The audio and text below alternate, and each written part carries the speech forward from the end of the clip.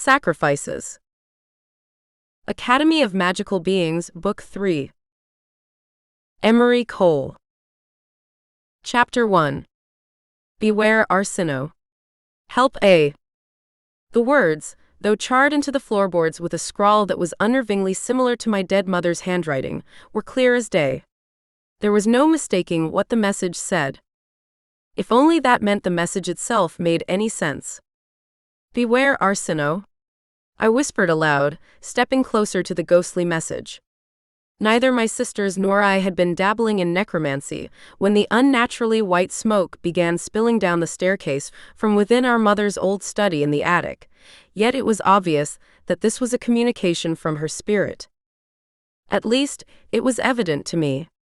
The scent of lavender and eucalyptus hung in the air, overpowering the delicate waft of smoke left behind by the salt circle. It was what our mother's perfume smelled like. Furthermore, any educated witch or warlock knew that any old ghost couldn't just break through the veil and bother whoever they wanted. In order to leave a physical mark like this behind, the spirit in question would need a deep and meaningful connection to the property and the people inside it. The late Dr. Elena Quinlan was the only dead resident of this home that my sisters and I were connected to. Other than our father, of course, but he died almost 20 years ago. Arsino? Alyssa murmured. She hovered behind me, peering at the blackened floorboards like she was afraid they would come to life and bite her. As in, Arsino University? I shrugged. Why should we beware of a school? It makes no sense, especially if I'm right about who I think left this message. The quiet hiss of a tiny black snake, Alyssa's familiar whom she named Circe, reached my ears, but the little creature had only appeared from within Alyssa's sleeve to see what the fuss was about with her own eyes. Who is A? Alyssa asked. Or maybe it's a what? A could stand for many things, including Alyssa herself, but I wasn't under the impression that my youngest sister was in need of any help. Sure, she was socially awkward and struggled with her magic, but it wasn't like it was dire enough to necessitate such a dramatic display of contact from the afterlife. No, that's not it, Carissa murmured. It was the first time she'd spoken up since we set foot in the attic, the trio of our timid footsteps creaking up the stairs as we were led to shadowy space that had been left locked up and untouched ever since our mother died. What do you mean? I asked, furrowing my brow as Carissa crouched down beside the remnants of the large ghost-drawn pentagram. It's not referring to the university, she replied quietly. I don't think so. I mean, I'm not sure, but... Whatever Carissa was about to say was cut off by the doorbell echoing up the narrow staircase from the front porch. What else? I snapped loudly, whirling around to glare down the 2 flights of stairs as if our uninvited guest could see me from outside. I am so close to putting a no trespassing sign on our door. We've had enough unannounced visitors to last a lifetime. Maybe they'll go away if they think nobody's home, Alyssa suggested quietly. It's okay, Carissa grumbled, standing up all of a sudden and hurrying back to the stairs. I think I know who it is. When we were provided with no further explanation, Alyssa and I had no choice but to follow after Carissa, rushing down the staircase to keep up. It had been quite an eventful day. Even though I was normally a calm and patient person, my nerves were frayed after what we'd dealt with so far in one single afternoon. I didn't know what to expect to see standing on the other side of the front door once Carissa answered it, but I had a feeling that it couldn't be good. Everything comes in threes, our mother used to say. Both good things and bad things. What about thoroughly shocking and unexplainable things? Did that count? So far, I came home from campus with Alyssa, expecting a normal evening during which Carissa would either avoid us at all costs or not even show up at all, only to be greeted by the sight of our house literally trembling. As I pulled into the driveway, it appeared as though our home was the sole victim of an earthquake that disturbed no other house on the street. Then the front door was flung open, and Carissa's friend Bethany came storming out, her limbs robotically moving as if she was possessed. Carissa was quick to explain that Bethany was not her friend anymore, and that in fact, the reason she and her boyfriend Nick broke up was that he cheated on her with Bethany. Not only that, but Bethany had apparently broken into our house and was waiting for Carissa in the dark. She attacked our sister, ripped her shirt sleeve, and then walked off immediately as if someone flipped a switch or as if she got what she came for. Then, when it was clear from the evidence that Bethany was suffering from the influence of some kind of demon, and I was about to head out and do my Good Samaritan duty of hunting the poor girl down, we got a message from our mother in the afterlife. So far, that was two very strange things. If my mother was right, that meant we were probably due for a third one. Damn it, Carissa muttered when she peered past the curtains that covered the decorative window on our front door. I forgot about that. Forgot about what? I asked, skittering to a stop inches away with Alyssa on my heels. Rather than explain herself, Carissa heaved a loud sigh and opened up the door. Whoever was on the other side, she clearly didn't see them as a threat, but that didn't make it any less weird. Ronan, Carissa murmured in greeting to the boy standing on the porch with his hands shoved deep into the pockets of his coat, huddled against the frigid winter wind. Hey. Ronan Hayworth. I didn't know him personally, but I knew about him. Everyone did, even workaholic PhD students like me. He came from a large coven in Vermont that used to be decently powerful until about 10 years ago when Mason Hayworth, the coven's patriarch and Ronan's father, tapped into some sinister magic and went darker than what was considered acceptable by the magical community, way darker. He ended up killing his wife and a few non-magical humans. Before the non-magical authorities could lock him away for terrorism in a prison that would definitely not hold him back, the elusive magical forces that loosely governed us grabbed him and threw him into a maximum security jail designed for criminal witches and warlocks. And thus the Hayworths fell from grace. They didn't even try to recover. They simply renounced Ronan's father, paid for the funerals of the fallen innocents, and faded away into obscurity. Nobody thought much about them again until Ronan, Mason's only son, was accepted into Arsinoe University 3 years ago, and everyone was reminded of the notorious family legacy. That was pretty much all I knew about the kid. He was a junior, the same age as Carissa, and he either studied linguistics or history or something like that. He was also a certified social pariah, which was why it was so bizarre for him to be greeting my sister, Arsinoe University's golden princess. Carissa was adored by everyone, even the professors, and therefore swam in social circles that were virtually unreachable by someone with Ronan's scandalous background. When Ronan noticed that it wasn't just Carissa standing in the doorway, his eyes went wide. For some reason, Alyssa let out a muffled giggle. I glanced down at her to find that she had a knowing look in her eyes, as if she wasn't shocked at all by the sight of Ronan Hayworth showing up at our house out of the blue. "Oh, hi Alyssa." "Hi Professor Quinlan," he muttered. Carissa let out another sigh. "You can call me Everly," I assured him. "What brings you?" "It's fine," Carissa interrupted. "He's here to see me. Just give us a minute, okay?" Carissa stepped out onto the porch without a coat, turning to shoot Alyssa and me a pointed look as she shut the door between us, leaving her outside with Ronan. Weird. There were other things to worry about though, so I temporarily pushed the unexpected visitor from my mind and ushered Alyssa into the kitchen. Seemingly over whatever amusement was caused by Ronan's arrival, Alyssa let out a frustrated groan and plopped down into one of the chairs at the table. "What a day, huh?" I muttered, leaning against the countertop. It wasn't typical for me to try to crack a joke to diffuse the tension, but I was so baffled by everything that I didn't quite feel like myself. "It's just ridiculous," Alyssa muttered. "I mean, isn't this what I was saying all along? Something isn't right. Beware Arsinoe. I swear to God, if Carissa tries to act like that was no big deal." Our mother's death was still fresh in our memories. Barely a few months had passed since the bridge on the north side of town collapsed during a storm while she was driving across it in the middle of the night. She was the only casualty. We never knew why our mother was on the other side of town that night, but my sisters had very different ways of perceiving the situation.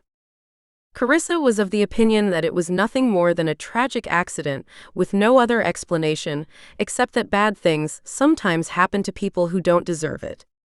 On the other hand, Alyssa was fixated on figuring out why our mother was there in the first place, as well as the slim chances of an old bridge collapsing at the exact moment her car happened to be on it, even if there was a massive storm ripping through Deadwater that night. She thought our mother was somehow targeted on purpose, that there was a mysterious explanation that demanded our attention. Of course, both of them were annoyed at the other's position on the matter. Meanwhile, I was somewhere in the middle. I could see things from either perspective, though I leaned more toward Alyssa's point of view because I had to admit that I had quite a few questions about that tragic night. I wasn't as willing as Carissa was to simply accept that it was all random and move on. As the older sister, I had the unfortunate task of being the diplomat, especially now that our mother was gone. I couldn't take sides when Carissa and Alyssa argued because they had no other family to turn to for support now. If I abandoned one of them in favor of the other, I'd never be able to forgive myself. I think even Carissa will find it difficult to deny that it was our mother who left that message upstairs. I sighed, taking the seat across from her at the table. Nobody else has that kind of connection to the house. She's clearly trying to tell us that something is wrong, Alyssa muttered, glaring down at the gnarled wood tabletop as if barely registering my words. Mom isn't at peace because her business isn't finished here. If Carissa wasn't so hell-bent on denying that, maybe we would have been able to reach out to her before she had to expend a huge reserve of power to break through the veil from the afterlife. Everyone processes grief differently. She didn't want to believe that our mother was killed on purpose. Even I have a difficult time considering it as a possibility. Yeah, I know, she mumbled. By the way, what is Ronan Hayworth doing here? Alyssa let out a breath of laughter, scooting over to peek out the nearby window that overlooked the far side of the front porch. Didn't you hear? Ronan and Carissa are study buddies, Alyssa quipped. Funny joke. No, I'm dead serious. He's hung out here a few times. They mostly study in the living room, but I got the feeling there was something else going on. Something else like what? I couldn't believe it. Carissa and Ronan. I knew she was severely shaken by the way things ended with her last relationship, but this was downright shocking. I don't know. Something about the vibe between them is, oh my God. Alyssa's mischievously delighted gasp ended her sentence prematurely, her face practically glued to the window. Eager to see what had caught her attention, I leaned over and peered through the curtains just in time to see Ronan take a step toward Carissa and leave a sweet, chaste kiss on her cheek. We couldn't see Carissa's face from our vantage point, but Ronan's expression told us that the kiss was definitely not unwanted. A few moments later, Ronan moved away from Carissa and made his way down the porch steps, waving goodbye as he went. Before either one of them could glance toward the kitchen window and catch us spying, Alyssa and I quickly sat up straight in the chairs and bit our lips to fight back surprised giggles. The front door opened and closed. There were a few beats of silence, then I heard Carissa's footsteps approaching the kitchen. I shared a glance with Alyssa, silently urging her to act natural, but the moment that Carissa appeared in the room and saw our faces, I knew our cover had been blown. It was nearly impossible for us to hide things from each other. Seriously? Carissa grumbled with a deep scowl. Is nothing sacred anymore? Not even privacy. Alyssa bit her lip and glanced away, lightly chastised by the tone in our sister's voice. I rolled my eyes. What did Carissa expect? That we wouldn't have an ounce of curiosity regarding Ronan Hayworth, of all people, arriving on our doorstep?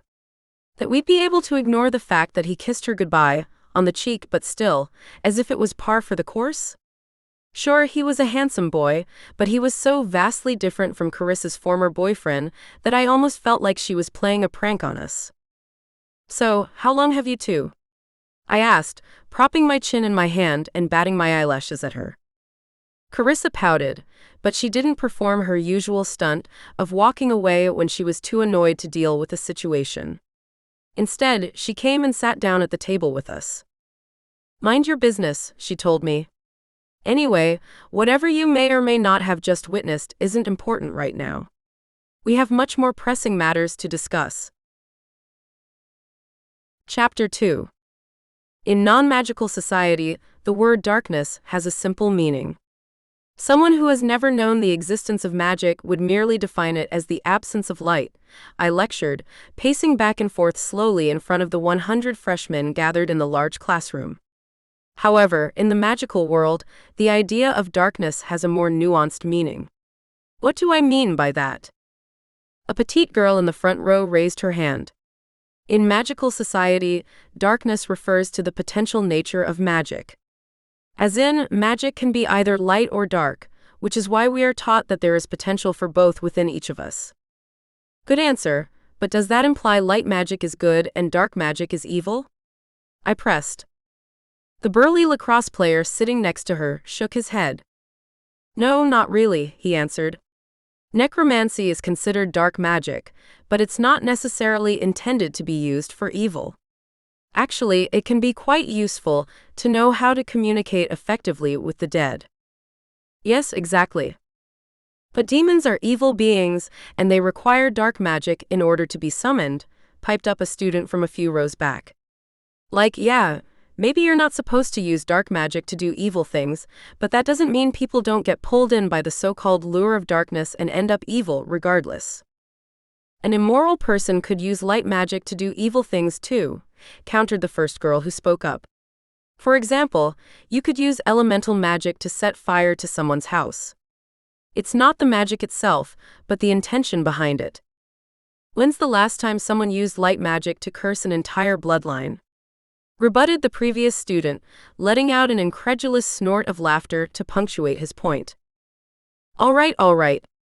I sighed, waving my hands to dispel the argument I could already see forming on the girl's lips, as the bulky guy beside her spun around in his seat to glare at their adversary. This is great input, guys. Thank you. Clearly, the concept of light and dark magic is very complex and perhaps a little vague. In fact, it was only a few centuries ago when magical society didn't make such a clear distinction between the two. It was more of a metaphor. The rest of the lecture passed by swiftly, even the more argumentative students settling down to scribble notes as I spoke. By the time I left the classroom and was making my way back to my office across campus, I was in a fairly content mood. This semester was the first time I got the chance to teach my own course, not just as someone's teaching assistant or underpaid homework grader.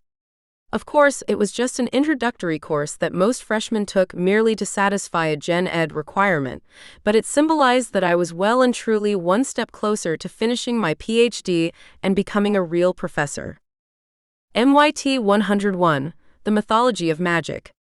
That was my course. It was designed to cover very basic information, the kind of stuff that most students came into this extremely competitive university already knowing the gist of, and yet teaching it was one of the most thrilling things I'd ever done. The only downside was that my mother never got to see me reach this milestone. Or maybe she did. If her spirit was lingering with enough potency to draw fiery pentagrams and scorch messages into floorboards, maybe she was lurking around to watch over mine and my sister's shoulders. It was simultaneously spooky and comforting to think of, but it was also very sad because it meant that Alyssa was right about our mother not finding peace after death.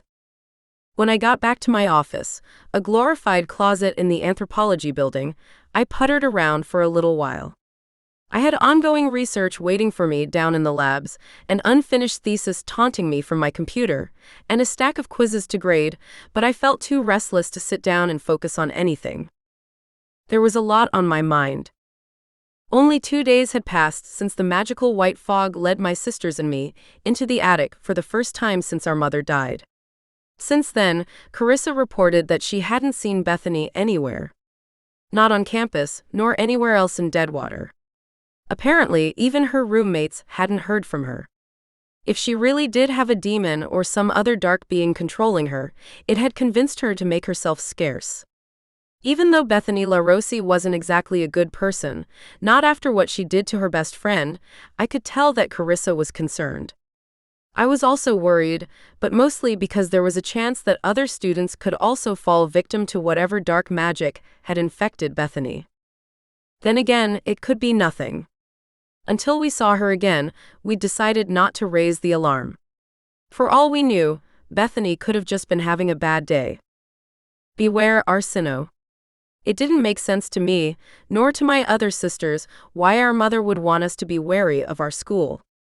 She was a well-respected professor here, and never spoke ill of her career at this institution. However, this university wasn't the only thing that bore the name Arsino. The descendants of the school's original founder, a French immigrant named Georges Arsino, were alive and well today. The role of headmaster had been passed down to the eldest son for the past 3 generations, though not technically because they earned it. Rather, it was a tradition that no one dared suggest we break. Headmaster Arsino and his son, Nick Arsino, weren't my favorite people. I didn't like the headmaster because he had some very twisted ideas about what sorts of things were valuable to teach at this school. In short, he wanted students to not only know how to protect themselves against, for example, cursed objects, but also how to place curses on objects in the first place. It was preposterous, exactly the type of dark magic that shouldn't be encouraged because it was unquestionably immoral. Prior to her death, my mother was up in arms about it, preparing to lead a crusade against the academic changes. I was helping her to the best of my ability, but the movement pretty much died along with her. And Nick Arsino, what could I say about Nick Arsino? He was a senior business management major. He'd pompously chosen to concentrate his studies in one of the few non-magical majors offered at the university, and the headmaster's only child. He was also shamelessly egotistic and self-important. You'd think that someone who thought so highly of themselves would deserve such an attitude, but the truth was that despite having decent grades, Nick was of average intelligence. Not that he needed it. He'd had his prestigious, high-salary career picked out for him since the day he was born. The fact that he didn't even bother to study magic proved that he cared more about power than intellectual progress. There was a small part of me that felt guilty for thinking so harshly of Nick. His mother died when he was just a kid, so maybe a reason why he was so insufferable was that he was missing a crucial source of nurturing. Either way, I found it difficult to give that patient, understanding voice in the back of my mind a true platform. Still, even though I didn't particularly like them, I didn't see any reason to beware of either the older or younger Arsino. They were hardly dangerous.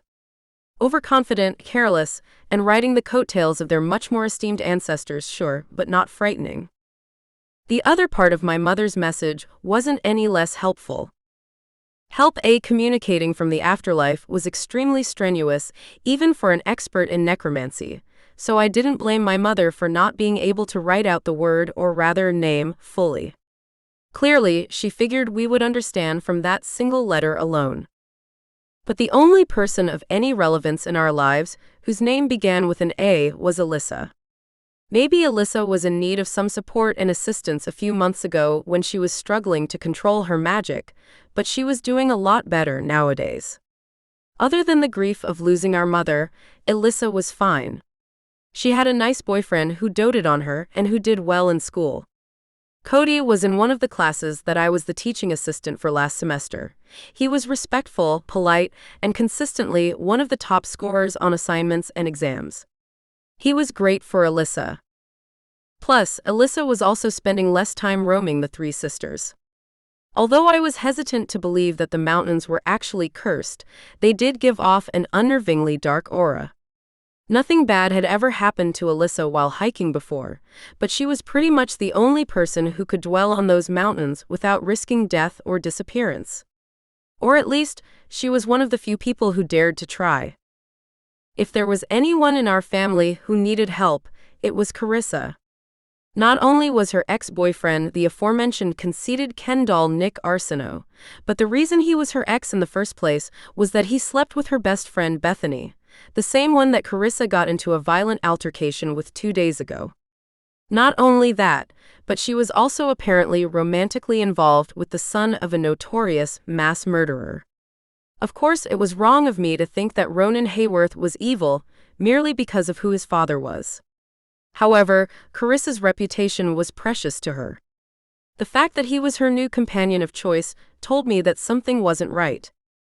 With a quiet groan, I sank down into the creaky old desk chair I plundered from a garage sale to replace the stiff-backed wooden seat the university provided with the tiny office. I was no closer to getting the answers I craved. In fact, the more I thought about everything, the more questions I had. It was an infuriating cycle. Hoping for a few moments of distraction from my pessimistic thoughts, I decided to check my email. Maybe there was a student in need who could pull me away from the woes of an unsolved riddle. The most recent message in my inbox was from Ada Birch, the building administrator shared between the neighboring anthropology and necromancy departments. I dared to think I'd been randomly awarded an office upgrade, but the second I saw the subject line, I wanted to kick myself for being so foolish. In Ray, Dr. Quinlan's former office, it read. I clicked on it and felt the familiar flutter of grief wash over me as I absorbed the content of the message. Everly. I hope this email finds you and your sisters well. Everyone here on the staff has kept all three of you in our hearts and prayers these past few months. I'm afraid I have some bittersweet news. Arsinoe University has finally hired a new necromancy professor, and given how small the department's building is, we are pressed for office space. Unfortunately, I will have to politely ask you and your sisters, or someone acting on your behalf, to clear your mother's belongings from her former office so that we can make room for the new teacher. Please let me know if you require any administrative assistance with this task. I am more than happy to do whatever I can to make this sad task a little bit easier. Warmest regards. Ada. I closed my eyes and exhaled quietly. That wasn't exactly what I had in mind when I was looking for a distraction. Ada's email was painful to read, but not because it was offensive. Rather, it was a dose of forced reality that I'd been secretly hoping would never come. Our mother's office had been left untouched since she died, and until today, nobody had pestered us about cleaning it out. It was as if the university wanted to preserve one of the last remaining pieces of Dr. Elena Quinlan on campus. Obviously, despite the pain, I understood. Due to its deliciously spooky nature, necromancy was a popular subject. I knew they were going to need to replace my mother eventually, since she taught most of the advanced courses in the subject. Yet that knowledge didn't make the reality any more palatable.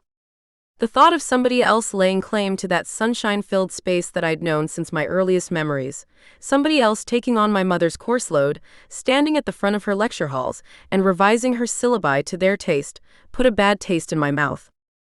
It wasn't fair. She should still be here. My sisters and I had already been forced to grow up without one parent, and now we had no choice but to go on living without the other. What had we done to deserve this? Were we atoning for sins in a past life? You've already gone through the stages of grief, Everly, I reminded myself. Don't go backward. The voice inside my head had a point. I was sure I'd miss my mother every single day for as long as I lived, the same way I could still feel the distant ache of my father's absence, but cursing at omniscient beings who weren't listening would get me nowhere. After all, the late Dr. Quinlan's cluttered office couldn't be a dusty ode to our mother forever. Arsinoe University would undoubtedly stop mourning her long before we did, so it was lucky that old Ada Birch was being so kind and patient about this. She was the building administrator, and she had a job to do. She didn't have to be nice about it, but she was. I sent a quick note back to Ada informing her that I'd get to work on it right away, then stood up and grabbed my things. Even if I wasn't going to make any progress on my own research or teaching duties that afternoon, I didn't have to be completely useless. Whoever this new necromancy professor was probably already felt awkward enough about the fact that they were replacing a deceased staff member. There was no point in making their transition any more difficult than it had to be. Furthermore, maybe there was something in my mother's office that would shine a light on the eerie, confusing markings left behind in our attic. Maybe if I entered another space that my mother was similarly connected to, she might offer me a few more words of guidance. It was all I could hope for. Chapter 3. I can come help out after my class ends at 2, Everly, Alyssa texted to our sisterly group chat. I've got class until 3:45, but I'll be there after, Carissa added seconds later. So, I'd be on my own for about an hour, but it could be worse. At least my sisters were finally getting along well enough to agree to work on something together. And at least I had my sisters in the first place. I couldn't imagine going through something like this on my own. The journey to the necromancy department took 2 minutes. It was right next door, connected by a basement hallway underground. I didn't even have to button my coat or trudge through frozen chunks of snow to get there. When I made it to the second floor of the necromancy department, which was humming with minimal activities since it was the middle of the day and most professors were busy teaching, I faced the door of my mother's office for the first time in months. Dr. Elena Quinlan, necromancy, announced a golden plaque bolted to the door. They were going to have to change that, too. With a sigh, I tried the handle, but was surprised to discover that it was locked. Had it been locked this whole time? There was probably a spare key sitting around in the attic back home, but the good news was that I was a witch. Keeping my hand closed firmly around the doorknob, I tapped into the electric buzz of magic that constantly flowed throughout my veins. Mifta, I whispered aloud. It was the Arabic word for key, and with the right magical intention behind it, was one of the many ways that a locked door could be dealt with via magic. Language was a powerful thing, especially when it wasn't your native tongue, the one you spoke every day and treated as utterly ordinary. Arabic was a language that my father used to speak, so it was one that I favored for various spells. The door gave way immediately, swinging open to reveal an intellectually untidy space with musty air that had certainly not been infringed upon in a very long time. Just when I was about to take a step inside, a voice stopped me. "How did you do that?" I spun around to find one of the janitors standing a few feet away, frowning at the freshly opened door with a deeply furrowed brow. She was a witch with magical abilities of her own, so her question confused me. I used Arabic," I replied, hovering in the threshold nervously. The janitor shook her head. "Nobody has been able to get that door open for months. I've been trying this whole time, thinking about whatever trash has been sitting in there since autumn. They even got Headmaster Arsenault himself in here, trying to pry it open." "Really?" That was strange. Nobody mentioned it to me, nor, I assumed, to my sisters. "Yeah, we eventually gave up," she remarked. "It's time to clean it out now, isn't it? Need any help, dear?" "No, that's okay," I told her with a polite smile. "But thank you for the offer." The janitor looked like she wanted to insist, but she eventually wandered away. Curious about what might have prevented even the headmaster from entering the office while I was able to break inside with a simple word, I pressed my palm to the latch and muttered another simple spell. Akshaf al-Sari. Reveal the magic. What followed was a whisper of words in Latin that snaked across my mind, leaving a chill in my bones that proved the immense power that had been poured into a spell that kept the door locked tight. I didn't know much about the dead language beyond what I picked up in my anthropological research, but I was able to determine that someone, mostly likely my mother, enchanted the door so that only her blood relatives could be permitted inside after her death. It was a protection seal, the kind of thing a family might put on their home if they had reason to fear intruders. The fact that my mother used it for her office space on campus was odd. Although her plaque had been on that door for over 20 years, this room didn't belong to her. It belonged to the university. A spell like that shouldn't have worked as stubbornly as it did. Yet another mystery that I couldn't even begin to fathom how to solve.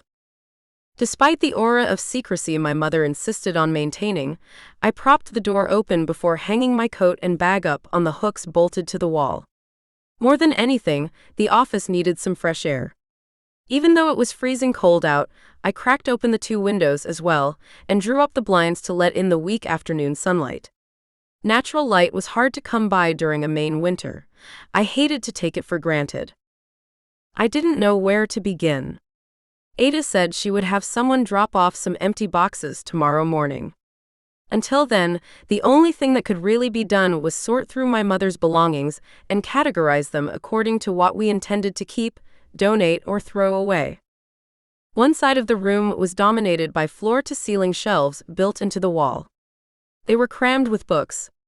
Not the way the shelves in the library were stuffed with every kind of useful tome you could think of, but in a haphazard kind of way that suggested my mother was more interested in using up every inch of available storage space than adhering to a consistent system of organization.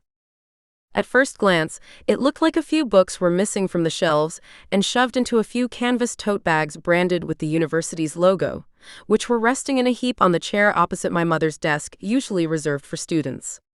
Perhaps she'd intended to bring those books home at one point for research purposes. However, when I peered into the bags and perused the titles, they were completely random. Most of them were novels, the kind of literature penned by non-magical writers that my mother loved, but that was utterly useless to the study of necromancy. Weird, I muttered to myself.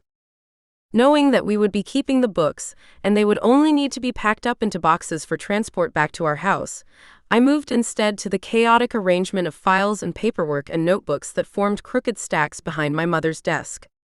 Crouching down on the floor, I tried to make sense of a system that was specific to Dr. Quinlan's endearing but erratic mind. I managed to locate a file of old student exams, which would probably need to be brought to the Department of Student Records for safekeeping, but even that was interspersed with irrelevant scraps of paper that would need to be pulled out one by one. "Damn it, Mom," I muttered under my breath. "How did you get anything done in this office?"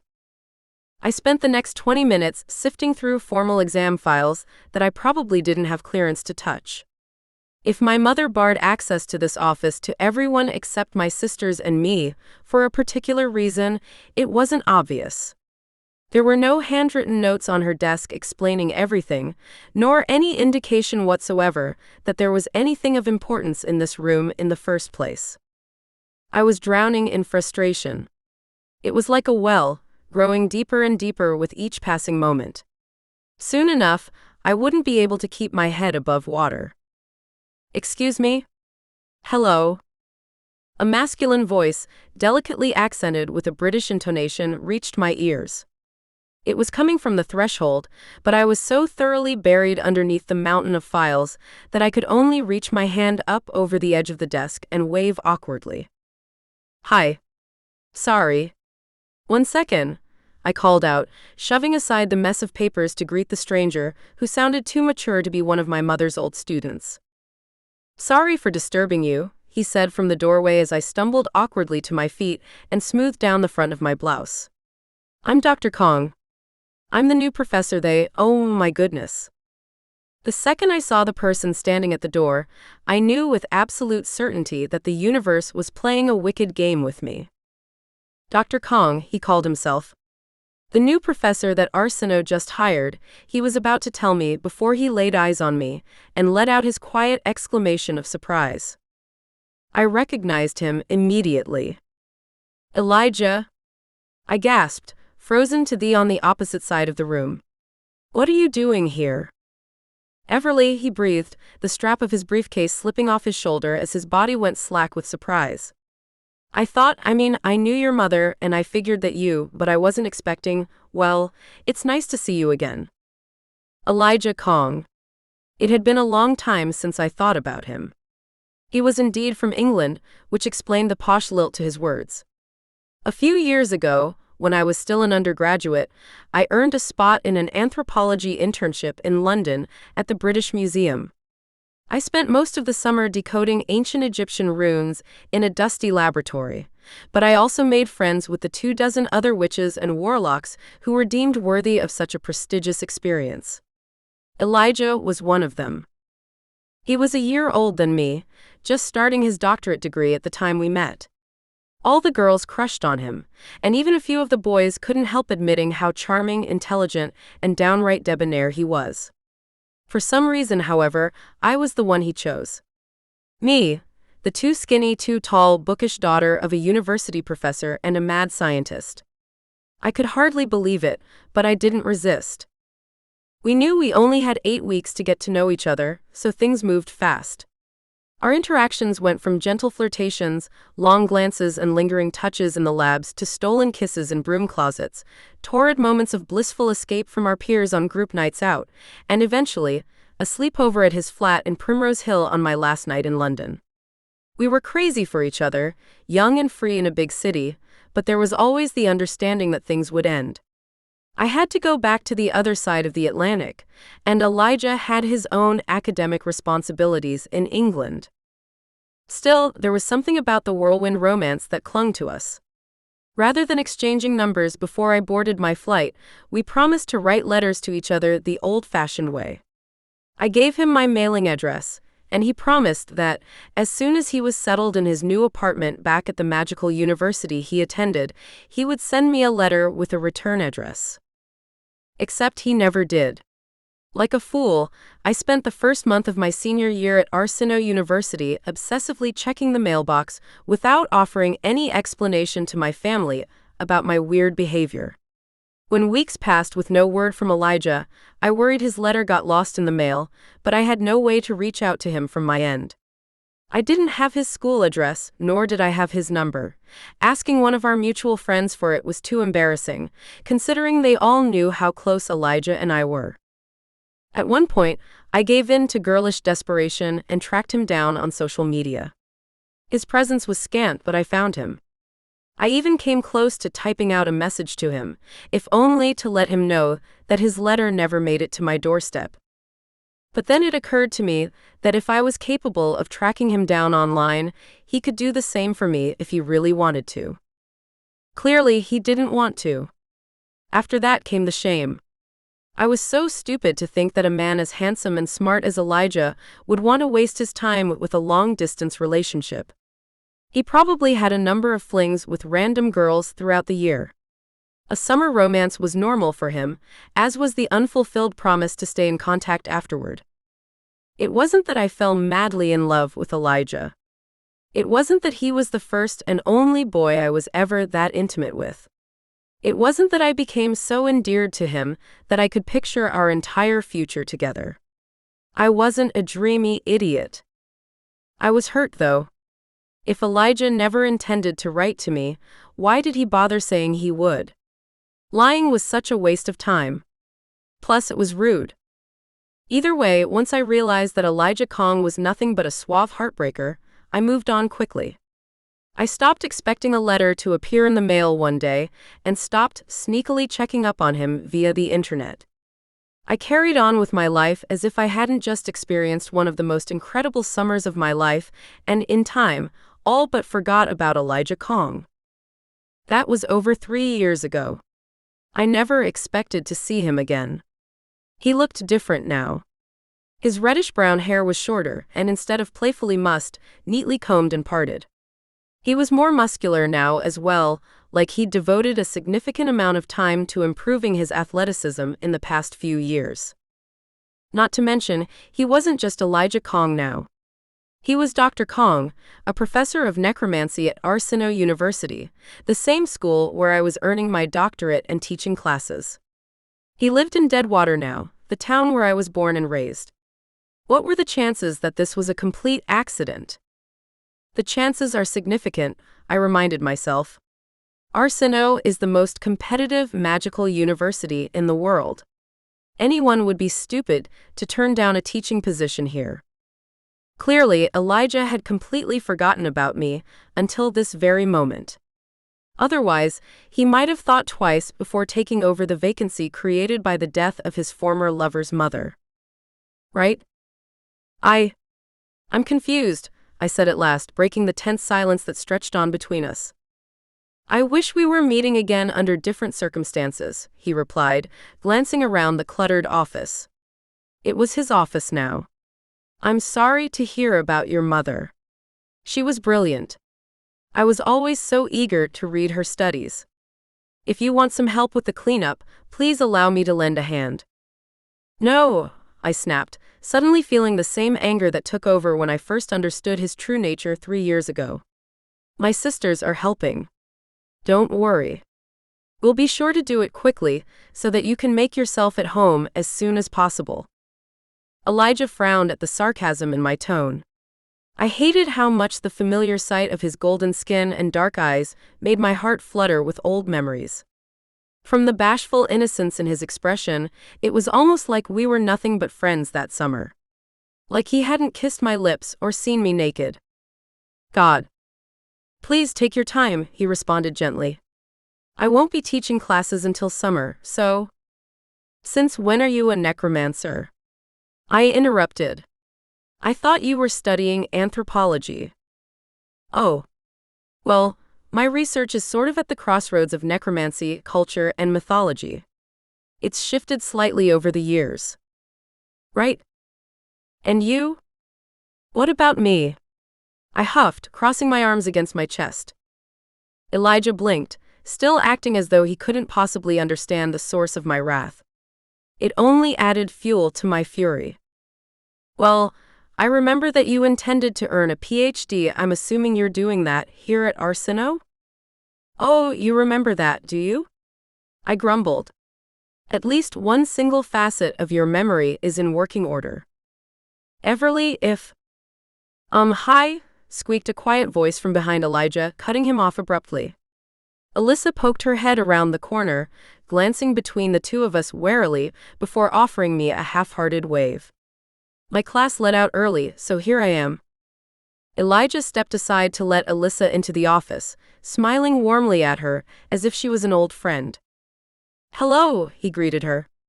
You must be one of Everly's sisters. You have the same eyes. I sighed loudly. Alyssa, this is Dr. Kong. He's the new necromancy teacher. It's nice to meet you, she muttered shyly, accepting his handshake before depositing her bag on our mother's desk. Yeah, I'm her sister. Are you a student here as well? Yes, I'm a freshman. Of course she is, I cut in, speaking over Alyssa firmly as she politely responded to his small talk. It's the Quinlan family legacy. We've been a part of Arsino University for generations. My response was loaded with hidden meaning, but Elijah understood. This was my hometown, my school, and my mother's office. He made it clear a long time ago that he was personally uninterested in the business of being mine. He flinched, effectively chastised. Of course. I'll make myself scarce so that you can attend to your mother's things. Like I said before, please take your time. There's no rush. I'm perfectly content to monopolize a table at the Witcher until some space can be cleared for me here. Noted, I replied dryly. Goodbye then. I'll see you around, I suppose. It was nice meeting you, Alyssa. Likewise, Dr. Kong. Elijah backed out of the doorway, visibly spooked. I waited for the sound of his retreating footsteps to fade away completely before I unfroze and turned to my youngest sister. Alyssa was staring at me with raised eyebrows, not used to seeing me be outwardly rude to people. Even when we'd been forced to endure having Nick Arsino as a dinner guest when he and Carissa were dating, I managed to hold back my impatience and maintain my composure. Unfortunately, Elijah Kong affected me in a way nobody else could. Alyssa nodded her head toward the empty doorway. So, you know that guy, huh? Chapter 4. Mom was so creepy, Carissa murmured quietly, tossing a copy of Blood Rituals and Necromancy, revised 4th edition, into a box. You shouldn't speak ill of the dead, I remarked lightly, painstakingly continuing the process of sorting through our mother's old files. After a few days, I'd made some progress, but cleaning out this office was definitely going to take longer than I expected. It was a good thing Elijah insisted he was patient. Not that I cared about inconveniencing him. Are you kidding? Carissa rebutted. She drew a salt pentagram, set it on fire, and scorched a message into our attic floorboards from the afterlife. Oh, and how did she lure us up there in the first place? Spooky fog. You're right, Everly. Our mother is totally not creepy. I didn't say she wasn't creepy, I replied, unperturbed by Carissa's snark. After so many years, I was used to it. I merely said that it wasn't kind to say so. Anyway, why wouldn't a dead necromancer have a flair for the dramatic? Whatever. A few minutes of silence passed, as Carissa and Alyssa carried on packing away the hundreds of books our mother had collected over 2 decades of teaching at this school. We kept the door closed today, wanting some privacy as our cleanup efforts continued, and the rest of the necromancy department looked on curiously. The spell keeping everyone but the 3 of us locked out was still in place. I was hoping the counterspell would be written down somewhere in my mother's things. Although, if I were being honest, the prospect of nobody being allowed inside this room even once it was cleared out, nobody including Elijah Kong, was kind of satisfying. I only wished I knew why she did it in the first place. "Why do you keep doing that?" Alyssa murmured to Carissa. "Doing what?" she remarked. "I don't know. You're just acting like the books are going to bite you when you reach for them." "What are you talking about?" "Well, you just poked that one spine and tensed as if you were expecting it to explode." "I think you're imagining things, Alyssa." "Don't gaslight me, Carissa. It's cruel." "Girls," I sighed. "Can't you get through one day without bickering?" "She started it," Carissa protested. "No, she didn't," I argued, glaring at her sternly. "I also noticed you're being weird about the books. When I first came in here earlier this week, a bunch of them were already removed from the shelves." "Was that you?" For a minute, it looked like Carissa might continue fighting, but then she deflated and flopped down onto the threadbare ottoman that stood in the corner of the office. "Fine," she grumbled. "I came in here earlier this semester. I was having a bad day, and I figured no one had started cleaning up this place yet, so I needed the distraction. Only, there was a really weird vibe in here, almost like I wasn't alone, but I definitely was." I checked. That wasn't what I was expecting to hear. "Was it a dark vibe or?" Carissa shrugged. "Not really. It wasn't exactly rainbows and butterflies, but there definitely wasn't a stray demon lurking around. Anyway, I started taking care of the books because I thought it would be the easiest thing to do on my own, but then one of the books sort of flew off the shelf. Literally." "And you're just now mentioning this?" Alyssa replied incredulously. "Well, I thought it was just a random thing at the time," she bit back. "Anyway, when the book chucked itself at me, it landed open on a chapter about the 3 sisters." Carissa wasn't a liar, especially for the sake of dramatic effect. If a book on our mother's shelves presented itself to her while she felt a foreign presence in the room with her, the most logical explanation was that our mother had attempted to send Carissa a message. Clearly, however, she didn't catch on fast enough because further communication attempts were necessary. "Do you have it with you?" "The book?" I asked. Carissa shook her head. "It's in my room at home. It's just a regular book, though. Like a normal textbook. That chapter was the only one about that legend, and it wasn't even technically about the sisters who got turned into mountains by Mother Nature, or however it goes. She was playing dumb because she was scared. It was obvious." Carissa knew the details of the legend of the 3 sisters, as well as any local, non-magical or magical, from Deadwater. It was this town's history, and although the story had obviously been dramatized over the past 1,000 years as it passed down from one generation to the next, the tale itself was known to all as if it was undeniably factual.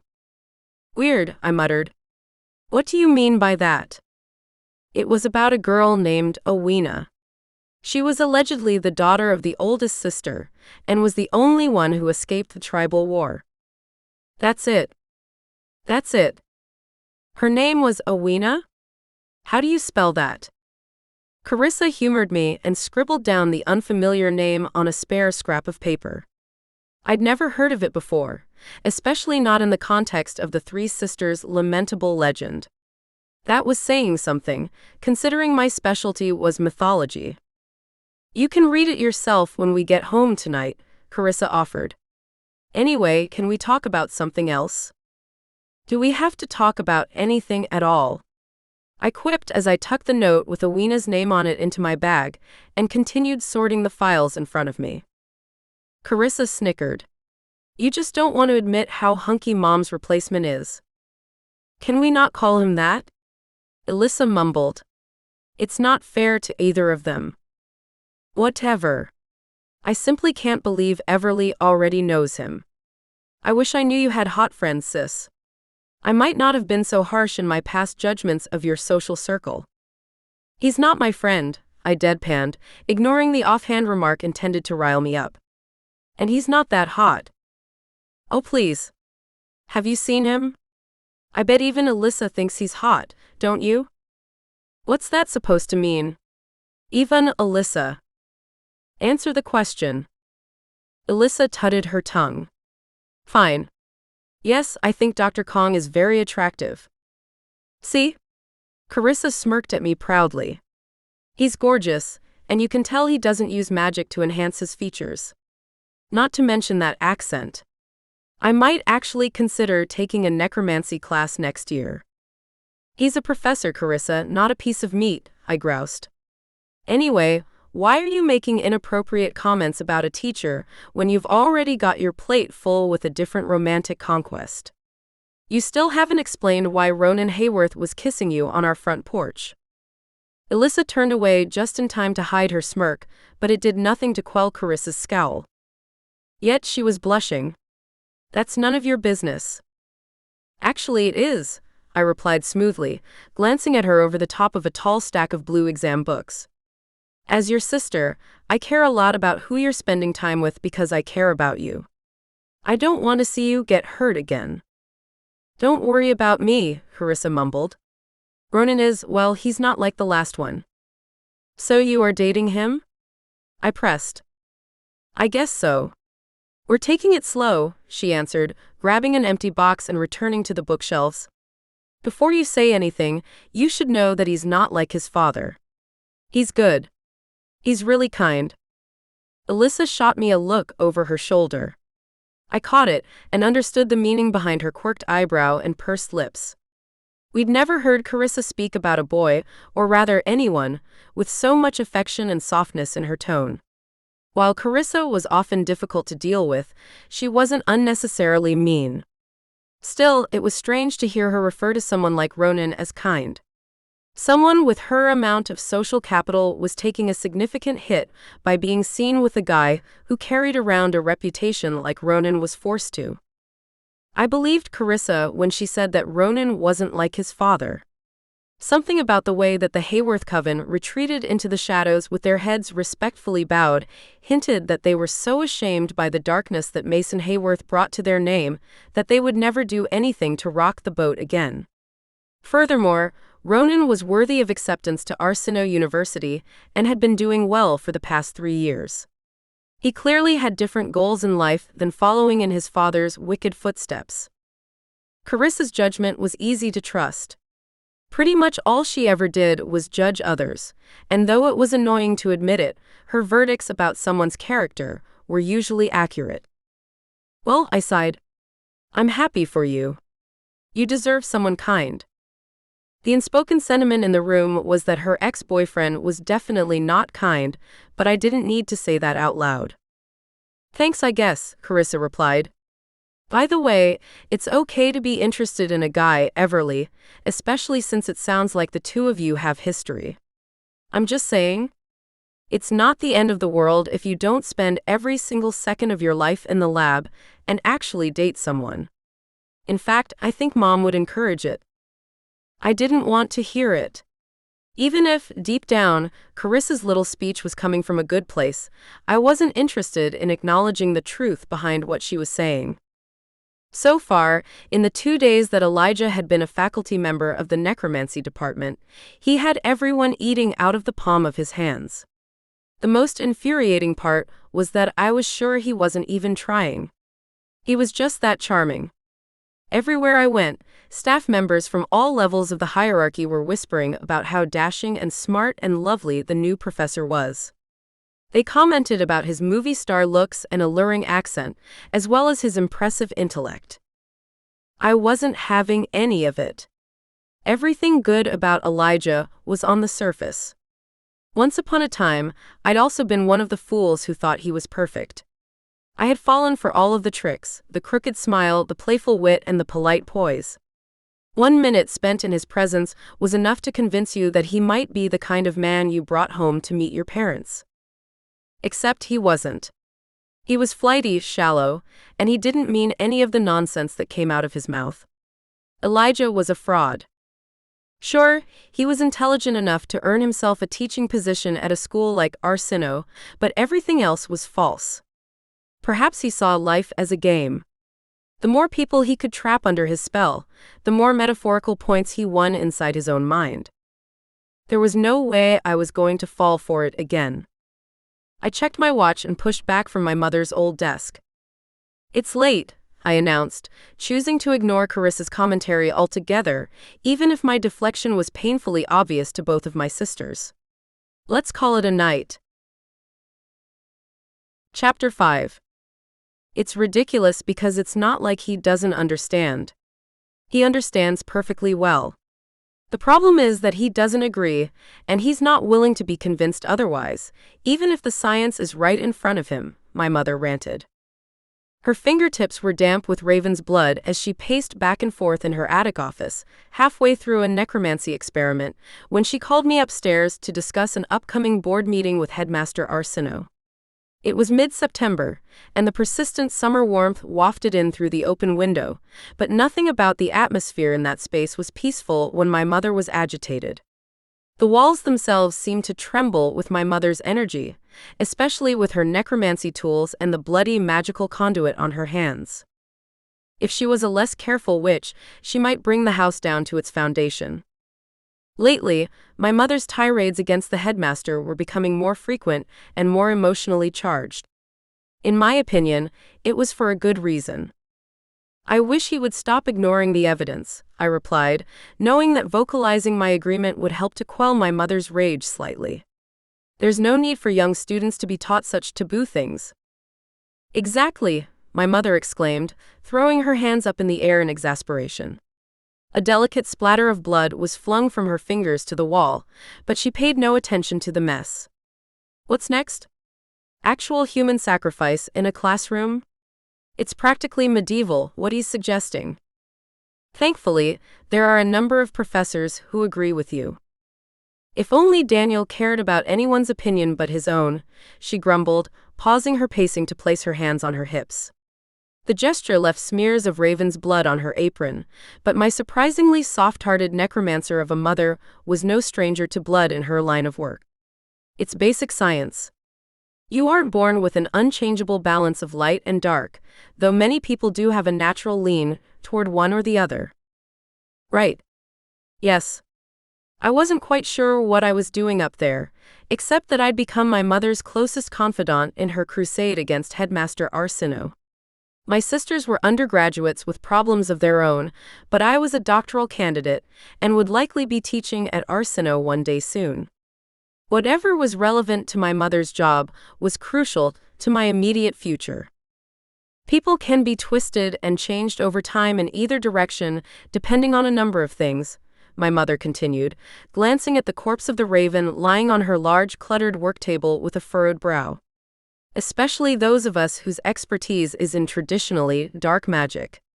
If you're around darkness too often, or if you tap into it with the wrong intentions, you can become darker. Look at what happened to the Hayworths. That poor kid is going to carry that with him for the rest of his life." "You know I'm on your side in this, Mom," I murmured. She smiled softly, beckoning me forward. "I know, Everly. I am so proud of you for being brave enough to stick beside me in this. Dark magic has its merits, but dark witches and warlocks cannot be the norm. Daniel Arsino apparently wants to encourage the darkening of today's youth. What's in it for him, though?" "That's where I'm confused," I admitted. My mother let out a slow exhale. She raised her hand toward my face as if to brush a strand of my hair behind my ear like she used to do when I was a child, but then seemed to remember that she was covered in blood and thought better of it. "Don't trust him, Everly," she whispered, staring into my eyes with so much urgency that I could hardly blink, let alone look away. Do not trust him in the slightest. The memory that came to me as I was walking across the parking lot with yet another box of my mother's things was unexpected. It wasn't that I avoided thinking about her, not the way I suspected Carissa made a habit of, but rather that I preferred to focus on the happier memories. However, my mind decided to fixate on a not-so-happy scene that happened over 6 months ago, mere weeks before my mother died. At the time, I hadn't thought too deeply about her insistence that I don't trust Headmaster Arsino. It made sense in the context of her rant. She didn't think that he was a good educator and shouldn't be trusted with young minds. Only now I was beginning to suspect that the Beware Arsino message was not just a warning, but a reminder. She'd been trying to communicate something to me that day in the attic, but she was hesitant to force all the details on me before I was ready. Was there something more to the headmaster's fixation on dark magic? What did my mother know? Hey, Everly. Wait a moment. A male voice echoing across the parking lot, which was mostly empty at that late hour, jolted me out of my thoughts. I spun around to find Elijah jogging toward me, arms crossed over his unbuttoned peacoat. "Hi, Dr. Kong," I muttered. "Do you need something?" "No, I just thought that box looked heavy, and I wanted to see if you needed any help," he explained once he caught up with me. It's the 21st century. Women can carry boxes on their own. Plus, I'm a witch. If I really wanted to, I could cast a levitation charm. "I didn't mean it in a gendered way," Elijah murmured. The orange glow of a nearby street lamp cast a halo around his head, making him look even more innocent than his wide-eyed expression wanted me to believe. "I just wanted to help. Honestly, I've been trying to think of a way to offer my help all week, but it's been hard to track you down. As I said before, Dr. Kong, I don't need your help. My sisters and I have it under control." I turned on my heel and walked the last few paces to my car, fiddling with the remote to open up the back hatch. Unfortunately, Elijah wasn't very good at catching the hint, and he kept up with me. "Why do you call me that?" he asked. Shoving the box into the trunk, I heaved an impatient sigh. "Call you what?" "Dr. Kong." "That's your name, isn't it?" "Yes, but come on, Everly," he said, catching the lid of the trunk before I could slam it back down, thereby forcing me to turn and meet his gaze. "It's not like there's any need for formality between us." "Oh. Why is that?" I huffed, crossing my arms and glaring up at him. I was taller than most women, but he still towered over me. "Because we slept together years ago? You'll have to excuse me if I mistakenly assumed that meant nothing to you." "Please let me explain," he begged. "Please let me close the trunk and go home, Elijah. It's late." "Just 5 minutes." "Please," Elijah protested, shutting the trunk for me. Something in his tone stopped me from stomping to the driver's side door, starting the engine, and speeding off into the night without another word. Or maybe it was that I merely wasn't as impervious to Elijah's charisma as I pretended to be. "Fine. What is it you want to say to me?" Elijah pouted. I was putting up more of a fight than anyone else he'd dealt with during his first week at Arsino, I was sure. "I foolishly thought that what happened that summer in London wouldn't be an issue when I accepted this job," he explained. "I figured that you would have forgotten about me by now and moved on with a guy who's less of a tosser." "That's it? You didn't give a damn because you thought I didn't give a damn." He let out a huff of subtle frustration, but kept his composure. "You know, you've become a lot more argumentative in the past few years. People change. Sorry I've disappointed you." "I'm not disappointed," he insisted. "Honestly, it's sexy." There was a flutter in the pit of my stomach at his words, but I wasn't willing to entertain it. Instead, I scoffed and spun away from him. "Good night," I hissed. "Wait," Elijah gasped, grabbing my forearm gently before I could get more than a couple of steps away from him. "Sorry. That was unnecessary. Anyway, yes, that's why I never wrote to you." I got all worked up inside my own bloody head and convinced myself that you were too good for me, that someone as incredible as Everly Quinlan wouldn't want to waste her time with a long-distance relationship, least of all with me as her partner. In the end, I counted myself lucky that I even managed to capture your attention in the first place that summer. I was baffled. Elijah thought that I was out of his league. Was he serious? He had to be joking. Had he looked in a mirror recently? Was he aware of his own innate magnetism? His admirable intellect? That's why you didn't write to me, I breathed, prying my arm out of his grasp softly. It wasn't a question. That's why, he replied with a nod. I thought the whole reason you didn't ask for my number was that you wanted an easy way to end things once you got home from London.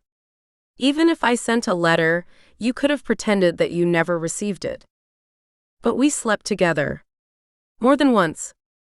Well, of course, I can see now that my reasoning was a bit pathetic. I think my self-esteem was wavering a bit that autumn. All the stress of being a first-year PhD student, you know? Elijah responded. I'm sorry. It was cruel and careless of me to leave you hanging like that, especially after the intimate moments we shared. I apologize for being an absolute imbecile back then, Everly, and I can promise you that it won't happen again.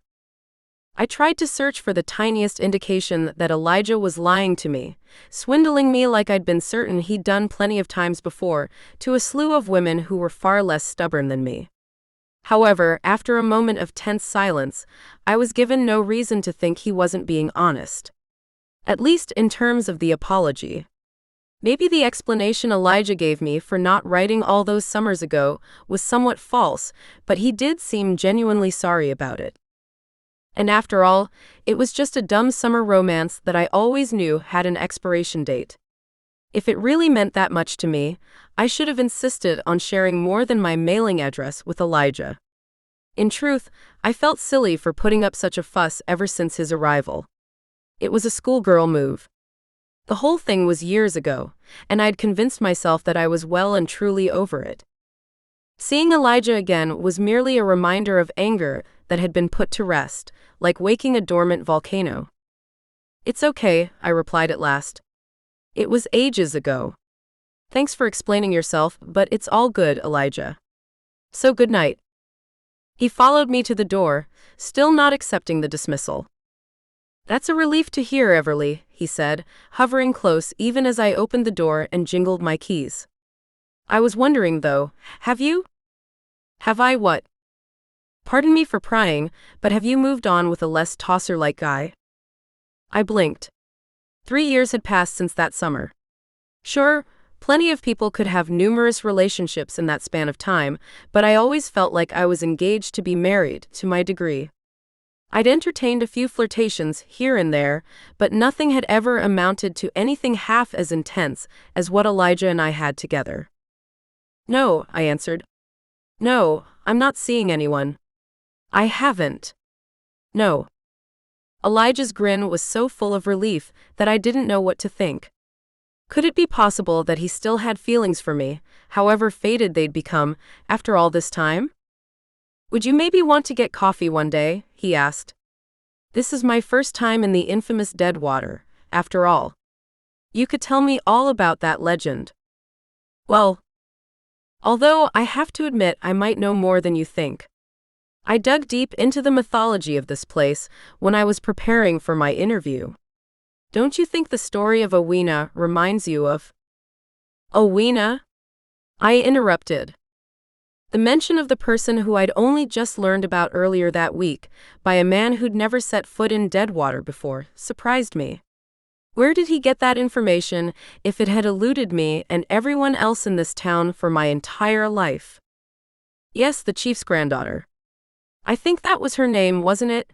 Continued Elijah, unaware that he'd said anything strange.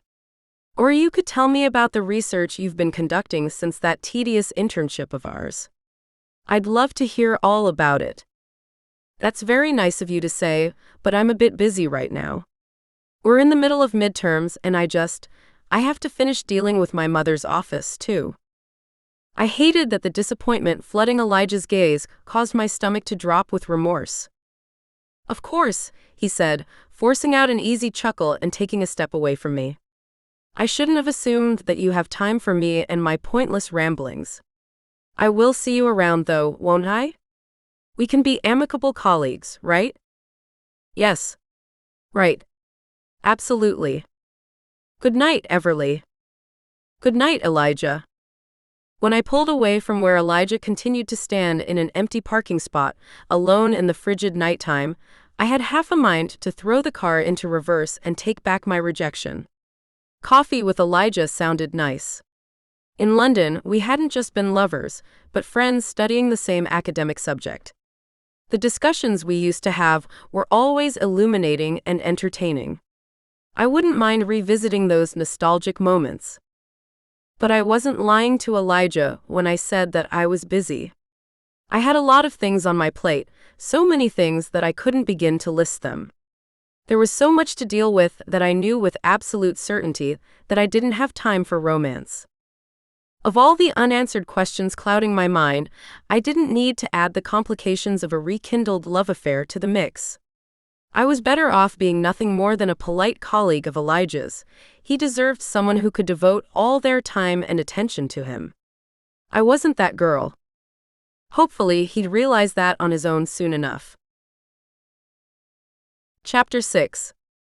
Though I had only been on the trio of mountains known as the Three Sisters a handful of times in my life, I recognized them immediately the moment I fell asleep, and my subconscious mind began dreaming later that night. Several years ago, I accompanied Alyssa on a hike up the mountainside when we were teenagers.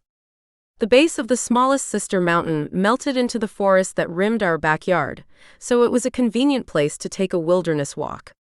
Everyone always thought that my youngest sister was strange, or perhaps even disturbed in the head, for enjoying her time in the mountains. Back then, I wanted to prove that there was nothing wrong with the land, that it was certainly not cursed, and everyone, including the locals who didn't know any better, was being ridiculous about their wariness of the Three Sisters. However, I was proven wrong. Something about the mountains wasn't right. It was dark up there, even when the sun was shining at midday in June. The darkness was deeper than what you could see, rather, you could feel it inside your very bones. It festered and pulsed underneath your feet, hissing through the trees and luring you into the depths of the tangled trees so that it could claim you once and for all as its prisoner. And yet, Alyssa never experienced those sensations. Somehow, she was immune to them. In fact, when she came back from her hikes, she tended to be in a better mood than before. I could never tell if it was because she found comfort in the darkness or if it was truly unnoticeable to her. I never asked because I didn't want her to feel bad about herself. So many others, including Carissa, judged Alyssa for her love of the mountains. To them, it implied there was something wrong with her. I chose to look at it differently. There was nothing wrong with Alyssa. She was simply unique. But after those few attempts to understand her by joining her, I called it quits and decided that the mountains weren't the place for me. They left me feeling cold and empty. It took me hours to get rid of the lingering chill and persistent goosebumps. I'd never experienced anything like that before when in a certain place before, but it was impossible to forget. That's how I knew my dream had brought me back to the Three Sisters, despite the fact that it had been years since I'd done anything more than merely gaze at the peaks from a safe distance. In the dream, it was late at night, and just like in the waking world, it was the dead of winter. The leaves fell from the branches months ago, leaving nothing but bare, crooked fingers clawing at the starlit sky. There was a full moon casting a chilling silver glow on everything around me, creating jagged shadows out of shapes that would appear harmless in the daytime. "Hello?" I called out. "Alyssa? Is somebody out there?" I was met with nothing but the howl of the wind. Until a moment later, when a twig snapped a few yards behind me. I spun around, my gasp fogging in the air. But there was no one. Only mere shadows and the gentle gleam of the moon glinting off the surface of a nearby stream. At least until the shadows started moving. At that point, I forgot I was in a dream. Fear took over my rational mind as what had once been the blurred silhouettes of the trees expanded into a mass of blackness that consumed its surroundings like a wall of smoke. It was quickly moving toward me. Acting on instinct, I ran. The moment I made it clear that I wasn't going to let the dark shadows consume me, along with everything else, the ground started rumbling with frustration. Stumbling on a tree root, I clung to the trunk of a birch tree to stop myself from falling and then kept going. I glanced over my shoulder in a panic, letting out a stuttered exclamation of surprise when I saw that the greedy shadows were only a few breaths away. The darkness was practically snapping at my heels.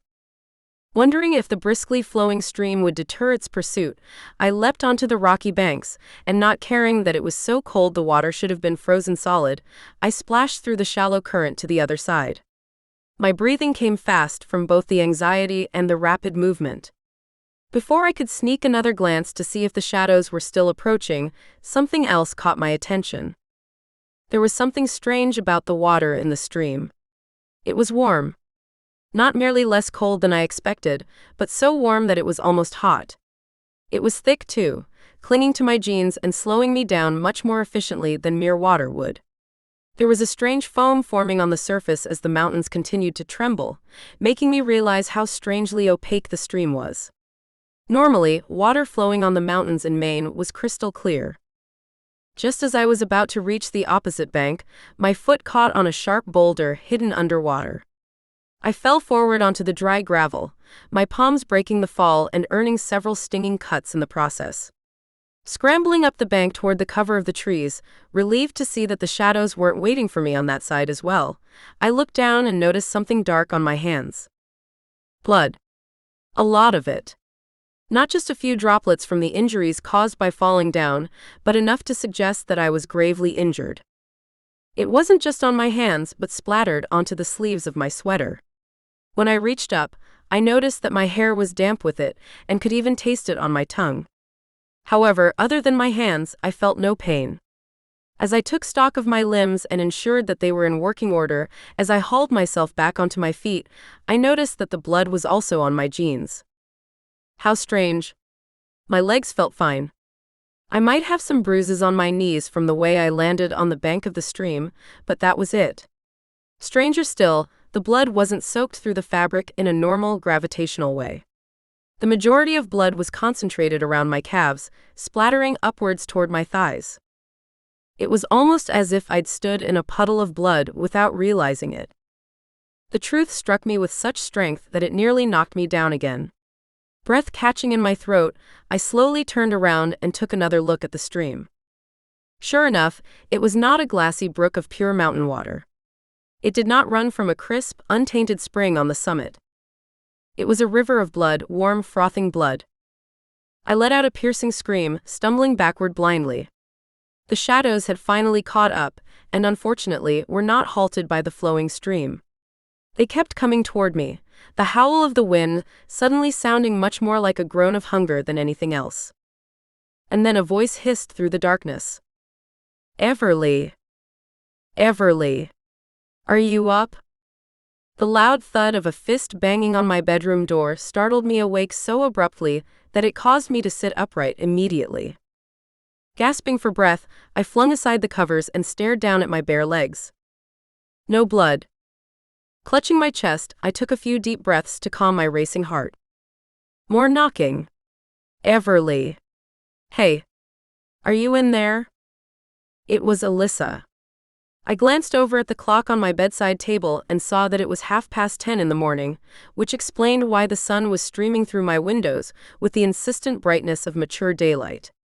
I almost let out another horrified shriek until I remembered that it was Saturday. I wasn't late for anything. Well, not technically.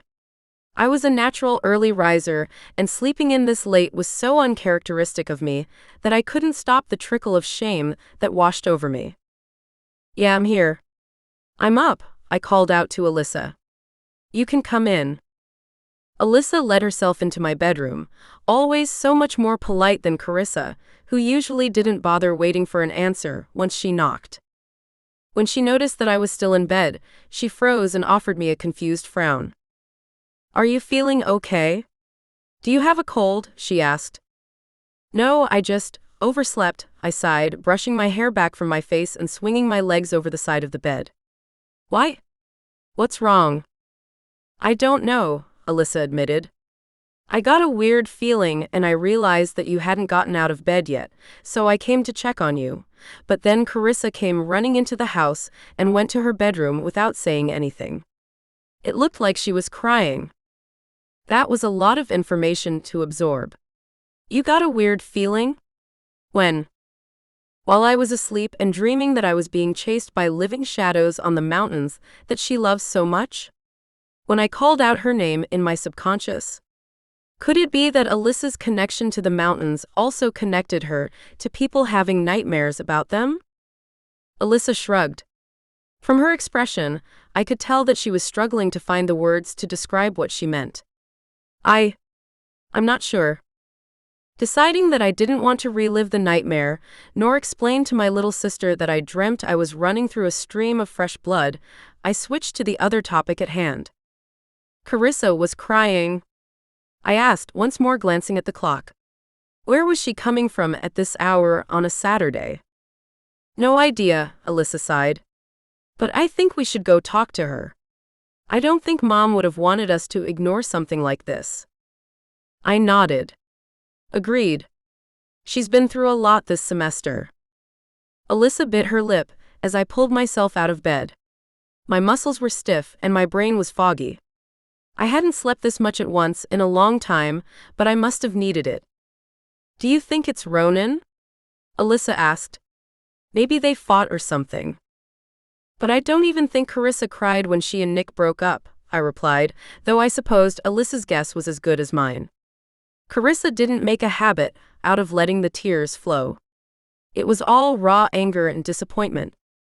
I wonder if she'll even tell us, Alyssa muttered, as I gestured for her to lead the way toward the opposite end of the hall where her and Carissa's bedrooms were. She's been a little more communicable lately, I said quietly, trying to be diplomatic.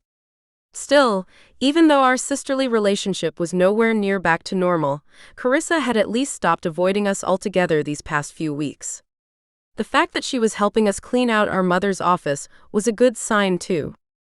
When we got to Carissa's closed door, both of us hesitated. In the past, whenever Carissa was upset, it was always our mother who went to do the comforting. Usually, she was turned away. Our middle sister was the kind of person who liked to tend to her emotional wounds on her own, either because she really was as tough as nails or because she wanted everyone to think so. Yet I had to try. Even if Carissa told me to mind my business, I had to let her know that I cared enough to at least check on her. I knocked on the door. Carissa? Are you okay? I'm fine, she shouted back through the door. Her voice was thick with tears though, so her response didn't come across as ferociously as she probably hoped. One glance at Alyssa told me that she was also very spooked at the thought of Carissa sobbing by herself in her bedroom. Come on, Carissa, I tried again. We're your sisters. Let us in.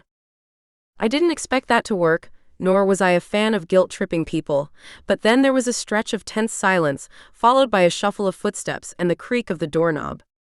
Carissa sniffled loudly when she opened the door. Her eyes were red, her cheeks puffy, and her clothing disheveled.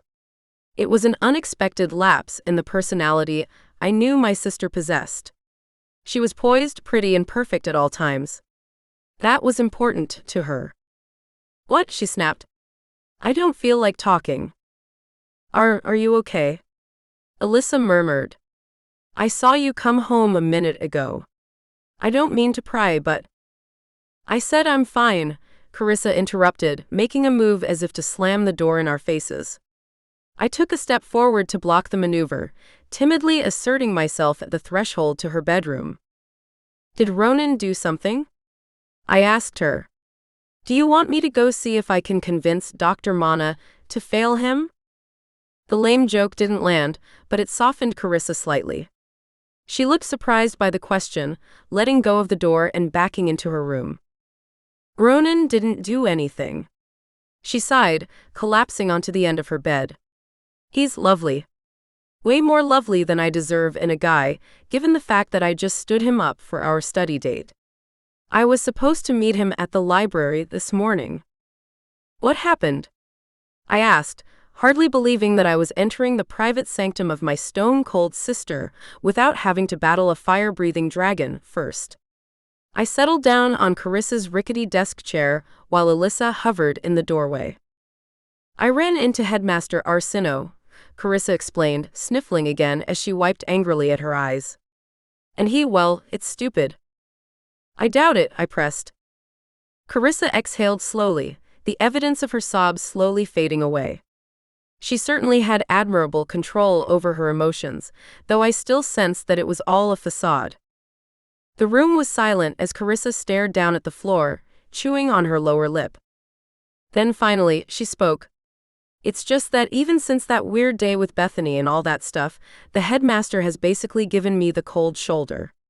It's like I don't exist anymore. I used to be his favorite person on campus. Like he used to stop me all the time just to chat. Really? That was strange. Headmaster Arsino was amicable with me because he had a professional image to maintain, but I knew that being the daughter of his least favorite professor wasn't winning me any points in his book. It's not like I care about his attention or whatever, Carissa mumbled. But everything has changed so suddenly. I saw him leaving the library just now, and normally he would stop me, but he looked right through me and walked past like I was just a nobody freshman. Plus, Bethany and Nick are now apparently officially dating. Seriously? Scoffed Alyssa. Weeks after the fact? That's weird, I added. It's not like anyone's going to forget the way he snubbed her after what happened. Or the way he begged you to take him back in front of half the school last week, Alyssa continued. Carissa pinched the bridge of her nose. Yeah, well, people can be fickle. Suddenly, Nick and Bethany are falling back into people's good graces. All I keep hearing is people gossiping about how they're spending all this time at the headmaster's mansion. Even I didn't get to be there that often, and we've been dating him for over a year.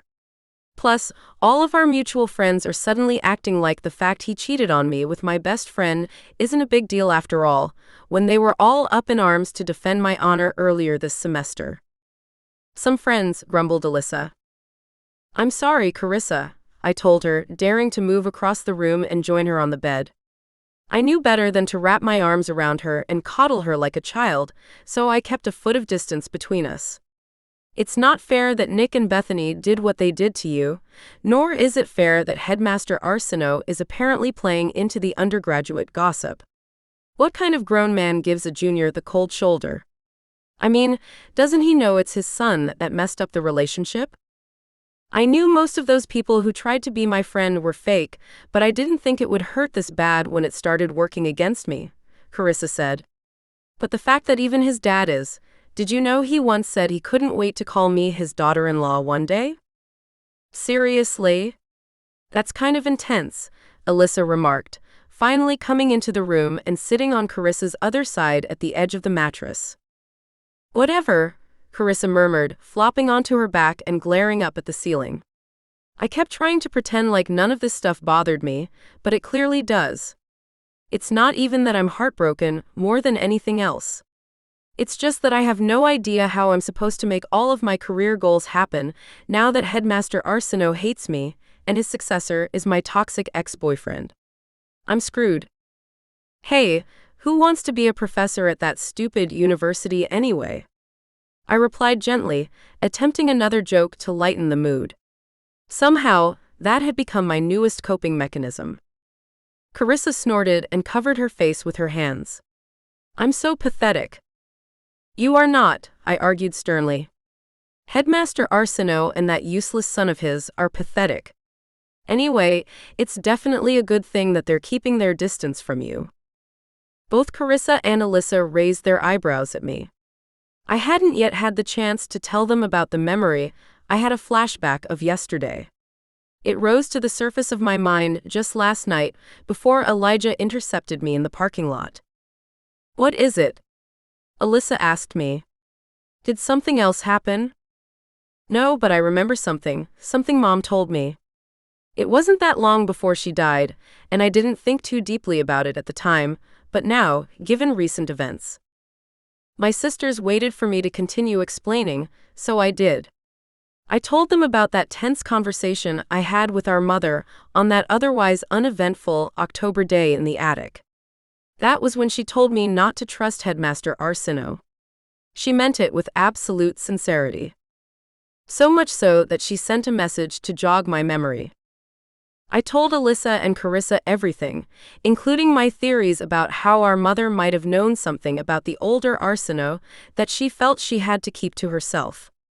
A secret that was too dangerous to share. More than that, I confirmed the disturbing truth we were all hesitant to accept. Beware Arsino wasn't referring to our university or to Carissa's cruel, self-centered ex-boyfriend. No. The Arsino we needed to beware of, according to the wisps that remained of our mother's spirit, was the headmaster himself. Chapter 7. Beware Arsino.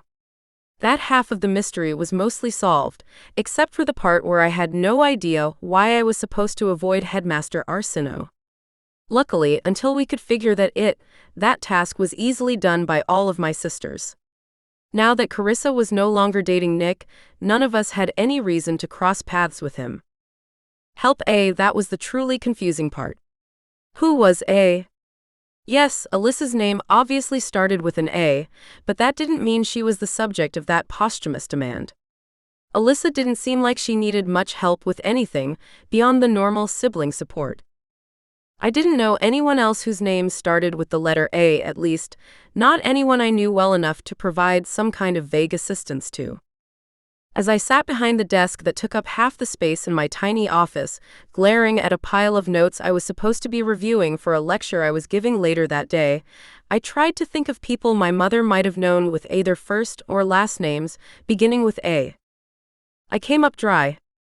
Sighing loudly, I pressed my fingertips to my temples and massaged them in slow circles. What did it matter, if I could figure out the code anyway? Even if I discovered who A was, there were no clues about what they needed my sisters and me to help them with. And if there was somebody out there waiting for our help, wouldn't they have already approached us? Plus, why us? Why were we the ones who had to help this mysterious person? I had a lot of things going on in my life.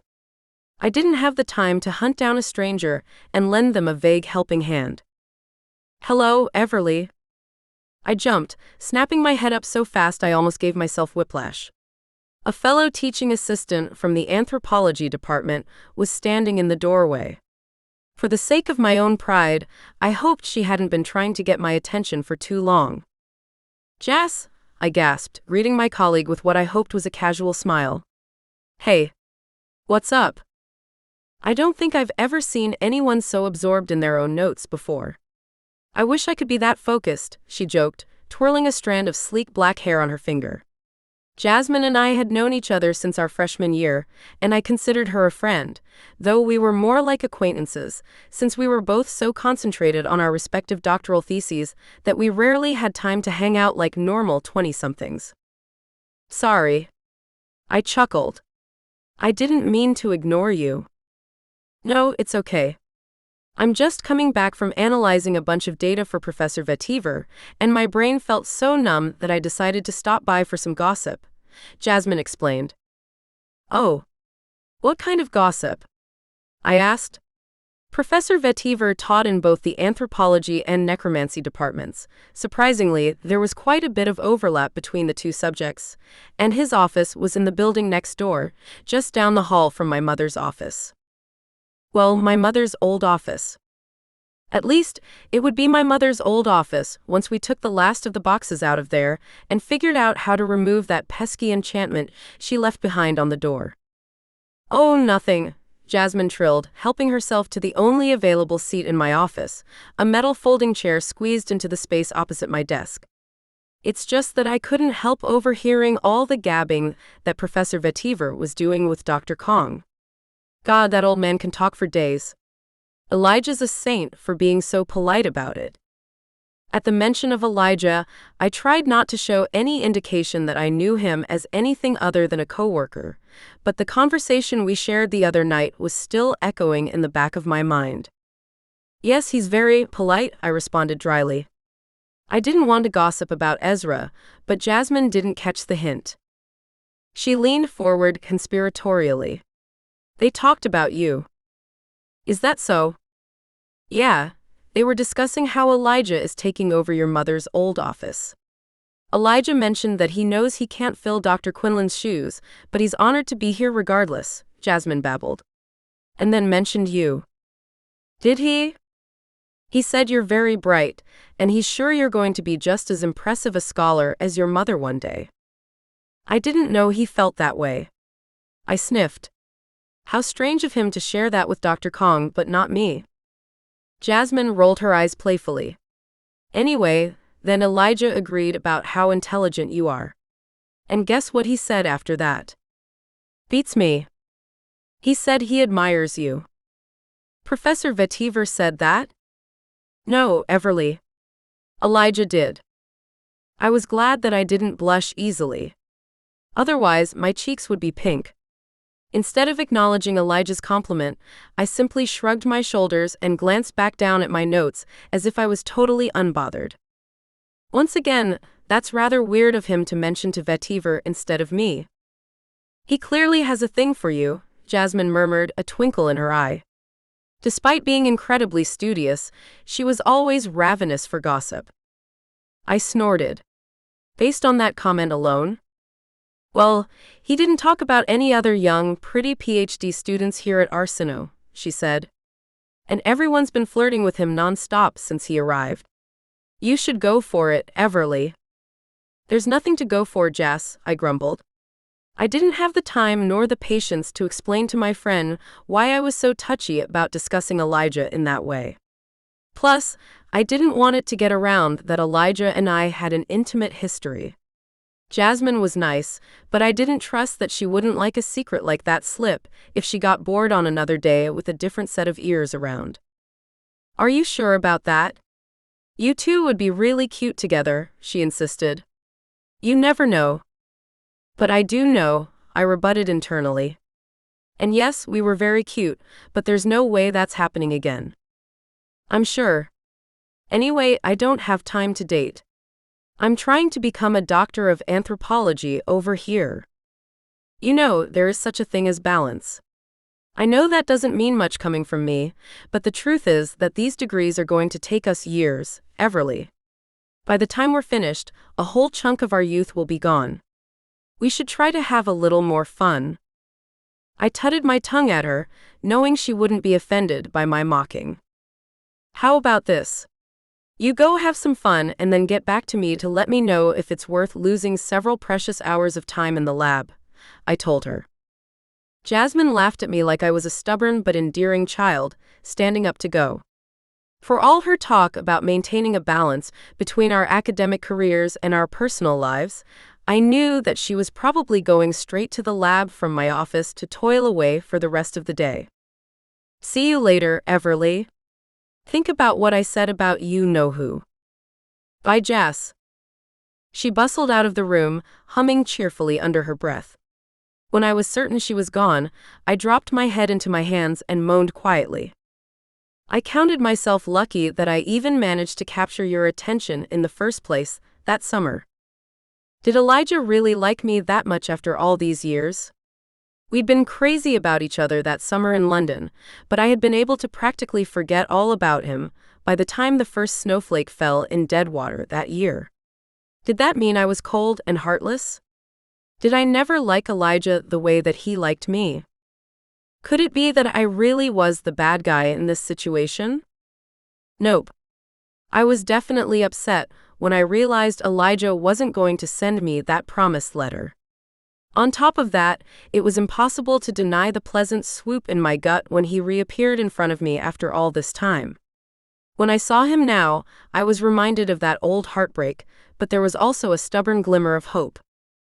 A tiny part of me was curious about what would happen if we rekindled that old flame. Would I be disappointed? It was possible that the memories of our brief time together were colored with the thrill of a summer romance doomed to end, and the excitement of a brightly lit city that held a million chances for wonder. Maybe if we tried to recreate what we once had, it wouldn't feel the same because we were older now. We were responsible. We had stable careers unfolding before us. Neither one of us was going anywhere anytime soon. Any relationship that started between Elijah and me would be that of mature adults, not playful undergraduates with the world at their fingertips. So, maybe it was a good thing that I rejected him in the parking lot. I was saving us both the torture of realizing the hard way that what we once shared was always meant to be temporary. Everly. Hey. God, when did you become such a space cadet?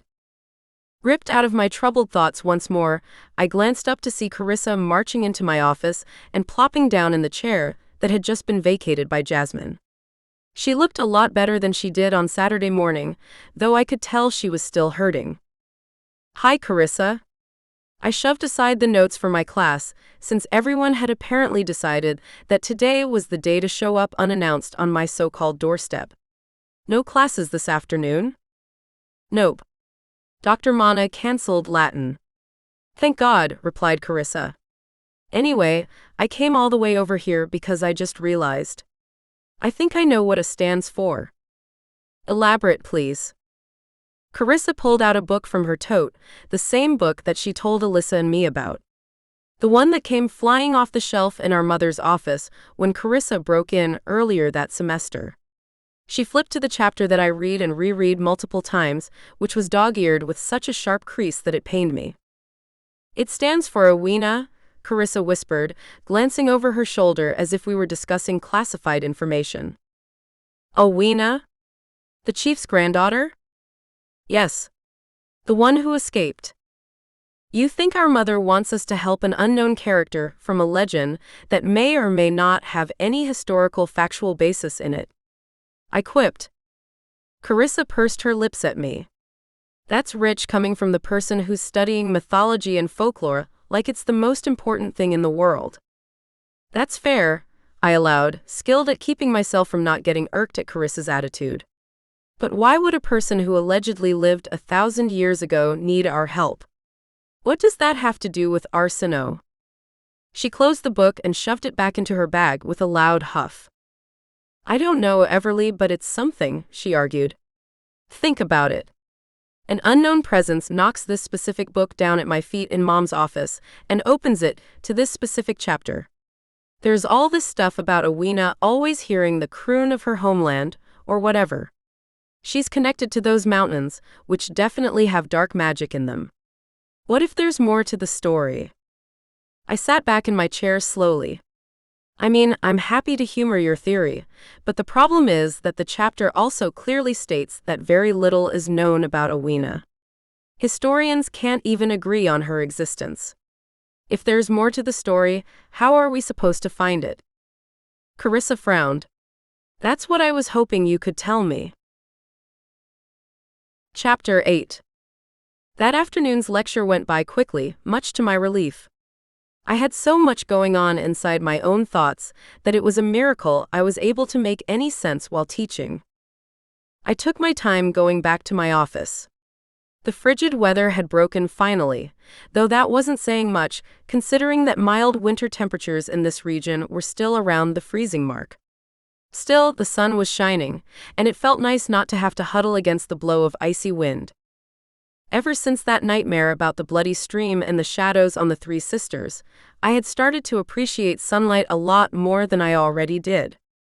As I wandered across campus, taking a roundabout route to stall for more time in the sun, I kept an eye out for familiar faces in the throngs of scrambling students.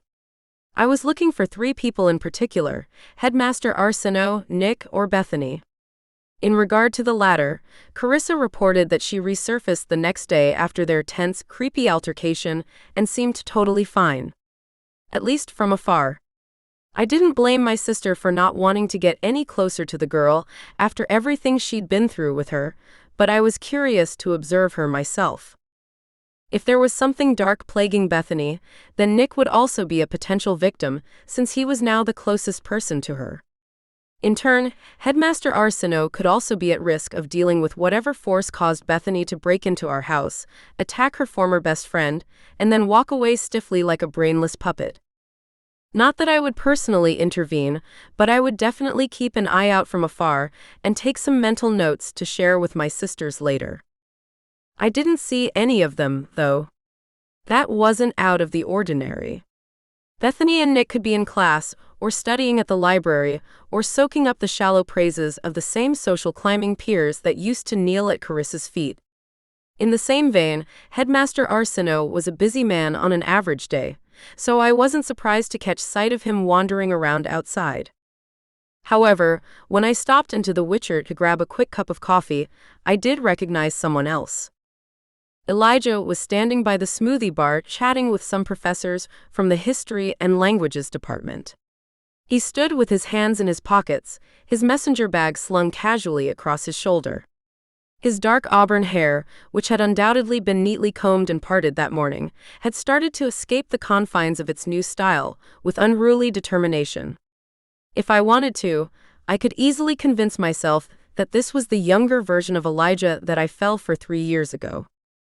I must have stared at him for too long because he glanced my way as I stood there awkwardly waiting for my latte to brew. His gaze pierced all the way through the crowded campus cafe and landed on me like he knew I would be standing there all along. I hated that I felt a flutter in my stomach when his face brightened with delighted recognition. He waved and, left with no other option lest I be seen as awkward and rude by the colleagues gathered around Elijah, I waved back and offered him a civil smile. This was fine. I could handle this. This is what we agreed to, right? Simple amicability. Except, then he started inclining his head in goodbye to the other professors and started walking in my direction. Don't run, I urged myself. Be normal. The weirder you act around him, the longer this awkwardness is going to last. Just act like normal colleagues, and eventually, that's all you'll be. My latte was ready mere seconds before Elijah arrived at the coffee counter. Hi, he greeted me cheerfully as if I hadn't rejected his subtle advances mere days ago. Beautiful day, isn't it? It is, yes, I replied, clutching the paper coffee cup in both hands like a lifeline. Let me guess, Elijah mused, tapping his chin and nodding at the cup. A latte with almond milk and an extra shot of espresso. He remembered my coffee order. After 3 years, he remembered my coffee order. Yes, I said stiffly. It hasn't changed. Neither has mine. You don't drink coffee, I replied without thinking. Don't you prefer tea? I am incurably British, it seems, Elijah responded with a grin. I didn't mention that somehow I also remembered his favorite brand of tea, as well as his endearingly British stance on the correct order in which jam and cream were meant to be spread onto a scone. He believed that jam belonged first, with the cream on top. Of all things to remember about a man. At least we're consistent, I offered. I regretted coming inside the Witcher. I barely knew how to make friends, let alone be friends with someone I used to make out with in grimy alleyways of Camden Town. Hey, so I think I might have a solution for how to get rid of the enchantment on that stubborn door that will only unlock for those of the Quinlan bloodline, Elijah carried on in a casual tone. It's a rather fun puzzle to decode. I must admit that I admire your mother's dedication to the security of her students' coursework and exams. Oh, that's great news. I'll be sure to grab the rest of her things first thing tomorrow, and then it'll be all yours. Please don't think I was trying to rush you. As Elijah stuttered his way through yet another speech about how he really didn't mind using random tables he was able to claim around campus as his temporary desks, I suddenly remembered that my sisters and I weren't the only people I was certain knew about Owena. Elijah knew about her too. How could I forget? When he invited me for coffee, he asked me to tell him more about the myth, then name-dropped Owena to suggest that he might know more than me. And it was true, he did know more than me.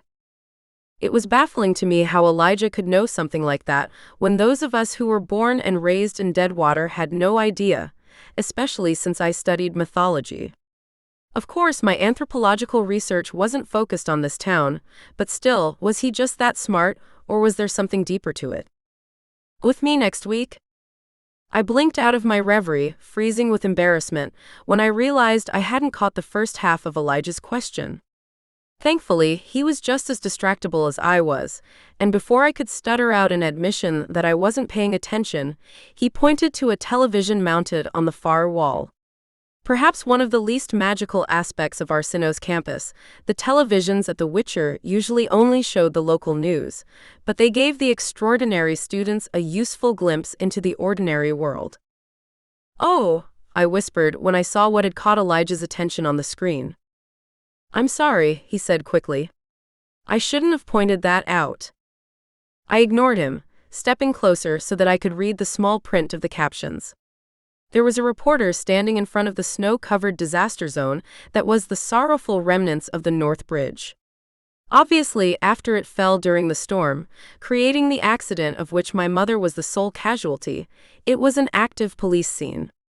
Then, by the time my mother's body and car were reclaimed from Deadwater River, it was too cold to think about reconstruction. If we lived in a different world where magic was the norm, and those who were born without power in their veins did not rule society, the bridge would have been rebuilt in a day the same week that my mother passed away.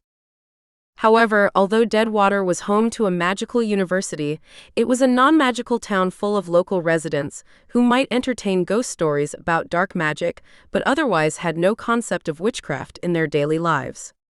We got away with magically fixing up university buildings because locals had no reason to venture on campus, but using magic to fix a bridge overnight was not acceptable. We had to let the ordinary people take the lead on that task. It seemed like there would be progress soon. According to the news report, reconstruction of the North Bridge was scheduled to begin as soon as the ground started thawing this spring, thanks to an extremely generous donation from the Arsinoe Foundation. I felt a jolt of anger. The Arsinoe Foundation was started by Nick's late mother. It was a charity that the family used to gain influence all over Deadwater by projects such as fixing old country roads riddled with potholes or donating supplies to the regional public schools. It was good that people benefited from the foundation, but my mother always used to comment on how their hearts weren't in it.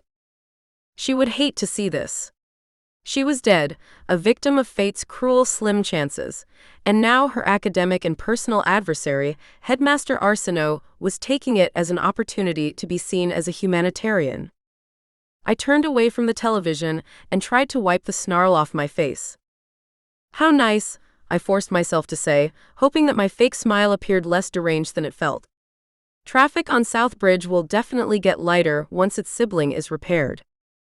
"Absolutely," Elijah replied, eyeing me sheepishly. "Is the Arsinoe Foundation connected to the school?" "Yes," I answered curtly, then glanced at my watch and lied through my teeth. "If you'll excuse me, I have a meeting in 2 minutes that I really can't be late for." "Wait. I wanted to ask if you'd like to exchange numbers," he asked quickly before I could get away. "Finally, I mean." The reference to our history only agitated me further. "We'll need to do it another time," I insisted. "I really have to go. See you later, Elijah." As I walked away from him and heard his disheartened goodbye echo off the back of my head, I felt relief that he decided not to follow me this time. I stomped outside, forgetting about Elijah the second that he was out of my sight. All of my earlier confusions had been replaced with frustration for Headmaster Arsinoe. That wicked man. He knew my mother didn't like him. Perhaps he didn't know the extent of her hatred and distrust, but their rivalry went all the way back to their own undergraduate years at Arsinoe University. Did he have no shame? A tragedy killed a brilliant, hard-working, dedicated professor and single mother of 3, and he was going to stamp his name all over it by donating reconstruction funds that likely totaled an amount much higher than what the town would be able to get on its own from the local government. Nobody would remember it as the place where Dr. Elena Quinlan died. Instead, they'd probably rename it the Arsinoe Bridge and rewrite history to exclude the fact that the collapse of the bridge had any casualties at all. I could see it all in my head. My mother was right to tell me not to trust Headmaster Arsinoe. He was shamelessly self-serving. He tried to make my mother look like a crusading madwoman during board meetings when she fought his plight for more dark magic classes. He dangled a pretentious internship in front of Carissa's face when she was dating his son, and then snubbed her in public once the relationship had ended. Who knew what else he'd done in all his years of being a rotten, privileged man? Stewing quietly, I cut right across campus to the anthropology building and made a beeline for my office. I desperately needed to lock my door, close my eyes, and sort through the chaos taking up too much space inside my head. If I didn't, I was pretty sure I was going to explode. The fluorescent lights that lined the hall flickered ominously as I trudged along, mirroring my mood. Although I didn't possess much dark magic naturally, I felt it tingle in my veins as my emotions churned like roaring waves inside me. The urge to break something was strong, but I choked it down and stormed into my office. Only it wasn't empty like I expected it to be. There was somebody waiting for me, perched casually on the edge of my desk and looking woefully out of place in the humble space. I halted immediately, throwing my hand out to brace myself against the doorway before I barreled right into my unanticipated visitor. I gasped. Headmaster Arsinoe. Chapter 9. Miss Quinlan, I apologize for intruding. I would have sent you an email to set up a formal meeting, but I happened to be on this side of campus and thought I would stop by to see if I could run into you. Leaning against my desk and making himself at home in my private office didn't seem like the equivalent of casually running into me, but I was so floored by the fact that the headmaster was here at all that I didn't know what else to do except to respond politely. The irony of the fact that I'd been cursing him in the privacy of my own mind, and now here he was in front of me, as if I manifested him, wasn't lost on me. It's no problem, I replied lightly. What can I do for you? Trying to act as relaxed and unbothered as possible, I unfroze and moved past him, practically squeezing to get by in the small space until I was tucked away behind my desk. Unfortunately, I realized too late that doing so had just resulted in me willingly cornering myself in a room with a man I wasn't supposed to trust, according to the person that I trusted most in this world. How about you take a seat, replied Headmaster Arsinoe. Do you mind if I close the door? Not at all, I responded, though I did mind very much. Lowering myself down onto my chair and shrugging off my coat, I took a deep breath. The headmaster was tall and thin, with salt and pepper hair and wire-rimmed glasses. He was handsome for his age, but he didn't appear particularly strong in terms of physique. Of course, he was a warlock, so physicality really didn't have anything to do with his true power. The headmaster took a seat in the metal chair, looking sorely out of place. He glanced around as if he'd only just noticed how small it was in there now that the door was closed. It's rather cramped in here, he commented. When you finish your studies, we'll be sure to upgrade your office. Was that a job offer? It was still too soon for me to be applying for full-time professor positions. That was at least a year or two away. While I hoped that I could get a teaching job at Arsinoe University, it wasn't guaranteed just because I was doing my PhD here. That would be great, was all I managed to say. The headmaster smiled at me serenely, but his eyes weren't in it. Rather, his gaze pierced me with cold scrutiny. It made my skin crawl. In fact, the longer I spent alone in his presence, the more I realized something wasn't right. There was something weird and dark about his aura that I'd never noticed before, not once in over 20 years of knowing the man. It wasn't like the way Carissa described Nick and Bethany as having some kind of parasite feeding off their energy, but rather like Headmaster Arsinoe himself had become a source of darkness. It pulsed around him. My heart rate sped up, but I forced myself to stay calm on the surface. I was used to the darkness. I lived with it. Alyssa carried dark magic with her everywhere. She glowed with it. Yet my youngest sister was not a dark witch. She was soft and tender, and had no interest in using her affinity for immoral things. Headmaster Arsino's darkness did not feel that innocent. It was uncomfortable to be around, almost suffocating. The magic poured off him in overwhelming waves, reaching out to me and beckoning the barest hints of darkness within me to the surface. "How are you doing, Everly?" Headmaster Arsino asked. "Fine, I suppose. The semester is going well so far? You're teaching a class on your own for the first time, aren't you?" "Yes. It's going well. My students are very talented." "Of course. They have a talented teacher," chuckled the headmaster.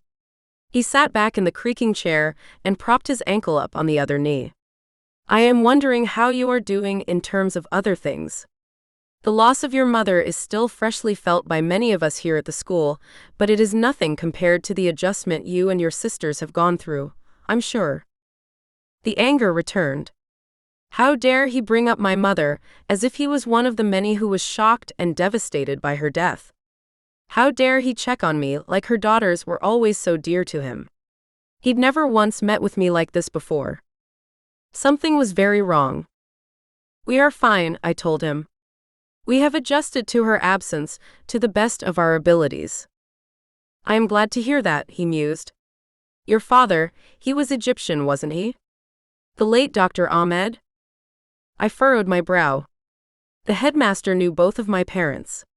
Even though my father went to a different school, he was hired as a professor at Arsino around the same time as my mother, so the headmaster should have already known the answer to what he was asking me. "His parents were," I replied. "He was born here, though." "Right. And your mother, she was very skilled in the Romance languages, but I can't recall ever knowing her ethnic roots. Those violet eyes of yours, which I've noticed both of your sisters also inherited from her, are rather unique." "I'm not sure," I answered, wondering what the point of this conversation was. She never talked about it much, but I think she had some indigenous ancestors on her mother's side. My grandmother, I mean. Raina Quinlan, yes? She was a very gifted witch. May she rest in peace. Yes. Thank you. Where was your grandmother from? She wasn't born in Deadwater, was she? I paused. Part of me wanted to outright ask him what the point of these prying questions was. Another part of me was wary of provoking him. In truth, I felt scared. There was something quietly threatening about the headmaster's presence that I couldn't put my finger on. Perhaps it was merely instinctual, a manifestation of my mother's command not to trust him added to the newfound certainty that Beware Arsino most definitely referred to the man sitting just a few feet away from me. "No, I don't think so," I murmured. "She was from Maine though, wasn't she?" "Yes. Further down the coast. York, I think. I'm not sure, headmaster. She passed away when I was 9. "I'm sorry," Headmaster Arsino said, sighing and readjusting in the uncomfortable chair. "I'm being rather nosy, aren't I? It's just so fascinating, isn't it?" "What is?" "Indigenous witches, of course. Those who practice magic on their ancestors' homeland are said to be more powerful than others, especially if that bloodline has remained strong and pure across generations," he responded, speaking in a somewhat impatient tone. "My family cannot consider themselves so lucky. As you know, my great-grandfather George Arsino immigrated from France to found this university. Now the French have a magical university of their own. I always wondered why he came all this way to open a school in an otherwise unremarkable region of the world, don't you? Why not open Arsino University in Paris?" For a brief moment, it sounded like a rhetorical question, but then it occurred to me that the headmaster was actually asking for my opinion on the matter. Maybe there was more room to build here in Deadwater than in Paris, I theorized off the top of my head. And there was also the issue of the First World War. "You are a very intelligent girl, Everly," he answered with a placid smile. "It is no wonder why your mother was so proud of you." Was this what Carissa meant when she said that the headmaster practically fawned over her when she was dating Nick? I'd never been the recipient of any direct compliment from the headmaster before. Not that I believed his praise was altruistic. I could tell that he was trying to butter me up. Something about this entire conversation felt like a performance that I hadn't been given the script to. Headmaster Arsino continued speaking without waiting for a response from me. Either way, this is not my ancestral land, and thus I am left with an admittedly envy-fueled fascination for those of you who are blessed with native magic blood. Do you mind my asking what tribe your grandmother's family belonged to? Suddenly, the scent of lavender and eucalyptus wafted throughout the room. I tensed, flashing back to the fiery message in the blackened attic floorboards. There was a distant whisper in my left ear, a brush of breath against my cheek that I had to force myself not to flinch away from. If Headmaster Arsino smelled or heard anything out of the ordinary, his expression didn't betray it. He was eagerly waiting for a response from me. I don't know, I replied truthfully. She wasn't. Like I said before, the relation is very distant. The whisper, which had been an almost imperceptible hum seconds ago, formed into a soft command. Go. I didn't recognize the voice, but it was vaguely feminine. I felt my eyes go wide and my jaw falling slack, causing Headmaster Arsino to quirk an eyebrow at me in question. Did he really not hear it? Did I imagine it? It would be just my luck that, alongside everything else going on in my life, I started hearing voices. But you must have some idea? Maine has been the ancestral land of many tribes, but few of them have records of wielding magic, Headmaster Arsino pressed. Leave. This time the voice was more insistent. Once again, the headmaster gave no indication that he could hear it too. What magic was this? The scent of my mother's old perfume hinted that I could trust the voice, though. Its commands matched up with my instincts. It wanted me to get out of there as soon as possible. I stood up abruptly, almost tipping over my chair in the process. Headmaster Arsino jolted upright in his own seat, his lips forming a thin, disgruntled line. I really don't know much about my family tree, I told him, forcing an apologetic smile onto my face. Also, I'm sorry, but I just remembered that I'm supposed to be in the lab right now. You'll have to allow me to excuse myself. You mustn't go yet, Everly, the headmaster crooned. The tone of his voice was lower than before, tinged with a warning. He stood up slowly, smoothing down the front of his suit. In response, I grew still. If necessary, I could lunge forward and open the door. The office really was that small, but I had a feeling that the headmaster had prepared ahead of time for an escape attempt. Worst-case scenario, the doorknob would not budge at all. It's really important, I insisted. Goosebumps erupted on my bare arms, my jacket and my bag left behind me, proving just how unconvincing my lie was. But so is this, Headmaster Arsino muttered, taking a step closer to me. I flinched away, backing up against the wall. Darkness engulfed me, filling every square inch of the room. The lavender aroma was gone, as was the desperate voice in my ear. Sir, please let me leave, I whispered. The headmaster only smirked in reply, towering over me in such close proximity that all I could was flatten myself against the wood paneling, cursing the trap I walked right into. What did he want? Headmaster Arsino's gaze dropped from my face down to my right shoulder. There was a hunger in his eyes that had nothing to do with sexual desire, so I knew that this advance was not of that nature. Still, when he reached out toward my sleeve, I couldn't stop the sharp gasp from escaping my lips as I cringed and attempted to wriggle away. He was fast, though. In one motion that was so swift I couldn't dodge it in time, he grabbed the bottom hem of my shirt sleeve and yanked it up. Then, using his other hand, he grabbed my arm tightly and twisted me around roughly. I watched his face the entire time, horrified as he narrowed his eyes at the exposed skin on the back of my shoulder. Headmaster. No arrow, he breathed so quietly that I wasn't sure I heard him correctly. No Owena. Owena. There it was again, the mythological girl who appeared out of nowhere. Not long ago, nobody seemed to know that she existed in the first place. Now, however, her name was on everybody's lips. The moment that the words left Headmaster Arsino's mouth, he let go of me and stepped back. His eyes were still narrowed, but he seemed more confused than angry. He did not make eye contact, glaring with a furrowed brow at the place where I had been standing seconds ago, my arm firmly in his grasp. I fell back the instant he removed his hands, sinking into the back corner of the room as I tried not to panic. Then, without so much as an apology or a goodbye, Headmaster Arsenault faded away into mere wisps of smoke. Instead of using the door like a normal person, he decided to use physical magic to evaporate, as if he was made of nothing but the shadows that smoldered around his aura. He wanted his departure to be instantaneous, and, although I had no intention of doing so, for pursuit to be impossible. Nobody would see Headmaster Arsenault leaving my office or the anthropology building. A few breaths later, I was alone. I stared at the spot where he'd been standing, blinking slowly and trying to get control of my breathing. Did that really just happen? I straightened up and twisted my arm around, pulling up my sleeve just like the headmaster had done, and trying to get a glimpse of the skin on the back of my shoulder. There was nothing there, obviously, nothing but a freckle that had been there my whole life.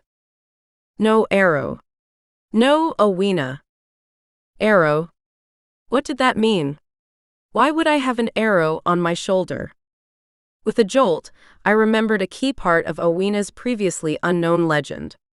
Headmaster Arsenault wasn't referring to the directional symbol, but rather to a weapon. The feathered arrow that killed the eldest sister pierced right through her heart, shooting clean through the other side and striking Owena as she allegedly huddled underneath the protection of her mother's and aunt's bodies. But what did that have to do with me? Suddenly, another reminder washed over me. When Bethany confronted Carissa and attacked her, she ripped the sleeve of Carissa's blouse. Then, as soon as she got a glimpse of Carissa's shoulder, it was like flipping a switch. She walked right out of the house and didn't look back. Why were Headmaster Arsenault and Bethany LaRossi, of all partnerships, going around forcibly looking at students' shoulders? What did that have to do with Owena? Were they even connected at all? Was the headmaster talking about the same Owena? It wasn't a common name in modern times, but that didn't mean it wasn't used often centuries ago. Headmaster Arsenault did mention that he was intrigued by indigenous witches. Maybe there was another Owena with historical relevance. I didn't know what to think anymore. I didn't know much of anything at all. There was only one thing I felt with absolute certainty. I needed to talk to my sisters right away. Chapter 10. This is creepy, hissed Carissa. And probably illegal. If anyone catches us, we'll wipe their memory with a spell, I replied, squinting through the darkness to watch my footing. I thought you were supposed to be the moral sister, Carissa countered. Shouldn't we all be moral? Alyssa added. How about we all stop talking until we get down there, I suggested sharply. My sisters fell quiet in agreement as we stumbled our way down the icy, uneven bank of Deadwater River. It was the middle of the night, the overcast sky wiping out the stars. The sunny, warm weather we'd enjoyed earlier that day loosened some of the thick chunks of ice that formed a dense shell over the surface of the river, but the frigid dip in temperature that came with nightfall was swiftly freezing everything up again. After my altercation with Headmaster Arsenault, Carissa and Alyssa came to my office. Luckily, both of them were done with classes for the day and had no other commitments. Without them by my side, I wasn't sure I would have been able to find the courage to leave that room on my own. Once I explained what happened and confirmed the overlapping details in Carissa's standoff with Bethany, we knew what we had to do. We couldn't sit around and theorize about our mother's vague message while waiting for something to suddenly make sense. If we wanted to understand what was going on at Arsenault University, we had to become sleuths. Sleuths with magical powers. Despite who our mother was, none of us were skilled in necromancy. I knew the most about it from my academic closeness with our mother and from my own research into the mythology of it over the years, but that didn't mean I was an expert. 3 pairs of boots landed on the snow-packed gravel that lined the frozen river's edge. Above us, the mangled steel remains of North Bridge loomed like 2 broken wings jutting over from either side of the bank. The road had been closed off for months, an armada of traffic cones and bright orange signs leading the residents and visitors of Deadwater on an alternative route to the other side of town. Tattered scraps of caution tape fluttered in the cold wind. Soon, this place would be a construction site, which was why we needed to act fast. There were many places in town that had been touched by our mother's living spirit, various locations that were meaningful to her. Unfortunately, none of those places, not even the room where she slept every night, were as powerful as the place she died. When both magical and non-magical people died tragically, their souls ripped from the world without warning, they left a mark behind. The mark was rarely visible and could usually only be detected by those who possessed magic, though some non-magical humans throughout history were known to have the unique ability to sense the lingering presence of death. My sisters and I needed to know more about the night that she died. If we tapped into the energy that was left behind, we might be able to come up with an answer for Headmaster Arsenault's behavior. Maybe it was wishful thinking, but there was also a chance that we could discover the true meaning behind Help A. I was the one to propose the short field trip, and Alyssa was quick to agree.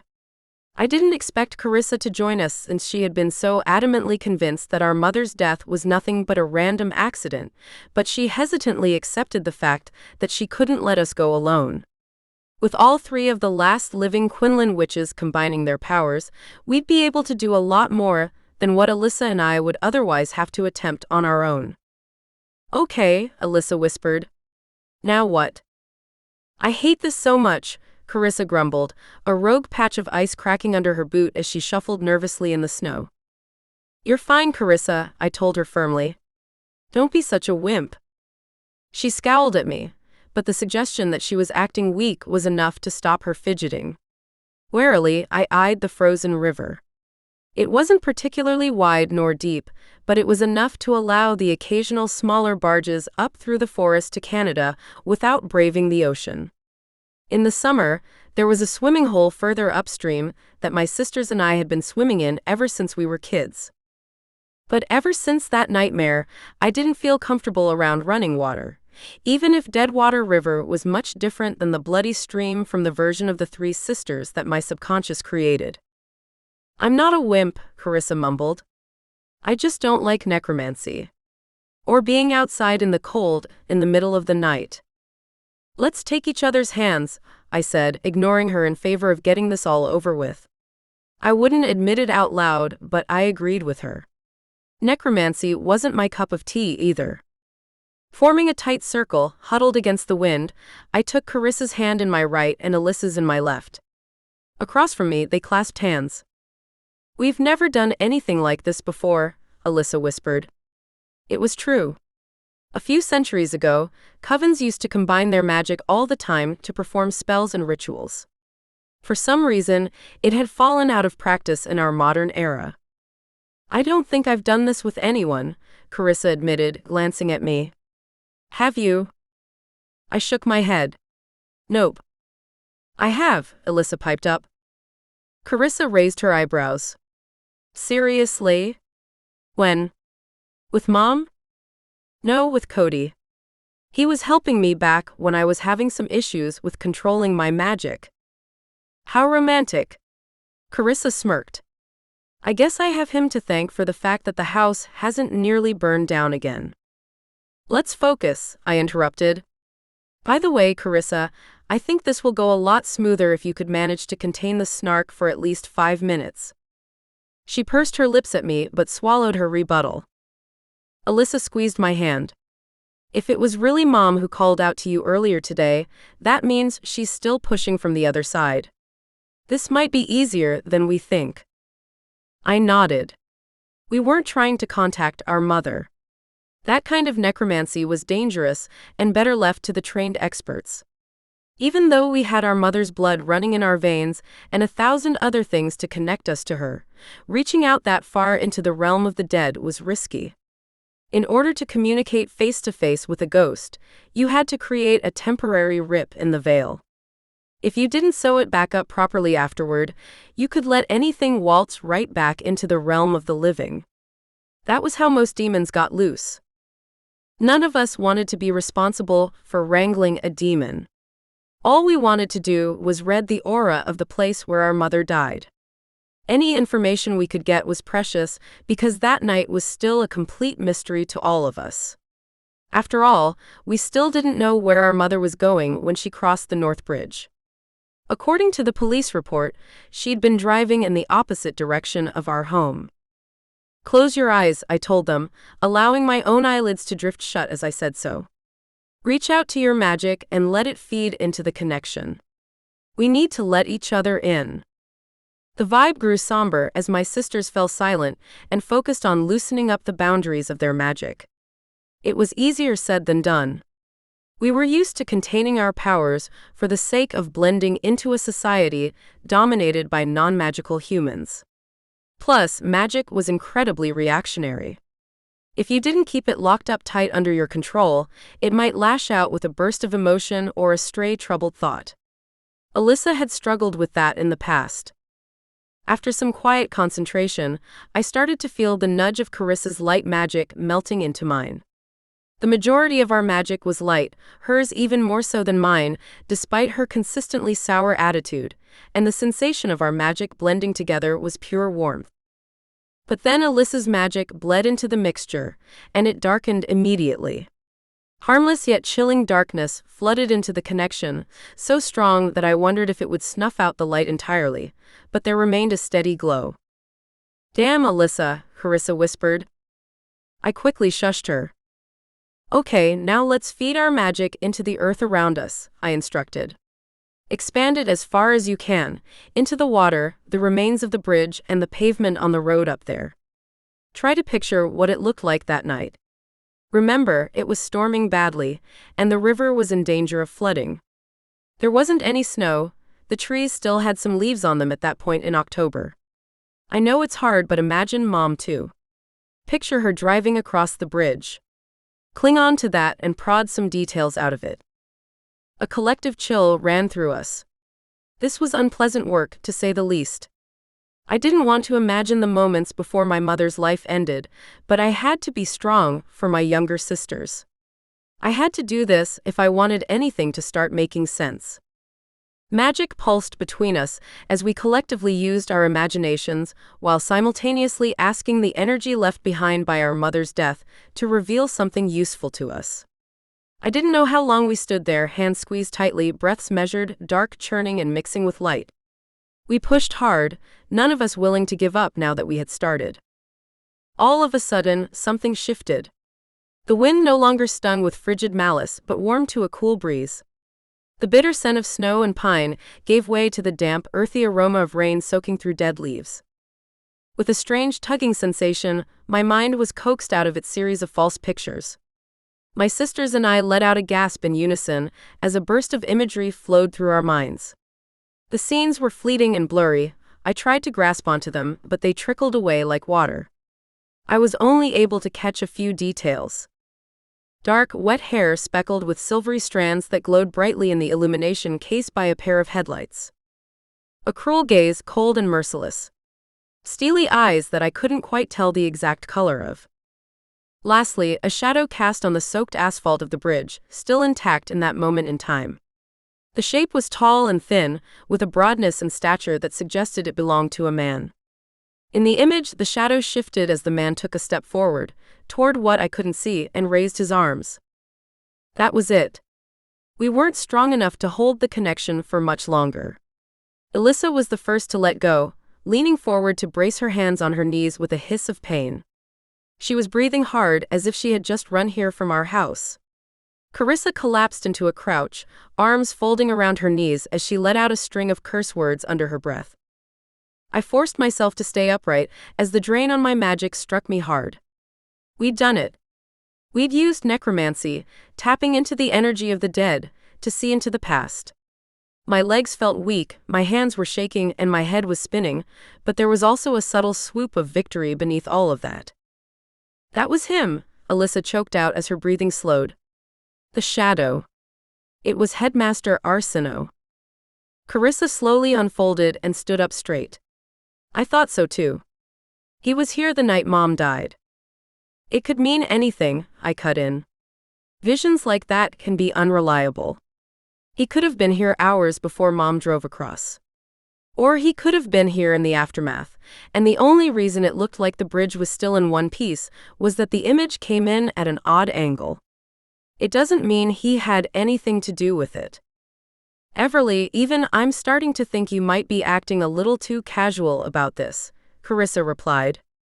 He literally cornered you in your office, attacked you, then disappeared like a genie. He's definitely not the good guy in any scenario.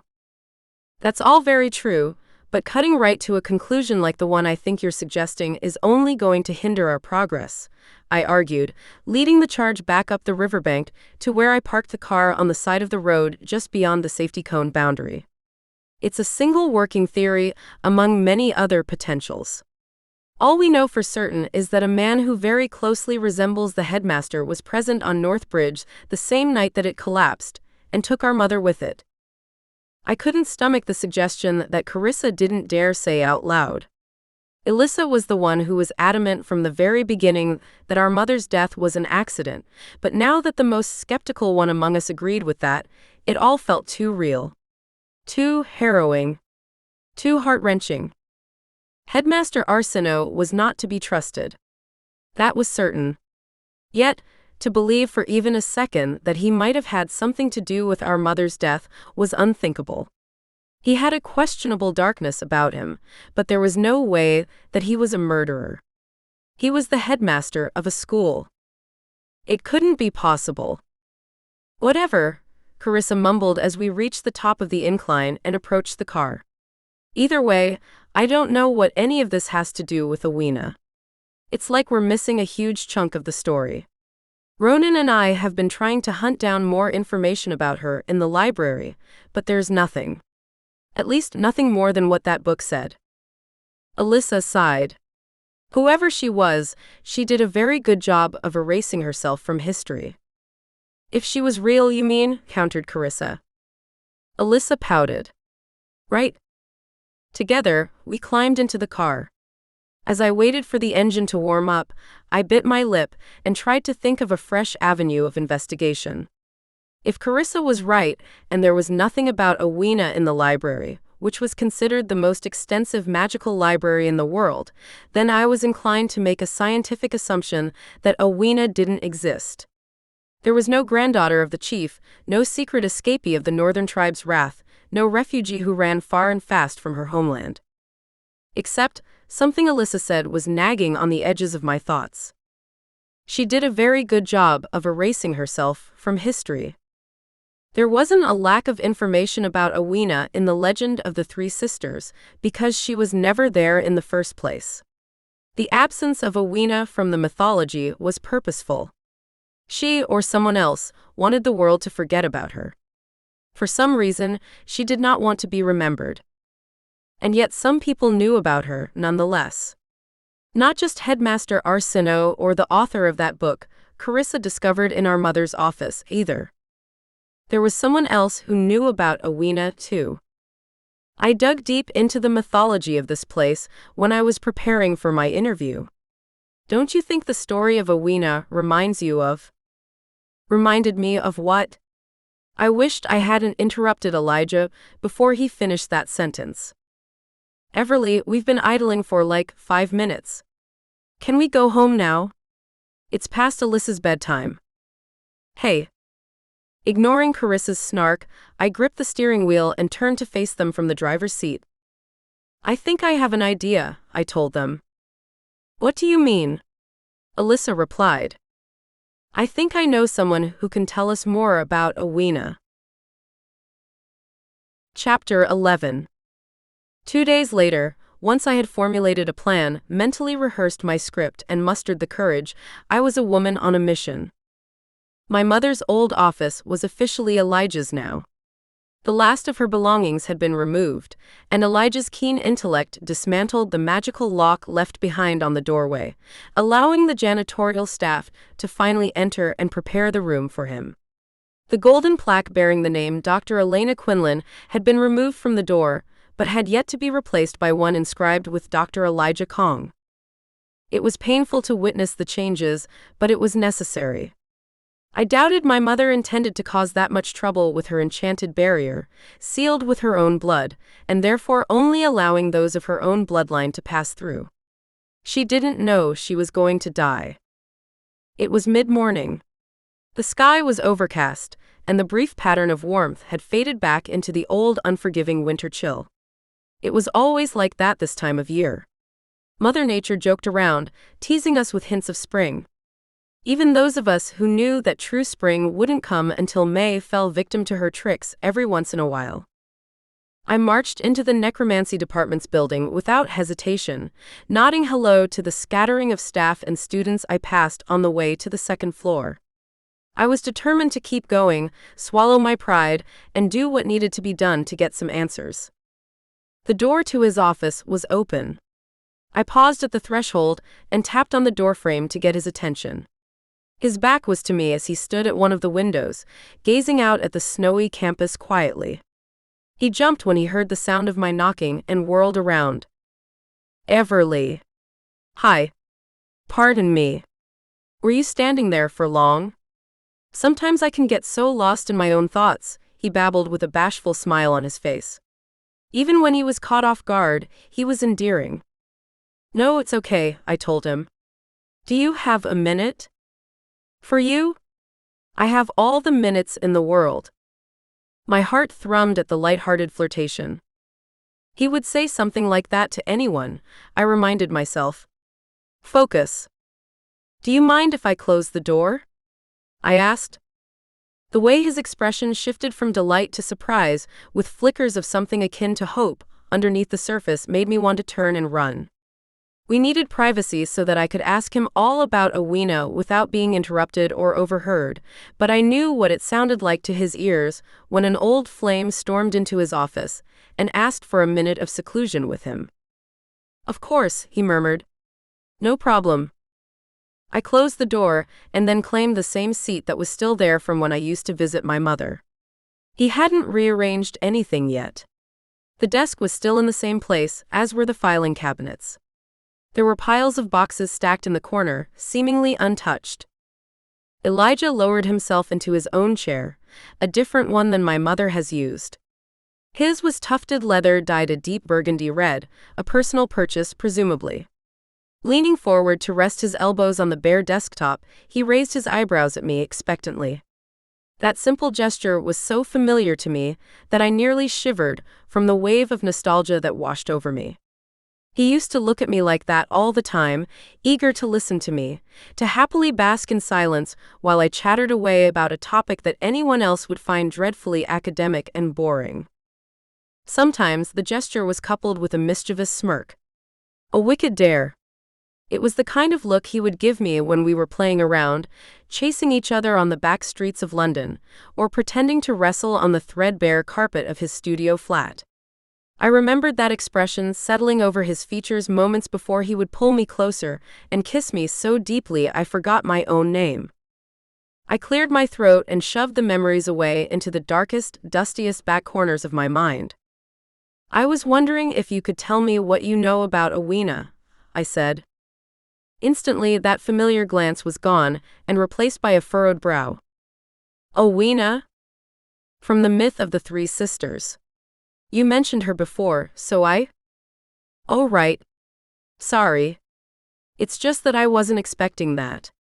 He chuckled, though the laugh sounded slightly forced. What had he been expecting me to say? I wasn't sure I wanted to know. I pressed on, forging through the awkwardness. I'm curious because you mentioned her so casually to me, as if she was a commonly accepted character in the story, but I only recently learned about her myself. Furthermore, it's nearly impossible to find anything about Owena in the literature. Would you be willing to share your sources? Really? You can't find anything? How strange, Elijah replied. Perhaps this university is a non-believer in her portion of the legend. It's a contentious issue for many magical historians. So I've heard. Instantly intrigued by the intellectual conversation, just like I hoped he would be, Elijah drummed his fingers on the desk. How much have you been able to find regarding Owena's story? Not much, I admitted, Just that instead of huddling in fear like the original myth tells, the sisters were protecting Owena, who was just a child at the time. I know she was injured, but she escaped and fled to a nomadic tribe on the coast. They took her in and brought her away from dead water forever. That's it. Ah, but that isn't it at all, he sighed. There is much more to it, but I fear I'm not a very good storyteller. I'm not the mythology expert. I waved off his subtle compliment. Try your best. Well, you are aware of the rest of the story, yes? The part where dark magic bled into the earth and killed everything in its path, including the last remaining tribe members from the north side of the bank. Yes? Then, as the legend goes, the sisters' bodies were transformed into the infamous mountains, and in an honorable effort to heal the homeland that they were betrayed and murdered on, soaked up all the dark magic into themselves. Right, I answered. Which is why everyone thinks those mountains are haunted. Even the non-magical people are afraid of them. Rather curious, isn't it? Modern behaviors so often lend truth to ancient myths. So is that not the truth? Or rather, is that not how Owena's version of the legend goes? Elijah shook his head thoughtfully. No, that is how it goes, but there's a little more to it. According to the myth I studied, the North and South tribes worshipped Mother Nature. They believed she was the one who blessed them with their magic. The North tribe, however, had a slight difference in ideology. How so? Apparently, they thought that in exchange for Mother Nature's gift of magic, she required something in exchange, he explained. So they planned a sacrifice. I see, I whispered. The breaking of the truce between the tribes wasn't just a random attack with no reason except for pure greed and spite. Exactly. The North tribe wanted to kill two birds with one stone. They could sacrifice the Southern tribe to Mother Nature to appease her, as they believed she wanted, and also be rid of their longtime enemy. They could reclaim both sides of the river for themselves. So, that clearly backfired. Elijah snorted. Yes, it did. In the original myth, I think the prevailing belief was that the dark magic was a result of Mother Nature punishing the North tribe for their treachery. Right? Right. Well, according to Owena's version, as we've termed it, Mother Nature wasn't punishing the North tribe for stabbing their neighbors in the back and slaughtering 100 men, women, and children in their sleep. Rather, she was rejecting the sacrifice and punishing them for botching it. Ha!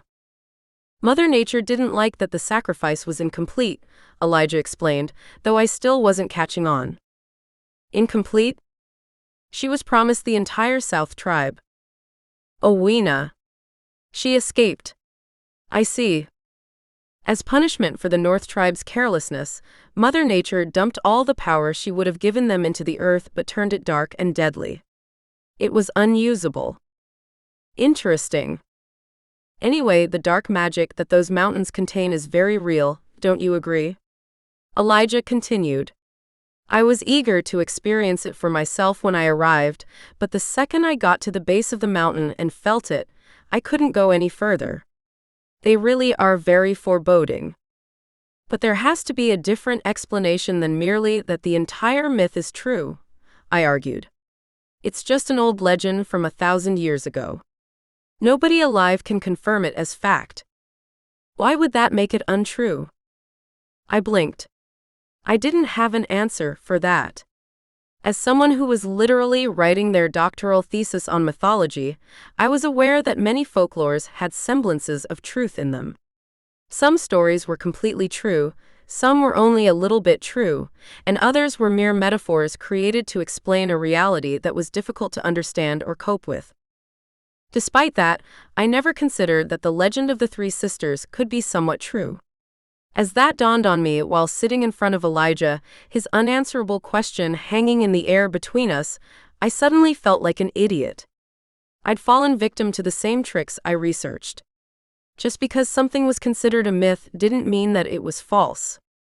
There was always more to a story. Fair enough, I muttered. What were you saying about the dark magic in the mountains?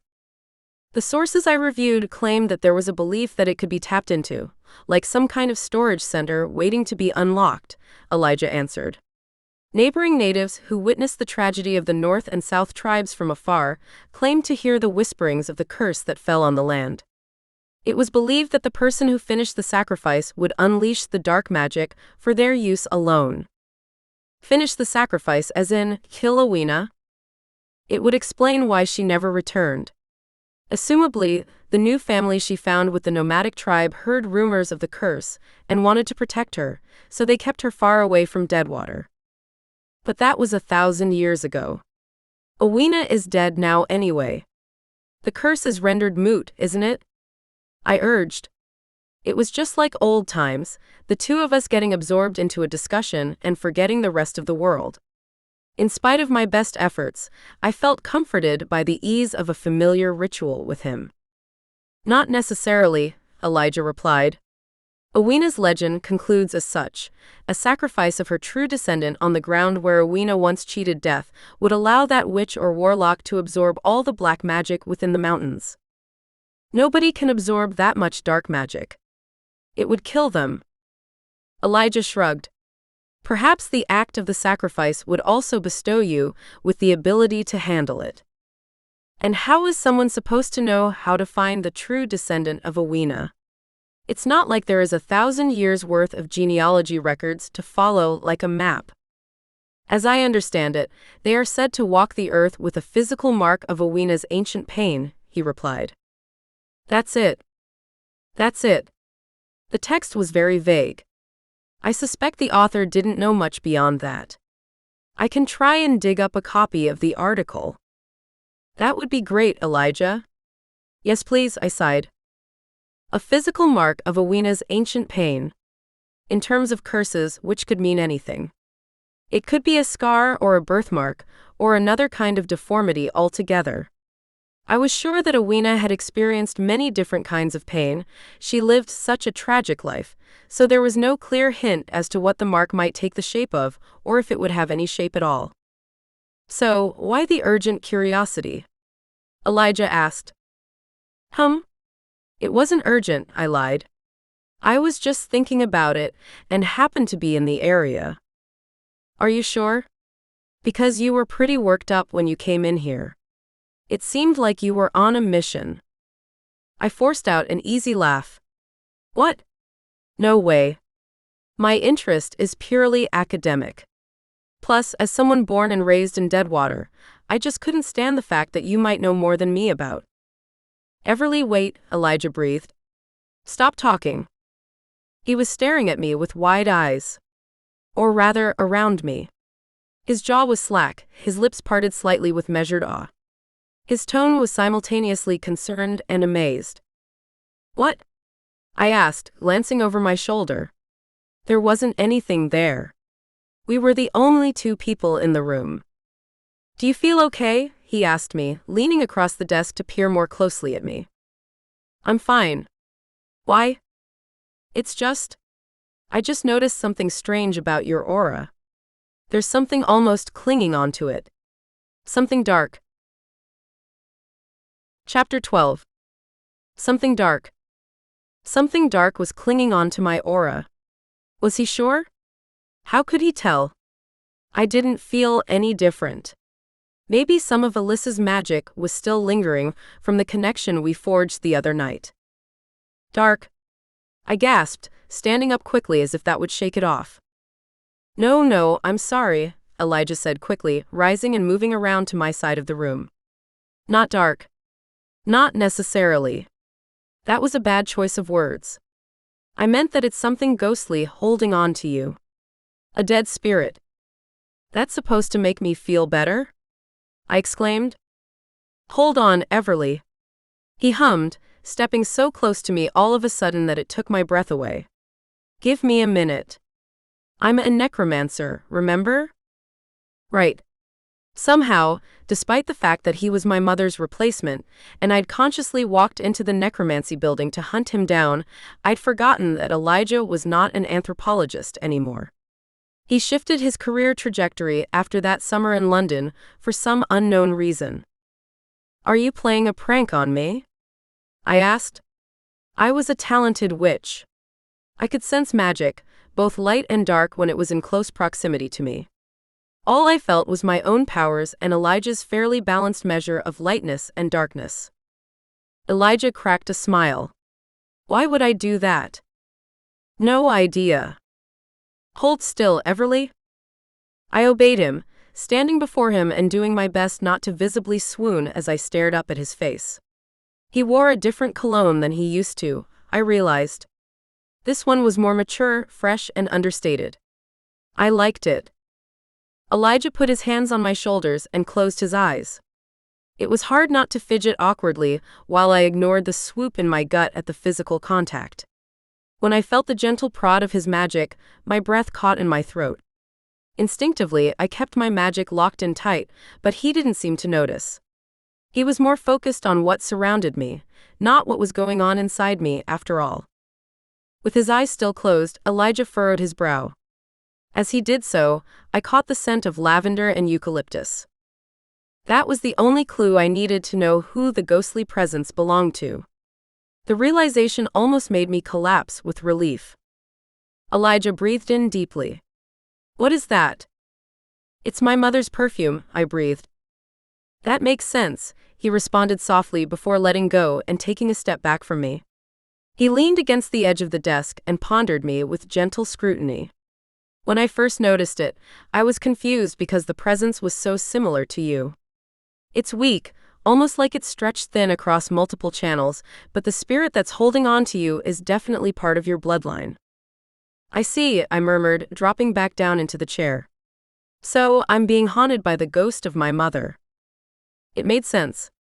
She was keeping a close enough eye on us that she knew when to send the message in the attic.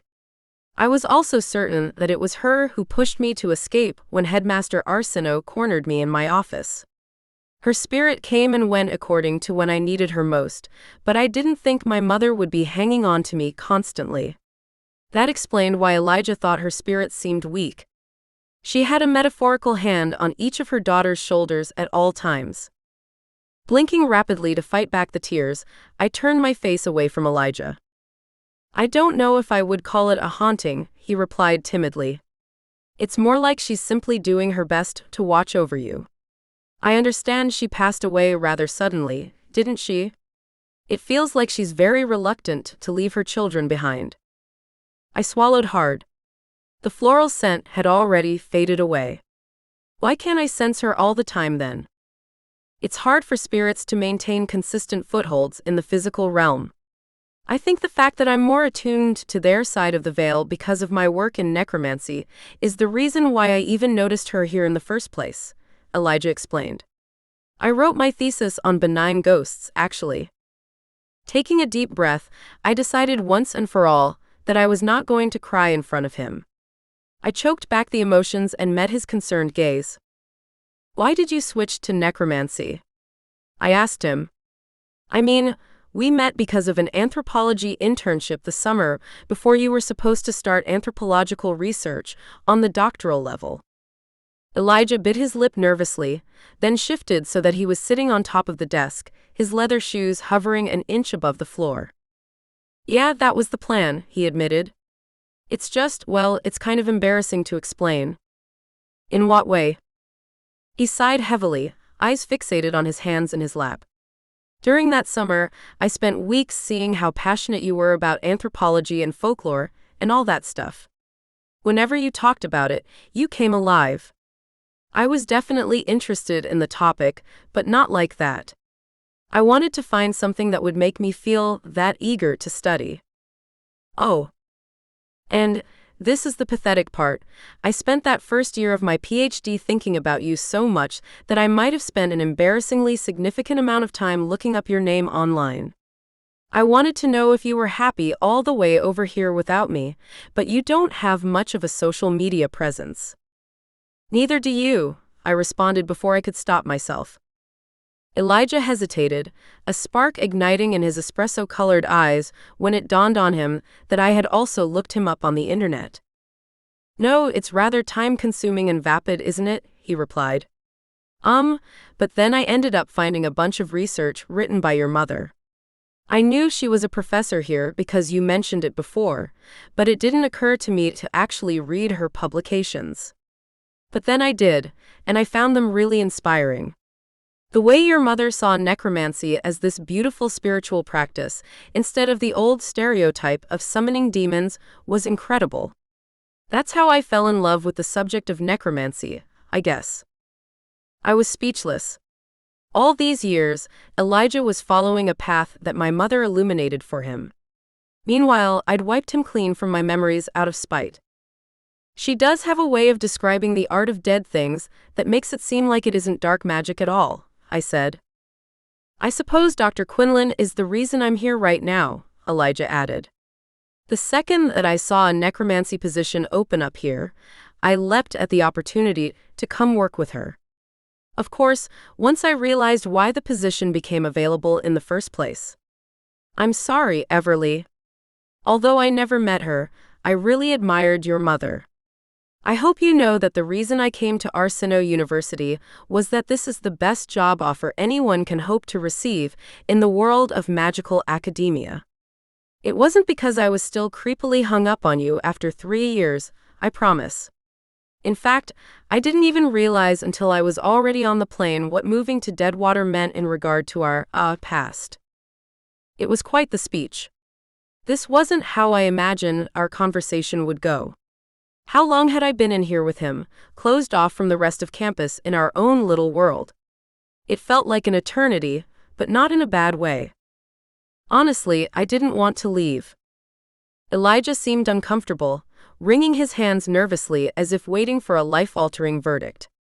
I could tell that he needed confirmation that he hadn't said anything wrong, especially where the delicate subject of my mother was concerned. I exhaled quietly and stood up. Without a word, I hopped up on the heavy oak desk beside Elijah, leaving a few inches between us, but nudging his knee with mine briefly in a small gesture of camaraderie. If it makes you feel better, I think she would have really liked you, I told him. It's sad to think that she'll never get to meet you in any format other than as the ghost clinging onto my aura. She'd probably want to adopt you or something. Elijah chuckled. You're just saying that to be nice. No, I mean it. If anyone had to take over her old office, I think she'd be happy it's you, I insisted. He cleared his throat. I noticed a subtle pinkness coloring his ears and immediately understood what it sounded like when I told him that my mother would have liked him. It was almost like I was implying that she would have approved of Elijah not only as a colleague, but as a friend of mine. Or rather, more than a friend of mine. Did you ever? Elijah trailed off. What?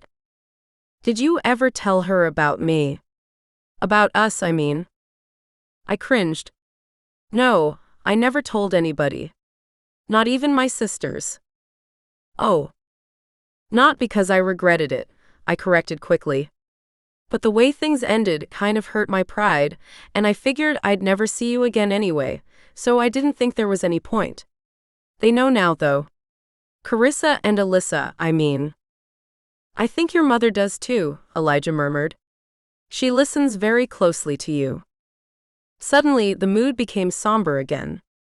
Elijah stood up and paced away from me, pausing by the empty built-in bookshelves. He was looking at me the same way he did before, gaze focused on the space around me rather than directly at my face. What's wrong? I asked. When Elijah first mentioned the spirit's presence, he called it dark. Although my mother had a sprinkle of dark magic in her veins and was a celebrated scholar in the dark art of necromancy, her aura was always light. Perhaps death had changed her. I don't know if I should say, Elijah murmured. Please do. I feel a deep sense of fear and anxiety coming from her, he replied. His expression took on a faraway quality, as if he was no longer there in the room with me.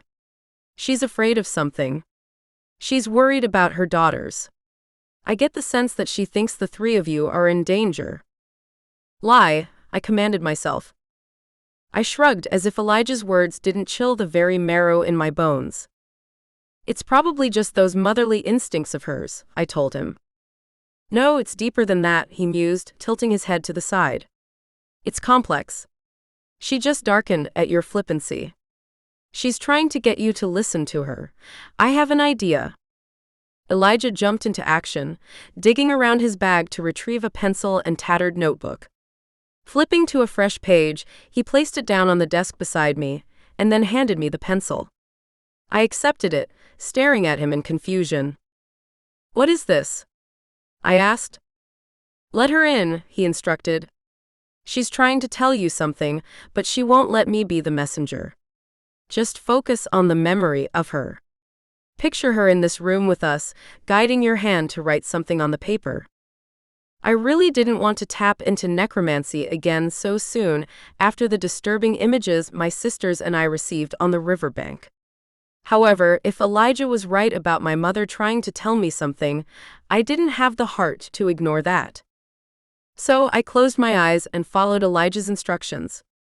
I imagined my mother's hand closing over mine, pressing the tip of the pencil to the paper and waiting for something to happen. I recalled the scent of her perfume, the sing-song trill of her voice, and the patient smile that never faltered. From my memories, I reconstructed her. Then my hand started moving on its own. I gasped but kept my eyes shut tight. I couldn't feel anything touching my hand, guiding it to draw clumsy lines on the page, but it wasn't scary. Somehow, I knew Elijah was right. It was my mother. Seconds later, there was an odd trembling sensation in my fingertips, and I regained control of my hand. I dropped the pencil, my eyes flying open to read the note. There were 2 simple words scrawled on the lined paper. The handwriting was neither mine nor hers, but an untidy block letter script that was the result of our strained connection. I didn't mind. The fact that I had finally been able to receive more from her so long after the troubling "Beware Arsino" message was such a relief that I had to try yet again to hold back my tears. This time my mother's missive was crystal clear. "Trust him." Above the words, she'd used my hand to draw a lopsided arrow pointing right where Elijah stood. There were no questions about it.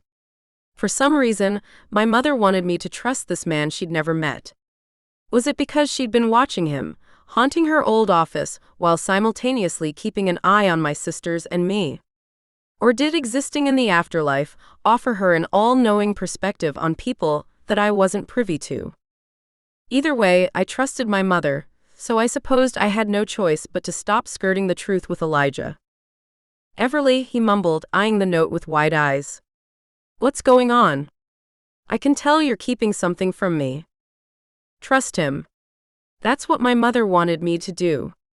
Not just in terms of believing his information about Awena, nor merely in regard to his visions of her lingering presence.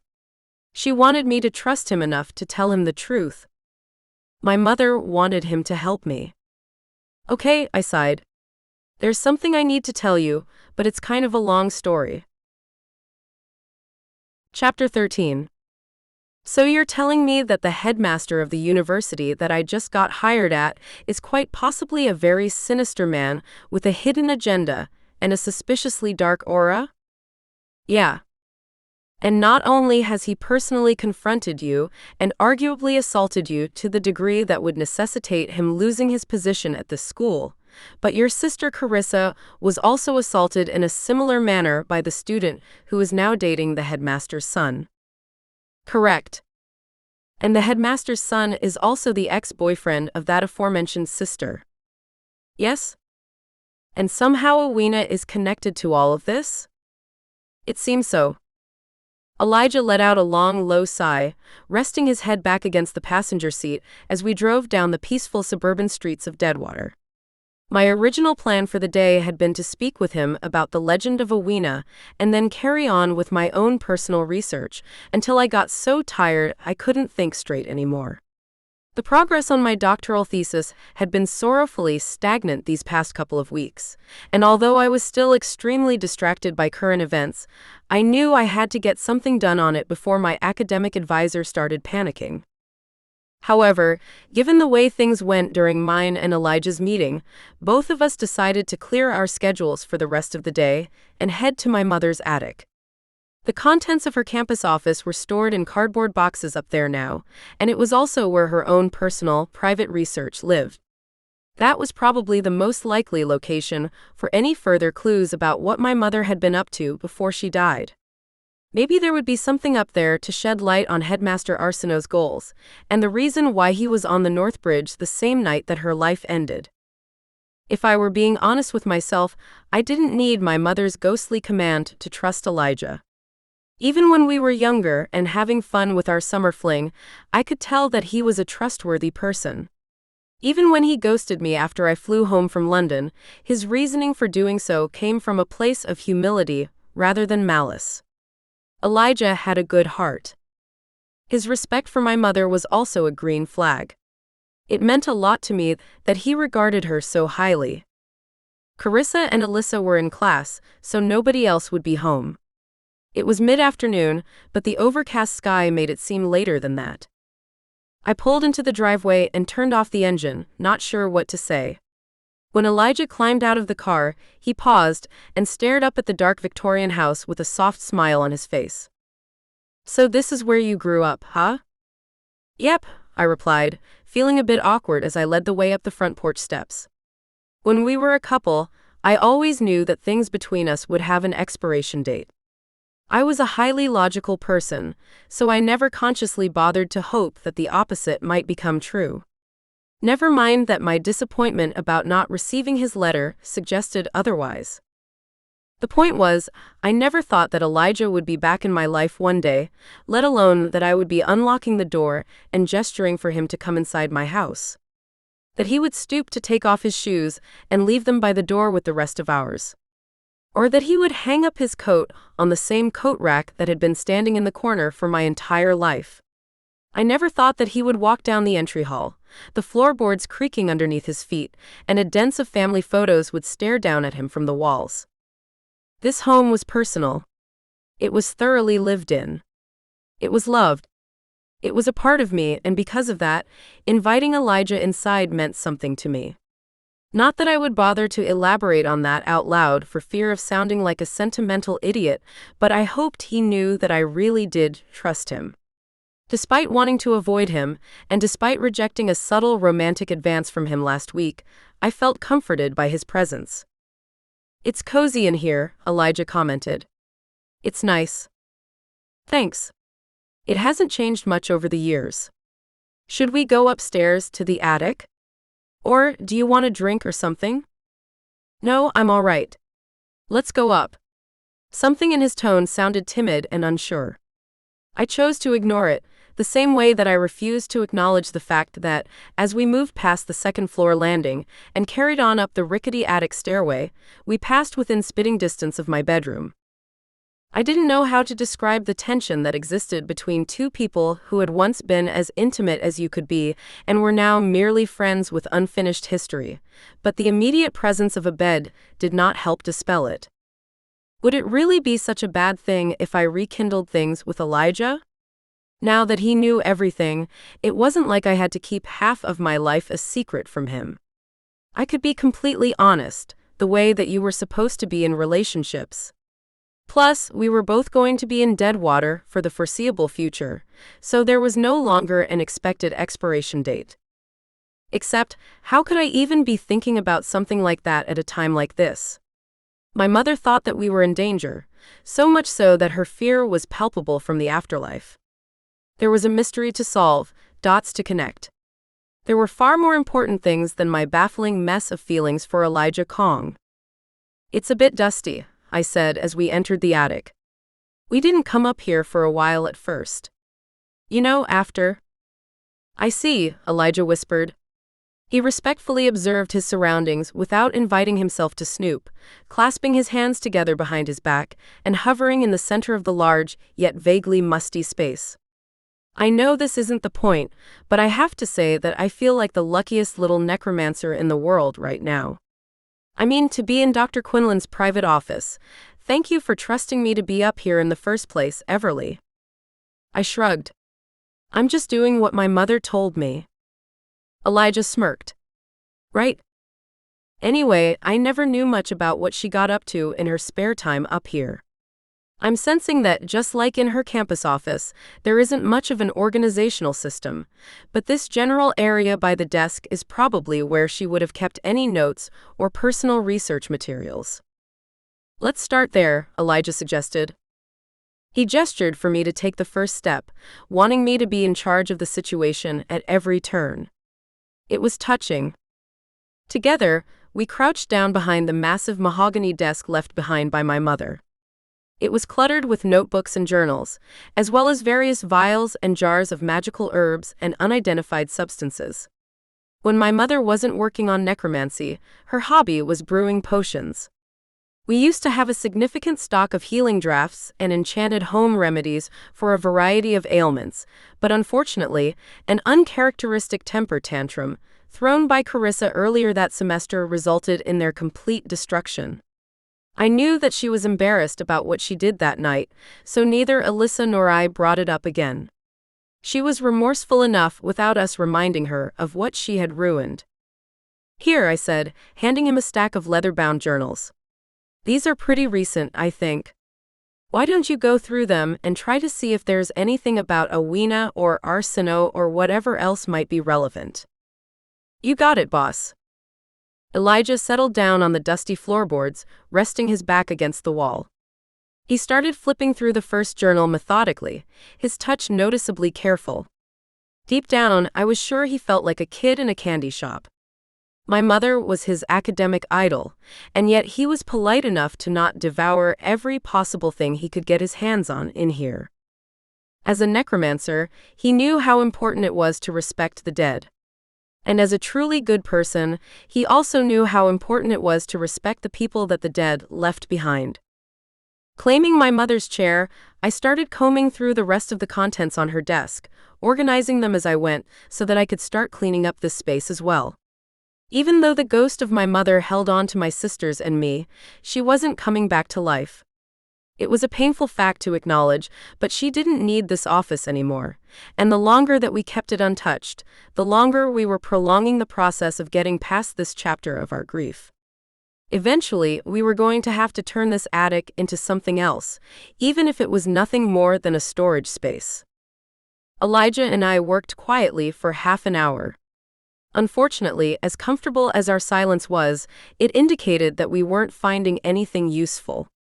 All I could find on my mother's desk were half-finished potions recipes and a bunch of notes about a necromancy article she had been writing with another professor at Arsino. I supposed they were going to have to become the sole author of it now. "I've got nothing," Elijah announced, coming over to the desk when he was finished with the journals. Most of that stuff was random notes about some research that I could barely understand. She really was a genius. "Maybe we should check inside these drawers," I suggested. I reached for the bottom left drawer of my mother's desk. It was locked, so I muttered the Arabic word infused with magic to unlock it. It didn't budge. "Weird," I uttered under my breath. I tried again, but in Latin, a language with a little more power behind it than most. Still, it remained locked. Elijah patiently waited as I tried using elemental magic to force the gears to loosen up for me inside the lock itself, weaving tiny pockets of air into the keyhole. Nothing. "Well, gee, thanks, Mom," I grumbled. "How am I supposed to get past this little roadblock of yours?" "Is there a key?" Elijah asked. I almost burst out laughing. Usually, my first instinct was to use the non-magical way of solving small problems, but the amount of bonding I'd been doing with Carissa recently caused me to depend on magic for pretty much everything. I had completely forgotten that locks were typically undone with keys, not magic spells. My mother must have enchanted her drawers to be impervious to such spells. Only those with the physical key could open them. Thankfully, we didn't have to look far for the keys. After a couple of minutes of searching, I discovered that they hung from a tiny hook fixed to the underside of the desktop. They were attached to a long necklace chain. I wondered if, when my mother wasn't in the attic, she wore the keys around her neck to keep them safe. She must have forgotten them when she left the night she died. Once I got the drawer open, it revealed more journals and loose sheets of paper of various sizes. Most of it looked like junk, but I wasn't willing to take the risk. "Help yourself, I guess," I told Elijah. He took one of the notebooks and claimed a new spot on the floor with his legs crossed like a pretzel in front of the open drawer. He looked so innocent and boyish, curious and hopeful. I forced myself to tear my eyes away from him and plucked a piece of paper off the top of the pile. It was a thick type of parchment, deeply creased as if it had been folded and refolded countless times. It was large, about the size of a poster, when I unfolded it. I laid it out on top of the desk, smoothing it with my palms. There was an elaborate diagram with numerous notes written in my mother's handwriting, covering the entire thing. Huddling over the desk, I tried to make sense of it. At the bottom of the parchment were 3 names: Everly, Carissa, and Alyssa Quinlan. A series of lines branched together and connected them to 2 names above that: Omari Ahmed and Elena Quinlan. Branching off above my father's name were the names of 2 other people who shared his surname: his parents, my paternal grandparents. I met them when I was little, but I barely remembered them. They passed away shortly after he did. Written above my mother's name was Reina Quinlan and Gerald Sanchez. They were my maternal grandparents. If my memory served, Reina divorced Gerald when my mother was 9 or 10 years old and never remarried. My mother was an only child. However, Reina was not. According to the lines drawn above her name, leading to the unfamiliar names of my great-grandparents, Reina had many siblings. There was a sister named Ayanna and 3 brothers named Mika, Wyatt, and Nico Quinlan. I had 3 great-uncles and a great-aunt that I couldn't remember meeting. How odd. Maybe my grandmother had been estranged from them and never mentioned them much to my mother, which led to her never speaking about them to my sisters and me. It was a family tree. The branches were uneven and cramped in places as my mother added to the diagram little by little over time, piecing together our family history. She didn't seem to go much further into our father's family beyond his parents. Apparently, they weren't crucial to whatever kind of project my mother was working on. Family was a strange thing to me. I had siblings that I loved and a mother that I cared for, but because of a series of unforeseen tragedies, I never got the chance to be close to my father or to my grandparents. I didn't have any aunts or uncles either. Somehow, despite the fact that the top of the tree was full to bursting with my ancestors, by the time it got to my generation, it had narrowed down to just my sisters and I. Sure, I had a few distant cousins by the looks of it, but they didn't carry the Quinlan surname. I wondered if my mother felt guilty about our lack of a typical family model. Perhaps she was attempting to piece together our family history so that her daughters could feel more of a connection to our roots. A pang of sadness struck my heart at the fact that she never got to finish. "What's that?" Elijah asked, stretching up onto his knees to peer over the edge of the desk. "It's my family," I replied. "Really? This journal has a bunch of stuff in it about some of these people," Elijah replied. He set the notebook down on top of the parchment. "See, this page is about Mika, Wyatt, and Nico Quinlan. They were triplets." I leaned over and squinted my eyes as I decoded my mother's tiny scrawl of notes. They were born in Charleston, South Carolina. That's weird. I'm pretty sure my grandmother was born in Maine. They must have moved up here after her brothers were born. Elijah shook his head, pointing out the dates written next to their names on the page. Reina was the oldest. I think they moved away from Maine after she was born. Interesting. I'm not sure if this is relevant, though. Didn't you say that the headmaster was asking a bunch of questions about your lineage? Yeah, but he didn't really get to the point about that before he basically jumped me and pulled the stunt with my shirt sleeve. He made that comment about Awena, though, Elijah pressed. There was something in his gaze that was urging me to understand whatever he was trying to communicate between the lines, but I wasn't catching on. Well, yes, but that's what we're trying to figure out, right?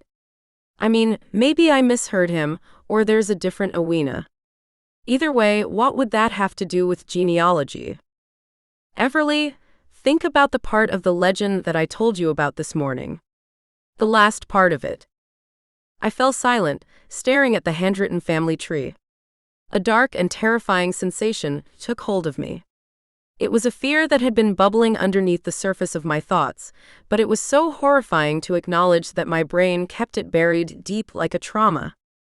Elijah told me just an hour or two ago that there was a prophetic aspect to Awena's legend, the unfinished sacrifice. If someone found the true descendant of Awena and killed her on the land where she once escaped death, Mother Nature would release the dark magic contained in the three sisters to the person performing the sacrifice. No, I breathed. There's no way anyone actually believes in that. I think your mother did, Elijah suggested lightly. And I think there's a chance that Headmaster Arsino does too. I think you and your sisters might be descended from Awena.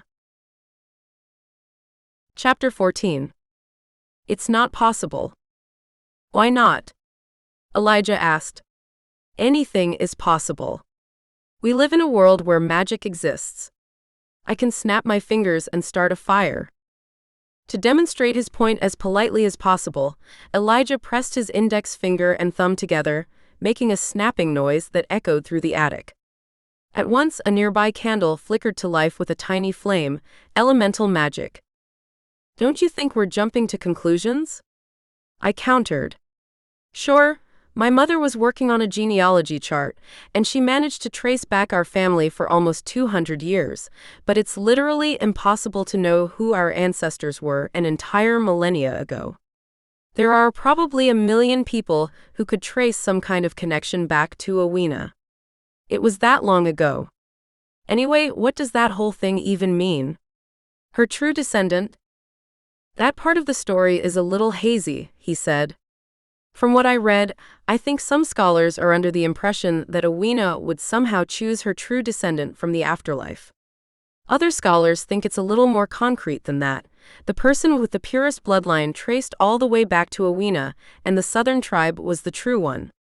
Then, of course, the way you would confirm it is by determining whether the descendant in question carries the mark of Awena's pain. But if you ask me, the legend should stay a legend. I mean, nobody in this day and age has any business trying to tap into something like that. And yet, for some reason, it's become extremely relevant as of late. Let's keep looking through this stuff, Elijah recommended. I nodded woodenly in agreement, but all I could do as he dug back into the open drawer was sit down in the chair and gape at the family tree. The pieces were coming together, but I didn't like the picture that was being painted as a result. Life wasn't supposed to be like this, full of evil and terror. Yes, there were witches and warlocks. There was dark magic and demons, things that went bump in the night. Young girls found familiars and hissing snakes. My mother performed blood sacrifices in the attic. People died tragically and unexpectedly. If I wanted to, I could rip the foundation of this house apart with my power. All that considered, it was the 21st century.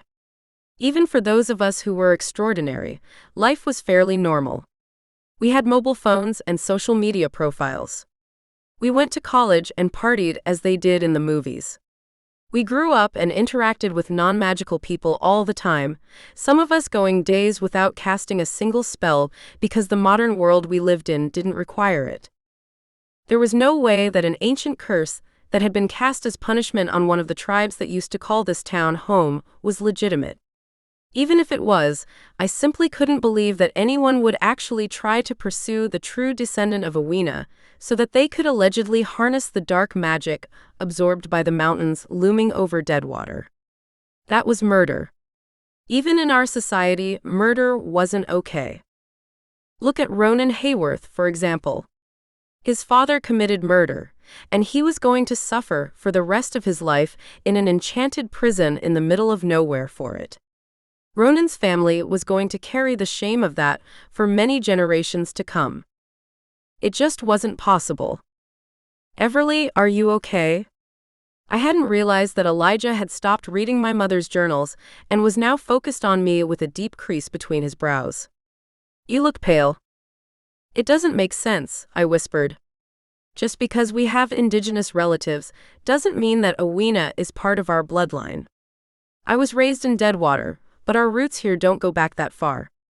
My grandmother moved here when she got into Arsino University. The evidence is right there. Her family wasn't from here.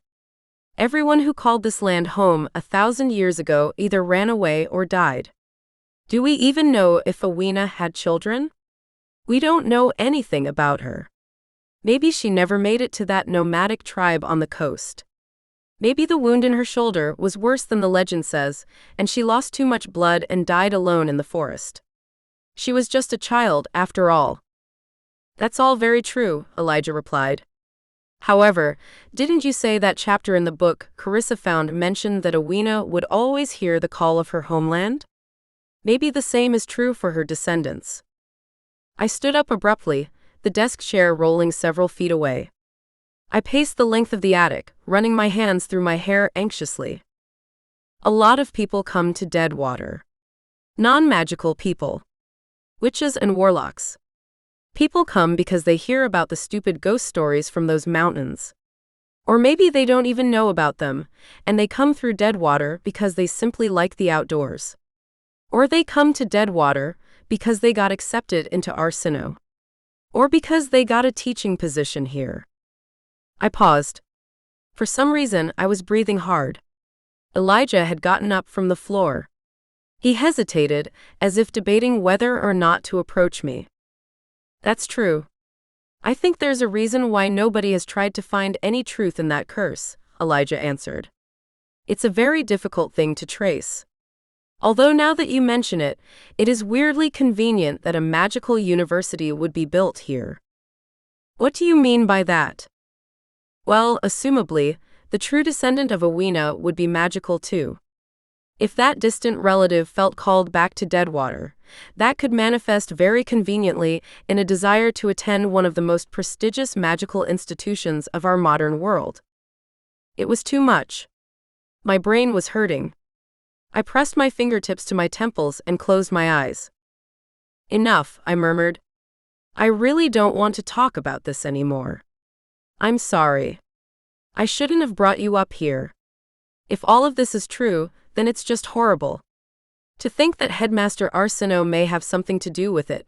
Sure, he's a questionable person with problematic motives, but I grew up knowing that man. He's not a potential murderer. He can't be. I understand. It doesn't seem right to me either, Elijah said, finally crossing the room to be closer to me. He placed his hands on my shoulders just like he did back in his office when he was trying to get a better read on my mother's presence. Except this time, rather than closing his eyes, he ducked his head and looked deep into mine. It's just a lot, I muttered lamely. When my mother died, it didn't feel right. Not just because it was an accident. Somehow, I always got the sense that there was more to it, which I think is why I humored Alyssa more than Carissa. Only, now that I'm starting to understand more of the situation, I wish I could go back to being ignorant. Everly. I know that's not very scholastic of me to admit. I mean, a researcher isn't supposed to crave ignorance, but maybe it really is blissful. My mother is trying to send us all of these messages and clues, but I don't know what she expects us to do. The volume of my voice was getting louder as I spoke, and I knew that I was bordering on sounding downright frantic. Hey, listen to me. I'm going to help you. You can trust me. She said we were in danger. Does that mean we're definitely the descendants of Awena? Does that mean someone is going to come hunting us down? Does the headmaster work for that person? And what does poor Bethany have to do with this? I highly doubt she wants to possess 3 mountains worth of dark magic. She cares more about her hair and nails. It's going to be okay, Elijah asserted. I think your mother was trying very hard to ensure that she wouldn't leave you completely helpless. Maybe her efforts were cut short, but I got the sense from our brief connection earlier today that the answer is here. We just have to look for it. What if it's a demon? I continued ranting, spilling out every fearsome theory that raced across my mind. What if there's some kind of monster out there who wants that dark magic, and it's using the headmaster and the people close to him as puppets? This could be really serious, Elijah. Maybe we should try to summon a government official. We don't have much evidence, he rebutted. I know, but what? I felt panicked. There were 1,000 terrible possible outcomes if the legend of Awena was true, and if someone out there was determined to fulfill that prophecy. I didn't want to imagine it. It wasn't just me who was in trouble, but also my sisters. There were other students, too. Other young people likely also had native blood running in their veins. Anyone could be the next target. And how long would that go on for until the person, if they even were a person rather than a dark, cursed creature, grows so impatient that they became more reckless and violent? What if someone got seriously hurt? Or worse? Everly, just breathe, Elijah whispered. You are okay. Your sisters are okay. I'm sorry I told you that your mother was afraid for you earlier. I should have been more specific. It's not that it was an urgent fear, but more of a general feeling. I didn't mean to scare you. You didn't scare me, I told him. All of a sudden, I was hyper-aware of how close we were standing. It's just the overall situation that's scaring me. Maybe we should do something else, he offered. It's getting kind of late and we haven't had lunch yet. We could go get something to eat. Or we could go for a walk and clear our heads. At that moment, as he tenderly tried to talk me down from the edge of a panic attack, I was reminded of what it once felt like to be enamored with him. Once upon a time, I allowed myself to fall a little bit in love with him. Just enough that I could brush it off at the end of the summer, but still feel the rush of passion that being near Elijah brought to me. During the past 3 years, with an ocean between us, it was easy to forget about that. His soft, accented voice and crooked smile existed only in my mind. All the kisses we shared, all the touches and things in between, those were confined to my memories. Ever since he walked back into my life, it wasn't easy to banish those things from my thoughts. I tried. I did my best to keep my distance from him and not think of him as anything other than a new staff member, a professional colleague that I happened to know from a past internship. However, Elijah was so much more than that to me, and I no longer had the energy to deny that. I'm sorry, I told him. For what? You haven't done anything wrong. I'm sorry I wasn't brave enough in the past to make it clear how much I liked you. It was childish. I should have asked for your number at the very least. We still would have been far away from each other, but at least we could have stayed in touch this whole time. I regret that we weren't able to do that. That wasn't all your fault. Anyway, it's in the past. No harm done. I really liked you, I said. That summer, it was amazing. Elijah paused before answering. It lasted only a second, but it felt like an eternity. I feel the same way. Before I could lose any steam, I pressed my palms to his chest and closed the distance between us. I caught the slightest hitch of breath that passed between Elijah's parted lips moments before I touched mine to his. And then we were kissing. Somehow, it was like no time had passed at all. Yet simultaneously, we were different people now, and this was a different context. It was familiar because it was easy to recall exactly how his lips felt against mine and to fall back into the old patterns of give and take between our bodies. At the same time, it was also foreign because we were older and wiser now. We were changed by all the little events that life threw our way since the last time we held each other. In spite of that, it wasn't difficult to navigate those differences together in the quiet of the attic. Several minutes passed before we parted.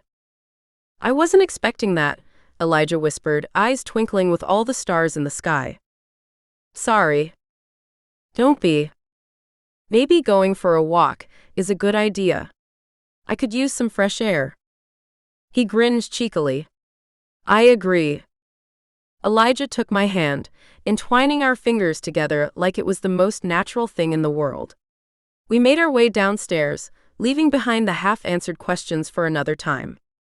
It had been a long day. Sometimes baby steps were necessary. We donned our coats and slipped on our boots once more. When we stepped outside, the warmth remained in my cheeks, a leftover blush from the kiss. I couldn't believe I had just made a move on Elijah. We'd kissed before more times than I could count, but that felt different. It didn't feel like a youthful game or a silly fling. It felt like the start of something real. Hands still clasped together, we made our way to the street on foot, only to be met with two familiar figures at the end of the driveway. It was Ronan and Carissa, holding hands just like us. Carissa's face was turned toward the ground, but I could tell that she was smiling while Ronan whispered something in her ear. When they noticed us, they stopped short. Ronan pulled away from Carissa's face, but he didn't let go of her. "Professor Quinlan," he greeted me politely. "Good evening. I was just walking Carissa home." "Hi, Ronan. It's nice to see you," I answered. "I told you before that you can call me Everly." Carissa was grinning like a cat who'd just caught a mouse. She was absolutely delighted by the sight of me holding hands with Elijah. I could tell from the look in her eyes that she was keeping herself from screaming, "I told you so." "Hi, Dr. Kong," Carissa crooned. "I wasn't expecting to see you tonight, standing outside my house." "Well, I wasn't about to let Elijah become the victim of Carissa's mischief, so I quickly cut in before he gave more fuel to her fire. "We were just about to go for a walk," I interrupted. "See you two later." "Oh yes. See you later," Carissa replied, barely suppressing a giggle. I rolled my eyes and tugged on Elijah's hand so that he would follow me past them. I glanced over my shoulder, watching Ronan and Carissa carry on to the porch, where he stopped to say goodnight to her. Then, as we turned the corner of the street, I lost sight of them. "She must be a handful, that sister of yours," Elijah chuckled. I snorted. "You have no idea." Chapter 15. The next morning, I ran into Carissa in the kitchen. I debated whether or not to purposefully avoid her by dawdling around in my bedroom until I was certain she'd left for campus, but I knew that it was a fruitless endeavor. Carissa wasn't the type of person who would let herself be avoided. Even if I purposefully wasted time to circumvent her that morning, there was no promise that she wouldn't pretend to casually stop by my office on campus or corner me later that evening. What was I so afraid of? Her judgment. Carissa had made it very clear from the beginning that once she learned about the history between Elijah and me, she wanted us to rekindle the romance. Based on her reaction from last night, that was still true. She didn't mind the possibility of yet another Quinlan sister's boyfriend coming and going from the house. It was more so Carissa's tendency toward sensationalism that I wanted to avoid. A seasoned social butterfly, she loved making a big deal out of things. Although she was more subdued in recent months, Carissa's instinct was to take any excuse to throw a party. I didn't want to make a big deal out of Elijah and me. It was my style, nor was it his. We walked around the neighborhood yesterday evening and talked about a lot of different things to avoid the subjects of my dead mother and Awena. Taking turns, we filled each other in on all the things we might have otherwise written about in a letter, if that whole thing actually worked out in the beginning. Then we talked about us. It was a surprisingly easy conversation. We agreed that diving into a light-hearted summer romance was a lot different than dating in a small, quiet town where both of us were building stable careers. Thus, we were going to take things slow. Carissa was just going to have to accept that tiny snippet of news and learn how to mind her business. "Good morning," I said when I finally shuffled into the kitchen. Carissa, dressed as usual like a stock photo model for an elite prep school, twirled around in her pleated skirt and grinned at me brightly. "Oh, good morning indeed, my dearest older sister," she crooned playfully, a wicked glint in her violet eyes. "How was your evening, my lovely Everly? You were out rather late with that handsome foreign beau of yours." "Stop talking like a weirdo," I snapped. "I wasn't out that late." Carissa giggled. "I'm surprised you came home at all. You and Elijah have a lot of lost time to make up for." "Don't be crude." That was an innocent comment. "It's not my fault if your mind immediately went into the gutter." "Whatever," I muttered. I nudged past her, grabbing my thermos from the cabinet, and busied myself with preparing a cup of coffee to go. Carissa puttered around, but it didn't really seem like she was doing anything. Finally, she gave up the act, and let out an impatient whine. "Come on, Everly. What's with the mystery?" "I'm dying over here," she complained. "I will not feed your addiction to gossip," I quipped. "It's not gossip. It's me absolutely needing to know the conclusion to the sordid summer love affair between my sister and the hottest professor on campus. If you don't tell me why you were holding hands, I think I might actually run the risk of going insane." I snorted loudly. Carissa's dramatics, while annoying, were at least somewhat entertaining. "Fine," I said, turning around and crossing my arms. He came over to help me look through Mom's things for mentions of Awena. By the way, he knows everything. That's a long story. Anyway, then we kissed and... "You kissed? In the attic? Right in front of Mom's ghost like that?" She snickered when my only response was pursed lips and a cold glare, gesturing for me to go on with the story. "Yes, we kissed," I confirmed. "And then we decided to go for a walk." "And what exactly was discussed on that walk? Are you dating now? Is it official? Is my sister's luscious London lover now her boyfriend?" Nice alliteration. Did you learn that from your lovely little linguist boyfriend? You're funny. Fess up. I don't know if we're in boyfriend-girlfriend territory yet, but we are definitely engaging in a romantic scenario with one another at a very slow and steady pace. Carissa grimaced. Only you would manage to make this whole thing sound boring. You're the one who wanted me to talk, I argued. By the way, where's Alyssa? I just checked and her bed was empty. No idea, she replied with a shrug. She must have spent the night in Cody's dorm last night. How long have they been together now? Like 5 months? Do you think they're moving too fast? They're adults, Everly, Carissa retorted. Plus, Alyssa and Cody are 2 of the most well-behaved freshmen I've ever seen. I'm sure she's using protection or whatever. You think Mom would be okay with this? I asked timidly. She paused, leaning against the counter. Mom was pretty hands-free where Alyssa was concerned.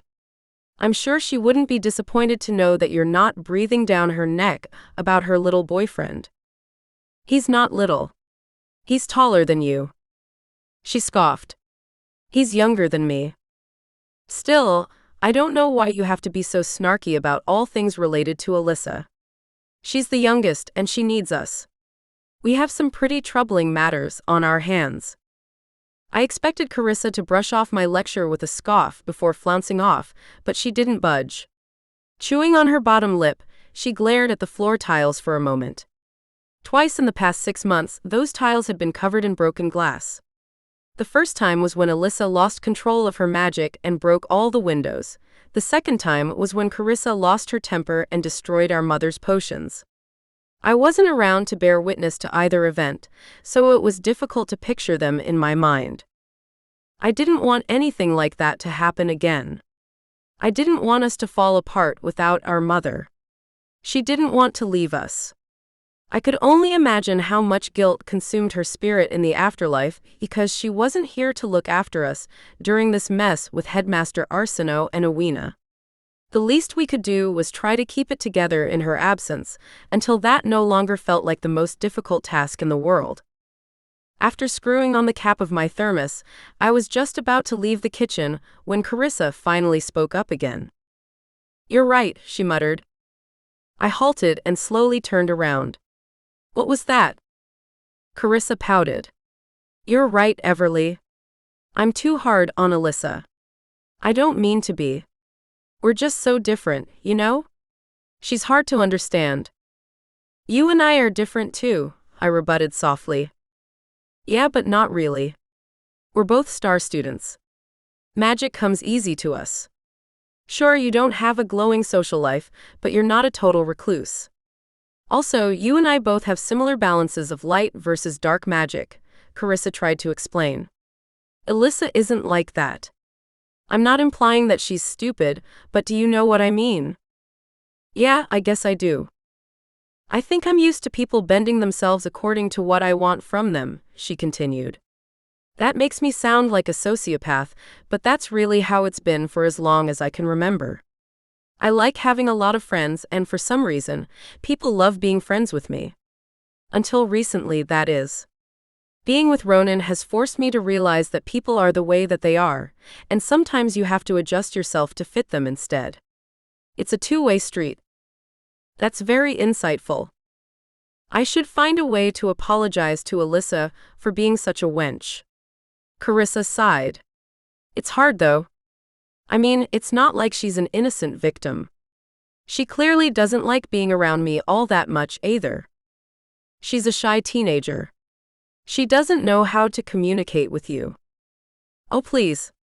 She can be confrontational when she wants to be, she sneered. Did I ever tell you about that one time she accused me of summoning a shadow to play a prank on her? Why the hell would I enslave a demon just to freak her out? That kind of magic is twisted, unreliable, and not worth my time.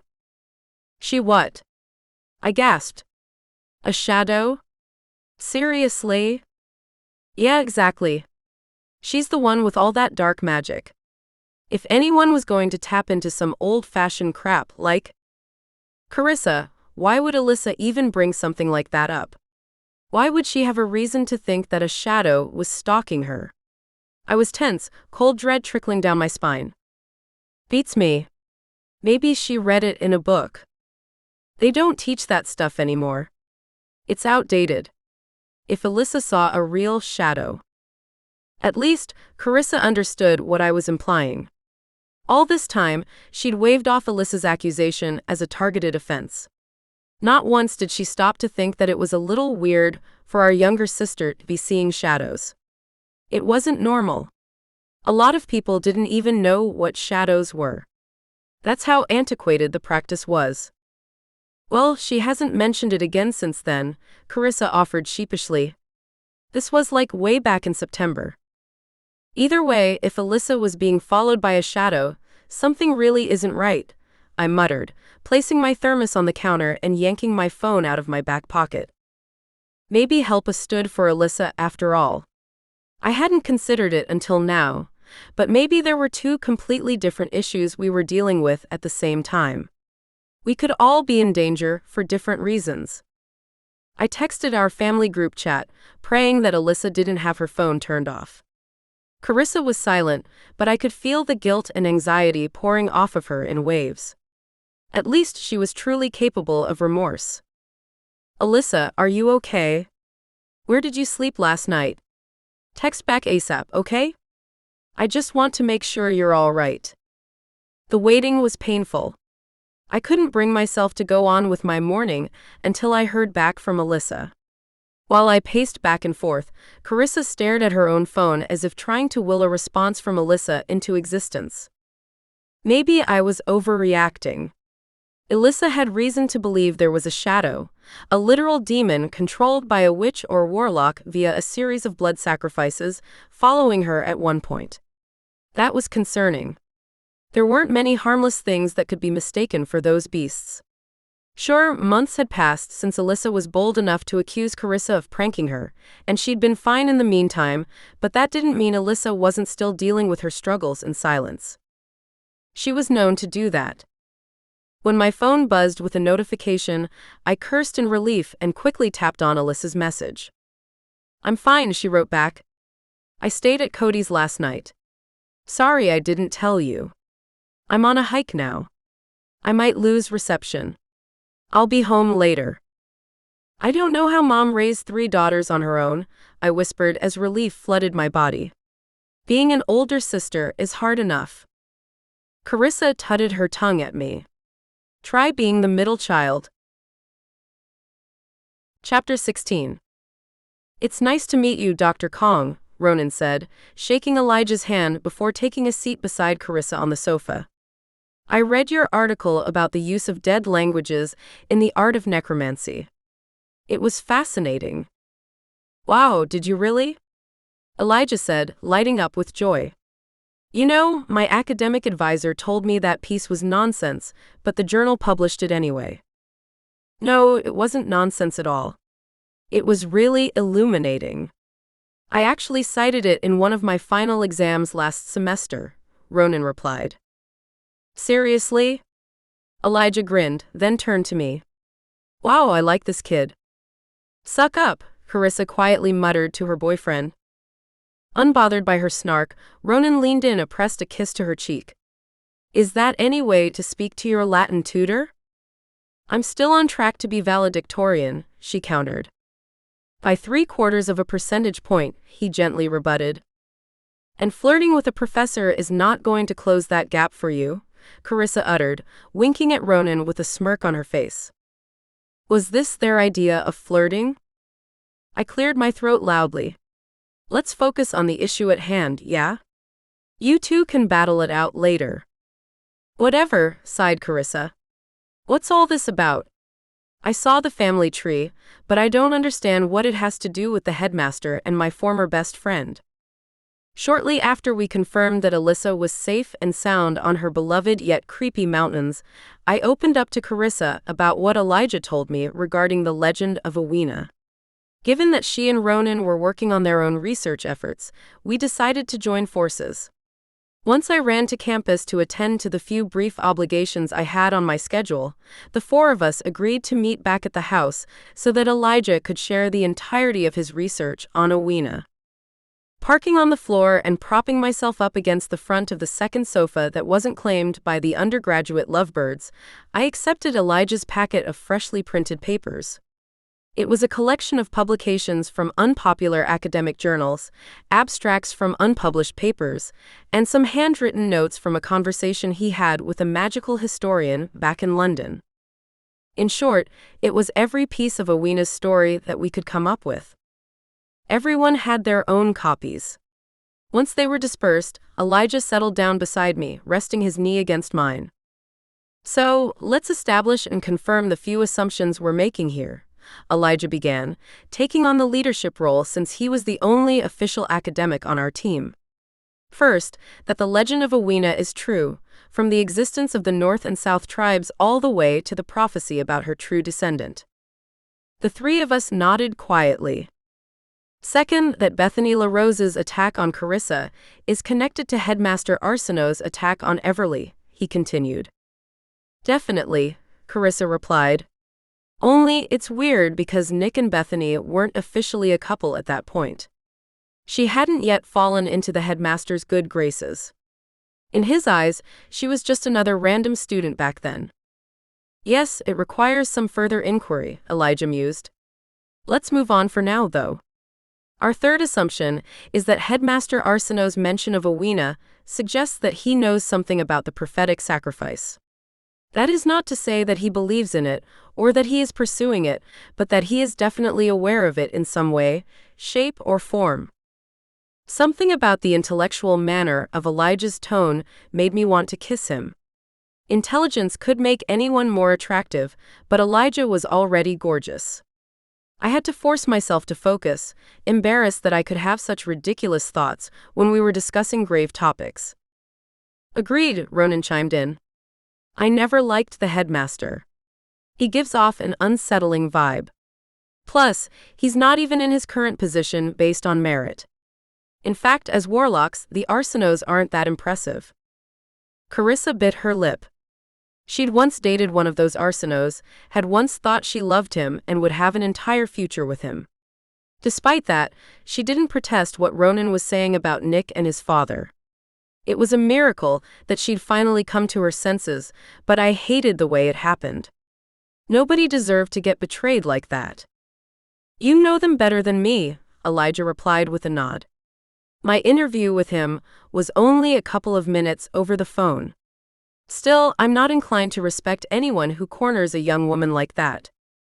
I reached out and placed my hand on his knee. The confrontation with Headmaster Arsenault in my office had been scary, but I wasn't irreparably damaged by it. All I wanted to do was make sure that nobody else had to face the same situation.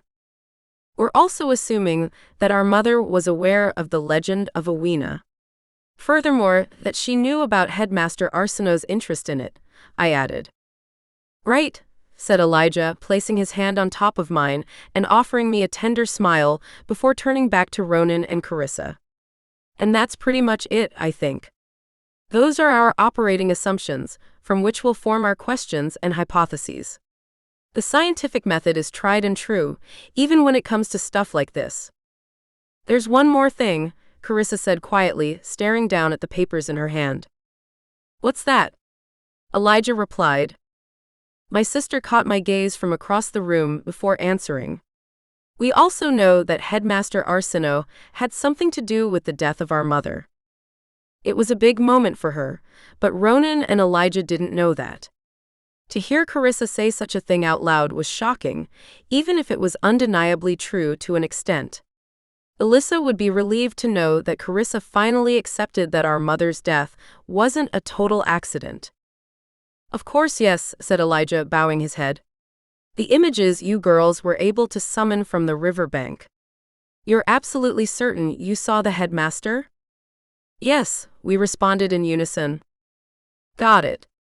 That's our fifth and final assumption then. Several beats of silence passed as the true meaning of Carissa's words sank in. I didn't want to believe that Headmaster Arsino caused my mother's death. More than anything, I wanted to know that there was a reasonable explanation for him being there that same night. To think that he was capable of something like that turned my stomach. He'd known my mother since they were kids. They'd never particularly liked each other, but still. How could you do something like that to a person you grew up with? More than that, why? Ronan was the first one to speak up. I have a question. What is it? I replied. What's the level of urgency on all of this? He asked. Like, how freaked out should we be? I frowned. I wasn't sure how to answer that, so I nodded my chin at Elijah in hopes that he would know how to respond. Elijah shrugged. It's been a few days since the headmaster confronted Everly, and I haven't noticed anything strange in the meantime. Yeah, and it looks like Nick and Bethany are acting pretty normal, Carissa added. Not that I'm keeping an eye on them, but it's kind of hard not to know all about them, given how much everybody is suddenly so obsessed. Is this what it was like when it was me and Nick dating?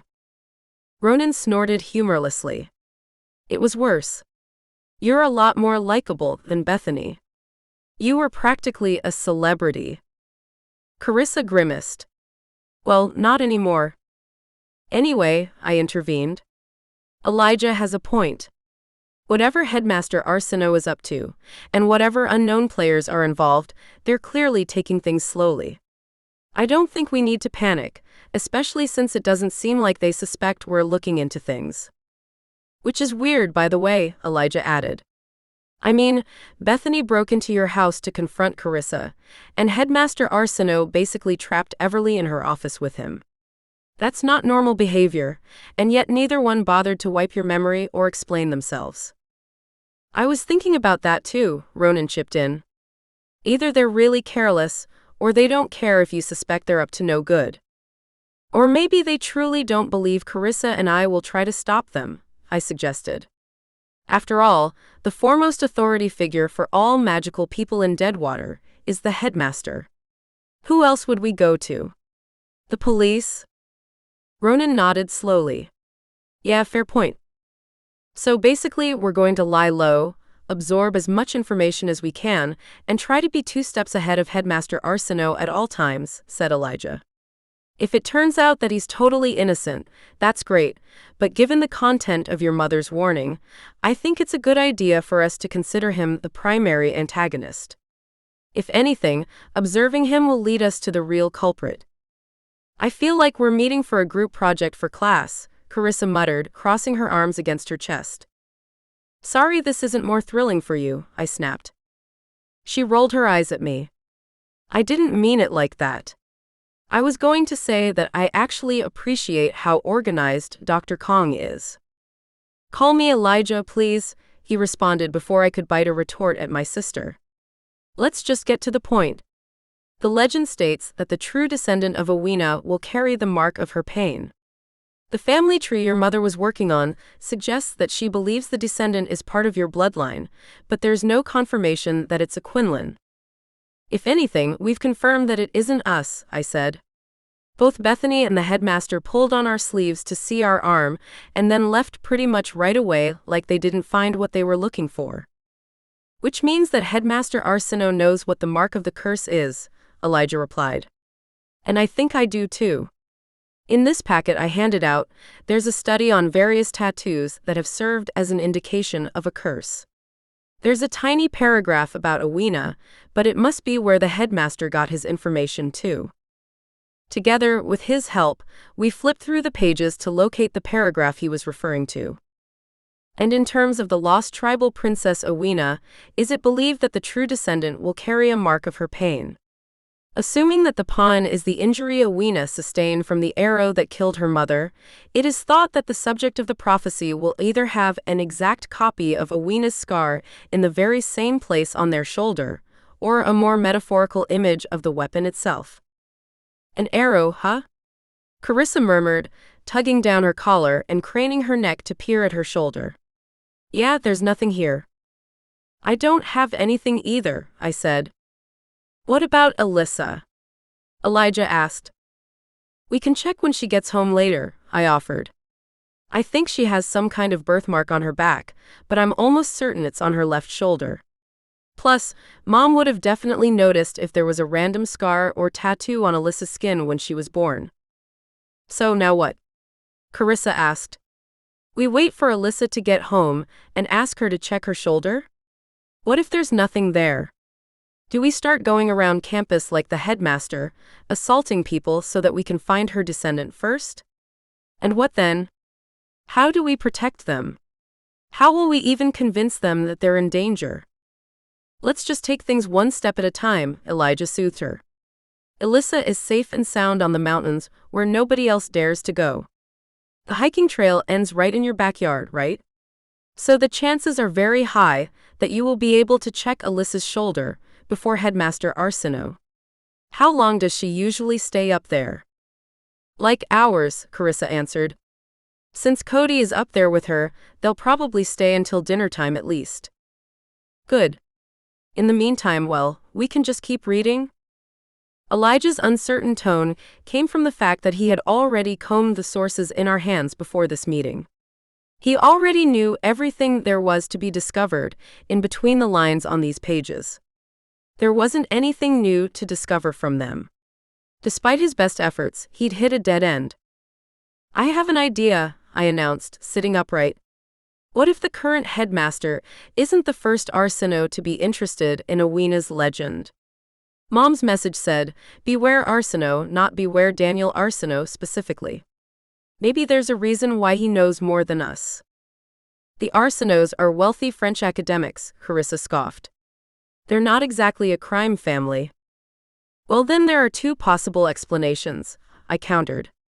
Either you're wrong, and the Arsinos have always been bad people, or there's been a demon or rogue shadow or something dark haunting them for generations. There's only one way to find out. Carissa groaned and Ronan sighed. Elijah was confused. What are you talking about? The school archives, I explained. All the historical documentation dating back to the opening of Arsino University is there. But you need the headmaster's written approval to access that dusty nonsense, Carissa protested. It's just that special and precious. Maybe so, but Headmaster Arsino doesn't wear the title of the university's official archivist. That belongs to Dr. Vetiver. Okay, Anne. Carissa pressed. And I happen to be very good friends with Dr. Vetiver's teaching assistant. Her name is Jasmine, and I can bet she has a key to the basement archives. Apparently, Dr. Vetiver doesn't like running his own errands. She fetches things for him all the time. Ronan shifted nervously. You think she'll just give you the key, though? Couldn't that get her in a lot of trouble? Jas deals in gossip, I explained. Recalling the last conversation I had with my fellow doctoral candidate, I glanced at Elijah. I think I have the perfect news to butter her up and put her in a generous mood. Chapter 17. No way, Jasmine hissed, eyes bright with intrigue in the dimly lit lab. Yes, it's true, I replied with a wink. You can't tell anybody yet, though.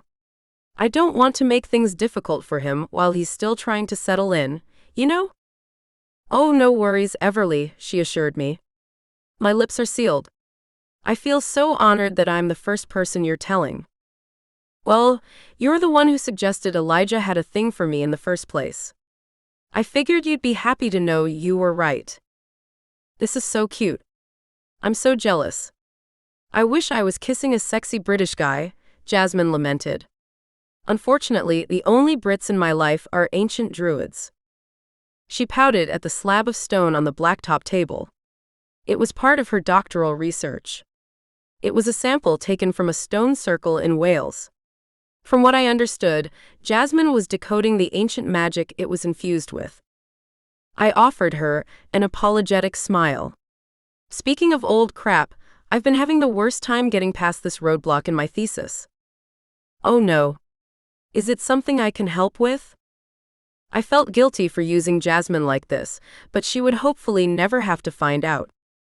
Well, I was thinking that I can hardly discuss the immigration patterns of the 19th and 20th century magical peoples without a chapter on the Arsinoe family, I began, grateful that I wasn't technically lying. I've been waiting for the headmaster's approval to dig into the archives for weeks, but he's so busy that he still hasn't gotten back to me. Really? I can just give you Dr. Vetiver's key, Jasmine offered without hesitation. He's the school archivist, after all. Not that he ever goes down to the basement for anything. He always makes me do it. It was just as I suspected. One thing you could always count on was graduate students being treated like personal assistants by their academic advisors. I bit my lip, hoping I looked convincingly hesitant enough to hide the rush of victory flowing through me. Are you sure? You won't get in trouble for it, will you? Jasmine shrugged, totally unbothered. It's fine. I trust you. Just be subtle about it. It's not like the archives are completely off limits. Anyway, who knows how long it'll take the headmaster to approve your request. It's probably buried under a stack of letters from world leaders and other ridiculously rich warlocks. Right? I muttered, forcing out a casual bubble of laughter as Jasmine hopped down from her stool and started rummaging around in her bag. She said she trusted me, but I was lying to her face. Jasmine had never done anything wrong to me. She was clearly ready to offer me assistance at the drop of a hat. It wasn't like I was betraying her in a way that would have irreparable consequences, but I still didn't like having to be dishonest. But it was for a good cause.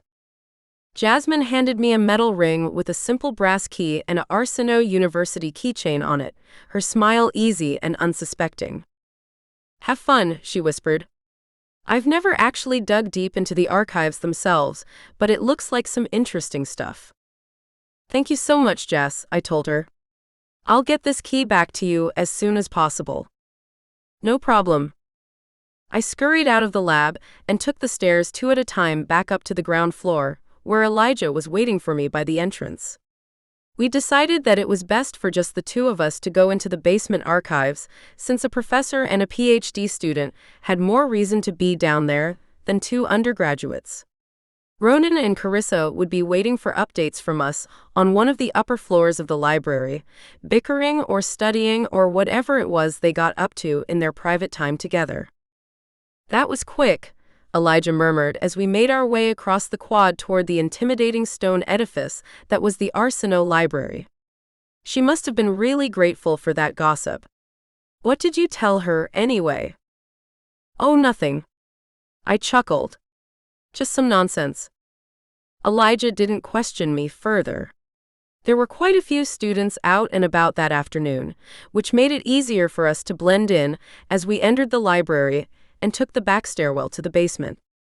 There were a few shelves down there stuffed with overflow from the floors above, but most of the space was occupied by dark storage rooms, a couple of empty administrative offices, and piles of unmarked cardboard boxes. There wasn't another soul. Whoever worked in the sad, windowless offices had already gone home for the day, and no other students were keen to get their hands on the school's historical archives. We reached the plain wooden door marking the entrance to the exclusive materials without incident. Remembering Jasmine's simple instructions just before we parted ways, I placed the key into the lock and spoke the school's Latin motto, with a trickle of magic as if I was casting a spell. In venire lucem. When I turned the key, the lock gave way easily, and the door swung open. It was an interesting security system, more symbolic than impenetrable. But just like Jasmine said, the archives weren't off-limits. They simply required a few extra hoops to jump through. Elijah and I shuffled inside, shutting the door behind us. I fumbled for the light switch and flicked it on. I didn't know what I was expecting, but cluttered shelves and old boxes pushed up against the cement walls weren't what I was expecting. Despite the fact that Headmaster Arsino played gatekeeper to the artifacts that represented the founding of this famous institution, it was hardly a museum down here. That's an interesting choice of words. In venire lucem. Find the light, Elijah murmured as we wandered timidly around the small space. I kept expecting something to leap out at me from the shadows, but the archive room was utterly empty. Who wrote it? George Arsino himself, I'm assuming. Why? No reason. It's just that it's ripe with vague metaphors. I wonder what his thought process was. Well, maybe he explained himself. I sighed, finally locating what I had only ever heard descriptions of before. A series of leather-bound journals lined up on one of the shelves in the corner of the room.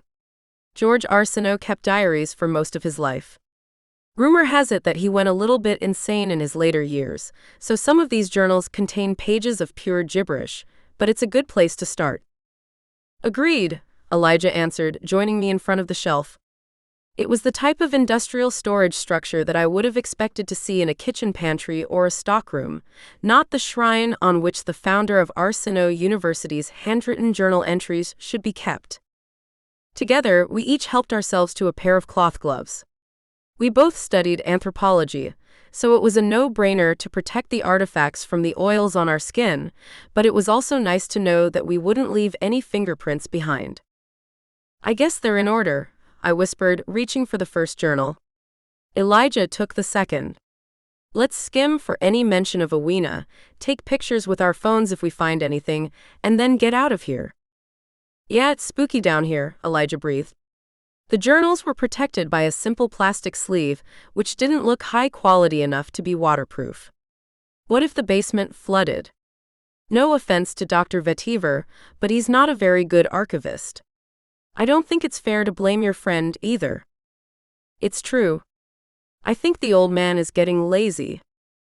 We started reading without another word. That was the thing about Elijah, a small detail that I'd forgotten about. That summer in London, we weren't just young lovers, but also partners at the same museum internship.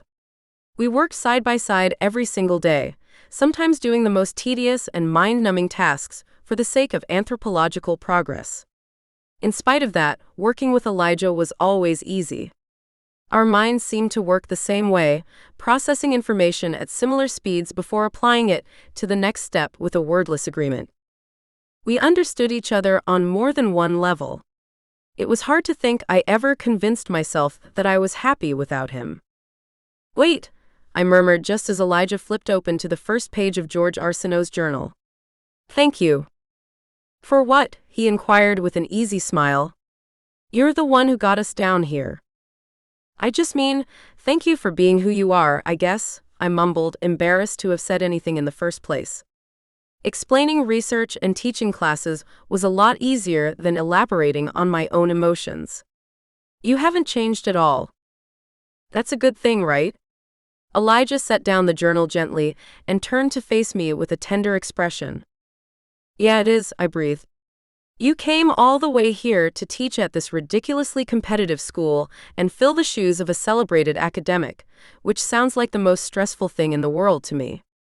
But you took it all in stride, and you were so kind to me even when I was a jerk. Everly, you weren't a... And now you're here with me in this glorified closet, probably breathing live mold spores into your lungs as I speak because you care enough about me to follow this ridiculous fairy tale to wherever it's leading us. Do you know how amazing you are? Elijah's lips were parted in awe. It took him several moments to snap out of his daze, though I could barely tell what emotions were brewing behind his deep brown eyes. Me? He laughed. Do you know how amazing you are? I'm here because of you, because you're unapologetically fearless. Because being near you feels like basking in sunlight. You make me feel so alive, Everly. I don't even think I realized that until I saw you again and noticed how dull my life has been for the past 3 years without you in it. It was my turn to be speechless. Once again, our thoughts and emotions were totally aligned. Elijah carried on, wrapping his arms around my waist and pulling me close against him. Anyway, this is some seriously dark stuff we're dealing with. What kind of gentleman would I be if I didn't help you and your sisters battle a mysterious and convoluted source of evil? How chivalrous.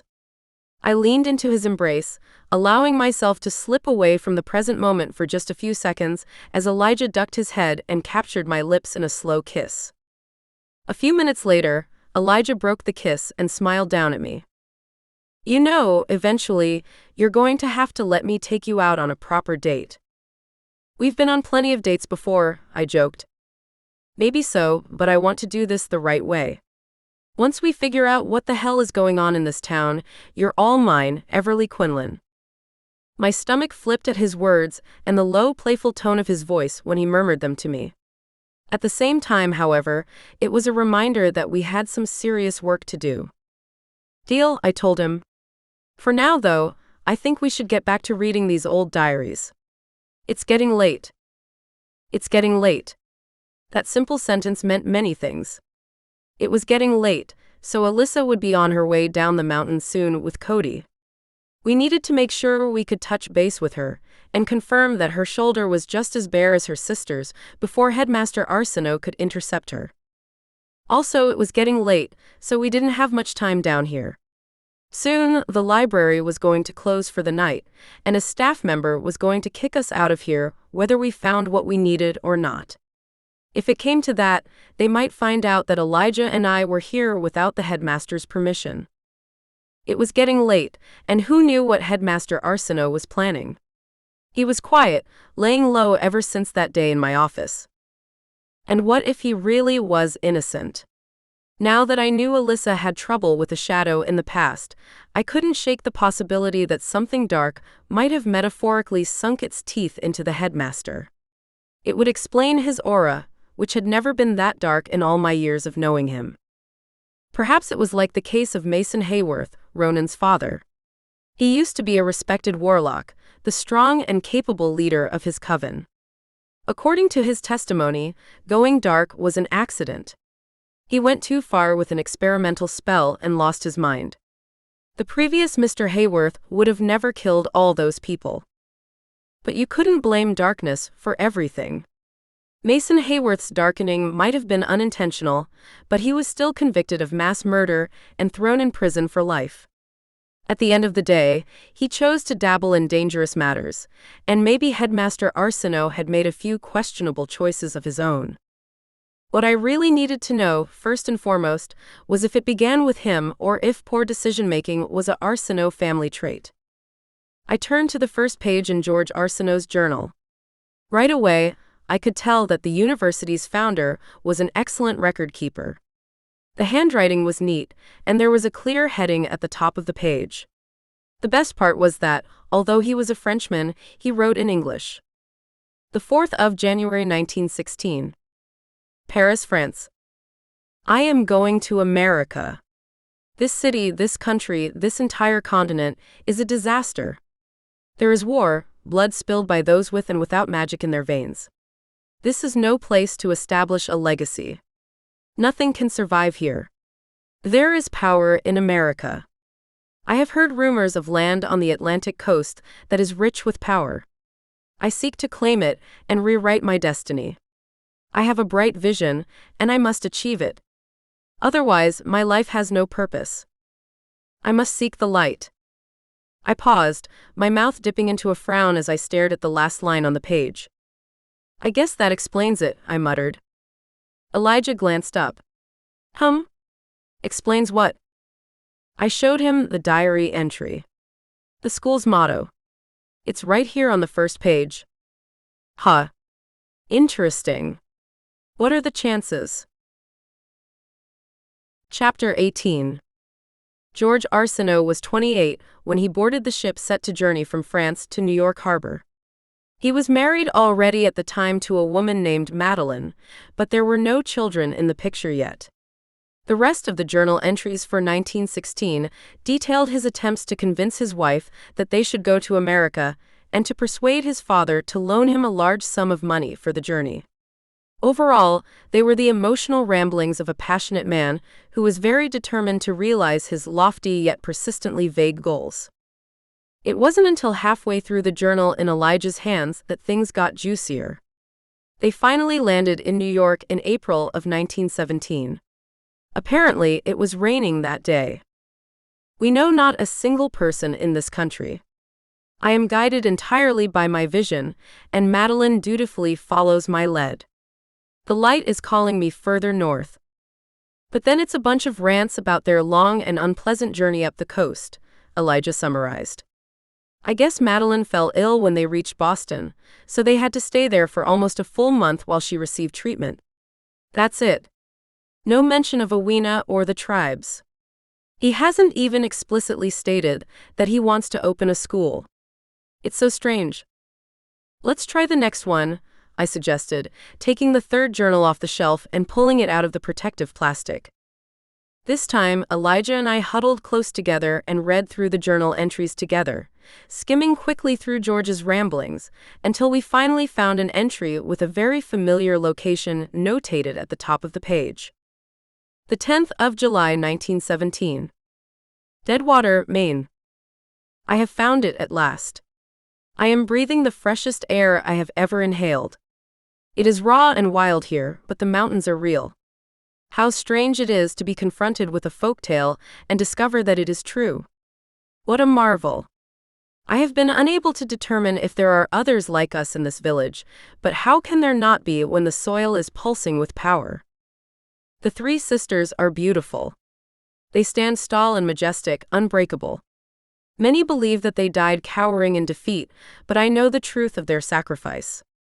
Their power will be mine if only I can find the key. I must go to the mountains and ponder my next steps. Oh, how their darkness terrifies and delights me. The key. Elijah whispered. That's as close to a reference as Owena as I've seen so far. There are a few more entries left, I said. Let's keep reading. The 12th of July 1917. Deadwater, Maine. Madeline is pregnant. I am overjoyed. We will have a beautiful family, and I will create a legacy that will span for generations. The key is out there somewhere. If these powerful mountains exist, then so does she. However, now that I have received the wonderful news that I am going to be a father, I cannot travel in search of what I am so desperate to acquire. I need the light to come to me. But how? The 13th of July 1917. Deadwater, Maine. I have just run to the summit of the tallest of the three sisters, spurred on by pure inspiration. I have an idea. A school. A college, in fact. It will be intended solely for warlocks and witches too, for women also deserve the right to be educated in this modern era.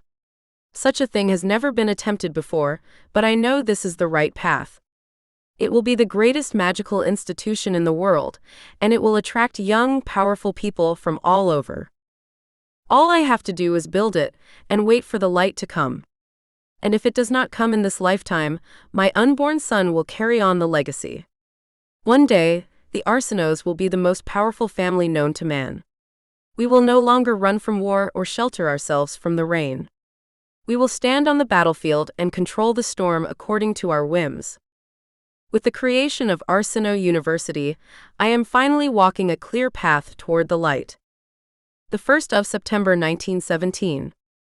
Arsenault University. Rome was not built in a day, but a dream can come to fruition when you have magic on your side. Today is the first day of school.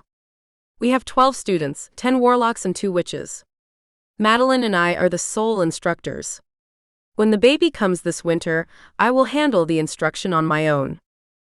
None of our students have brought the light I seek, but I will inspire them to help me draw it here. It will come. As the story goes, she cannot escape the mountains forever. She will always hear the call of her homeland. I shivered as we finished the last diary entry in the journal. I had dreaded this from the start. My suspicions were true. There was more to this entire situation than the whims of our current headmaster, the fourth generation of Arsinoe men, to lord over this school. This was a plot that was over a century in the making. Everly, Elijah said in an anxious tone as he replaced the protective film and slid the journal back into place on the shelf. I just realized. What? We're looking for a mention of Awena's name, but perhaps George Arsinoe was smarter than that. He didn't want anybody else to catch on to what he was doing because he wanted the three sisters' dark magic all for himself. He's using a code. Realization dawned on me. Seek the light. That phrase is so important to him, so integral to the initial purpose of this school, that he made it the motto. Only light isn't a pretentious metaphor for knowledge or truth like most people think it is. Elijah nodded slowly. The nomadic tribe that took Awena in named her that because she arrived with the dawn. According to the indigenous origins of the name, Awena means sunrise. Sunrise? Light. Of course, I gasped. He was seeking her. All these poetic and long-winded entries aren't about a man who craves enlightenment. This so-called family legacy of his was always based on the desire to complete the sacrifice. This is insane, he whispered, eyes wide. It's all a lie. The world sees George Arsinoe as a hero among men, an educational pioneer. They thought he built this school to improve magical society and help young people be better magicians. Yet, according to these journals, Arsinoe University was founded in order to attract the right witch or warlock to kill. Witch? Ha. It's a witch. Awena's true descendant is a woman, I said. He kept using feminine pronouns. He must have figured out somehow that the alleged chosen one would be a female. Then why not build an all-girls school? It wouldn't grow big enough if he restricted it based on gender. You're right, Elijah admitted. It's astounding to me that nobody else has discovered the truth about this place. I mean, the journals are right here. I shook my head. No, exactly. That's why he used the code LIGHT. If nobody knows about Awena, nobody would suspect that George Arsinoe was anything other than a man who valued knowledge above all else. That explains why it's so hard to find out anything about her, he groaned. The success of this school made him so influential that he could basically erase Awena from history. He was gatekeeping the curse from everyone but his own bloodline. He obviously never found the descendant, though, I added. Those mountains are still pulsing with darkness, and I think someone would notice if Arsinoe suddenly soaked it all up in the past century. I think we should text Ronan and Carissa, Elijah said. It's dark out now. Your sister is probably home by now, right? She really needs to be brought up to speed. She'll be okay as long as she stays inside the house. We put a protection charm on it after Bethany's break-in. I don't know if we'll get another chance to come down here anytime soon. We should go through the rest of these journals. Elijah chewed his lip thoughtfully for a moment, then finally agreed with me by offering me a small nod. He retrieved the fourth journal from the shelf, both of us shooting a nervous glance at the door and the clock that hung over it before turning our attention back to the past. Wait a minute, he mumbled, furrowing his brow at the first entry. That's not right. I thought they were in sequential order. Sure enough, the next diary entry by George Arsinoe was dated for the 23rd of February in 1924. It was a single sentence stating that it was his son Edward's 6th birthday. More than 6 years had passed between this journal and the next. Flipping through the next few entries, we learned that Madeline Arsinoe also gave birth to a daughter during that span of time, and that the number of students at the school had gone from 12 to 93. There was no mention of the three sisters, nor the elusive light that was Awena's true descendant. Maybe the last person who was in here didn't put them back in the right order, I said. Elijah shrugged and grabbed the next one. The first page was dated 1926, another 2 years later. The next journal after that began in 1930. George was 42, and his eldest son Edward was 12. The entries were shorter, the handwriting less tidy. It was likely that the tremendous growth of Arsinoe University led to George being too busy to record his life like he used to, but that seemed too simplistic of an explanation. The seventh journal on the shelf started in 1934. Little Edward Arsinoe, the second headmaster of the university, was 16. However, it didn't sound like he was as willing to accept the family legacy as George hoped he would be. My eldest is an incurable skeptic. He fears the mountains and claims they should be avoided. Edward does not understand that there is nothing to fear when the light is out there. I tell him he must seek it alongside me, but he doesn't understand. A few pages later, in a scrawl so untidy that I was certain George was drunk while writing it, he continued to lament Edward's failings. How can I entrust this treasure to him? He does not understand the lengths I have gone to for this family. If only his sister Helen could be the next headmistress, but I am afraid she is barely a witch at all. Her powers are shamefully weak. That's a bit harsh, Elijah remarked. In the next journal, George Arsinoe became even more incoherent.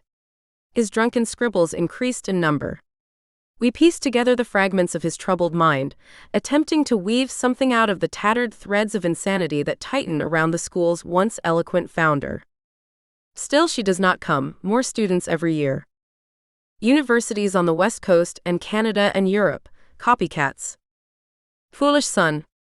I curse Madeline for not giving me a second. The light, the light, the light. By the time we got to the last journal, it was 1946. The elegant cursive had morphed into childish block letters drawn with an unsteady hand. The rumors were true, George really did lose his mind. Nothing made sense. Full sentences were replaced with disturbing drawings of beasts shrouded in shadows, dark blood dripping from claws and fangs, and jagged arrows piercing mangled hearts. Wait a second, I told Elijah, taking out my phone and typing something into the search engine. As soon as the results loaded, I confirmed my suspicions and showed him the screen. See? 1946. That's when Edward Arsinoe became the next headmaster. Then George died in 1948, at just 60 years old. How did he die? A heart attack, it says. Alcoholism and madness, in other words, he replied grimly. And Edward was apparently a non-believer, so he wouldn't have passed the secret Arsinoe legacy on to his son, who would be the next headmaster. What was his name? Charles Arsinoe, I answered. Nick's grandfather. He died when I was a freshman. It was shocking, actually, because he was always so energetic and seemed so healthy. He died in his sleep, a cardiac arrhythmia, I think. So, heart problems run in the family. Among other things. I guess so. Was he anything like the current headmaster? I tried to recall what little I had witnessed of the former Arsinoe in charge. He'd been the headmaster when my mother was still a student, and I was under the impression that she actually liked him. Or at least, she hated him a lot less than she hated his son. From what I remembered, he was always very friendly. Charles Arsinoe was an expert in elemental magic, and barely an ounce of darkness in him. I think George was right to assume that Edward wouldn't pass on the legacy, was my response after a minute of reflection. We don't know for sure, but neither he nor his son Charles seemed to believe there was any deeper meaning to the school's motto. But if that's the case, then how did Daniel, our headmaster Arsinoe, find out about it? Elijah lined the journals back up on the shelf where they belonged, tidying up our little mess while I paced back and forth. He must have found his great-grandfather's diaries and then connected the dots about Owena and the curse, he said. It's odd that there was an entire 6-year period where George didn't write anything, though. What if he did write during those years? I rebutted. Nobody is allowed to remove anything from the archives, it has to stay inside the library. But the headmaster is kind of above the law, if you consider the fact that it's not just a historical artifact, but also his great-grandfather's old possessions. I bet there are journals from that time, especially since George's sanity was still intact back then, but Headmaster Arsenault took them for himself. Meaning that those journals probably got more specific, Elijah continued, feeding off my rambling theories with equal fervor. Maybe they actually named Awena. Maybe there's some kind of manual, a set of clear instructions for what to do if the descendant of Awena ever shows up. My stomach turned at the thought of what an instruction manual like that might say. How to drag an innocent person to a mountaintop and kill them, step 1. Something like that, I assumed. God, this is so twisted, I moaned. Maybe we should head back to your place. No, I told him. I'll have Carissa and Ronan go meet Alyssa at the house. You and I need to track down the headmaster. And do what? I don't know, but nobody's seen him in days, and I would feel a lot better if I could at least get my eyes on him from afar to confirm he hasn't kidnapped a random student already. Right, Elijah breathed. Lead the way. Chapter 19. It was 6:30 by the time Elijah and I arrived on the ground floor of the library, Jasmine's key tucked in my pocket, and the staff none the wiser. I sent off a quick text to Carissa, informing her that I didn't have time to explain, but she needed to get home to Alyssa as soon as possible. So much for our earlier assumption that we weren't operating on a sense of urgency. What's the game plan?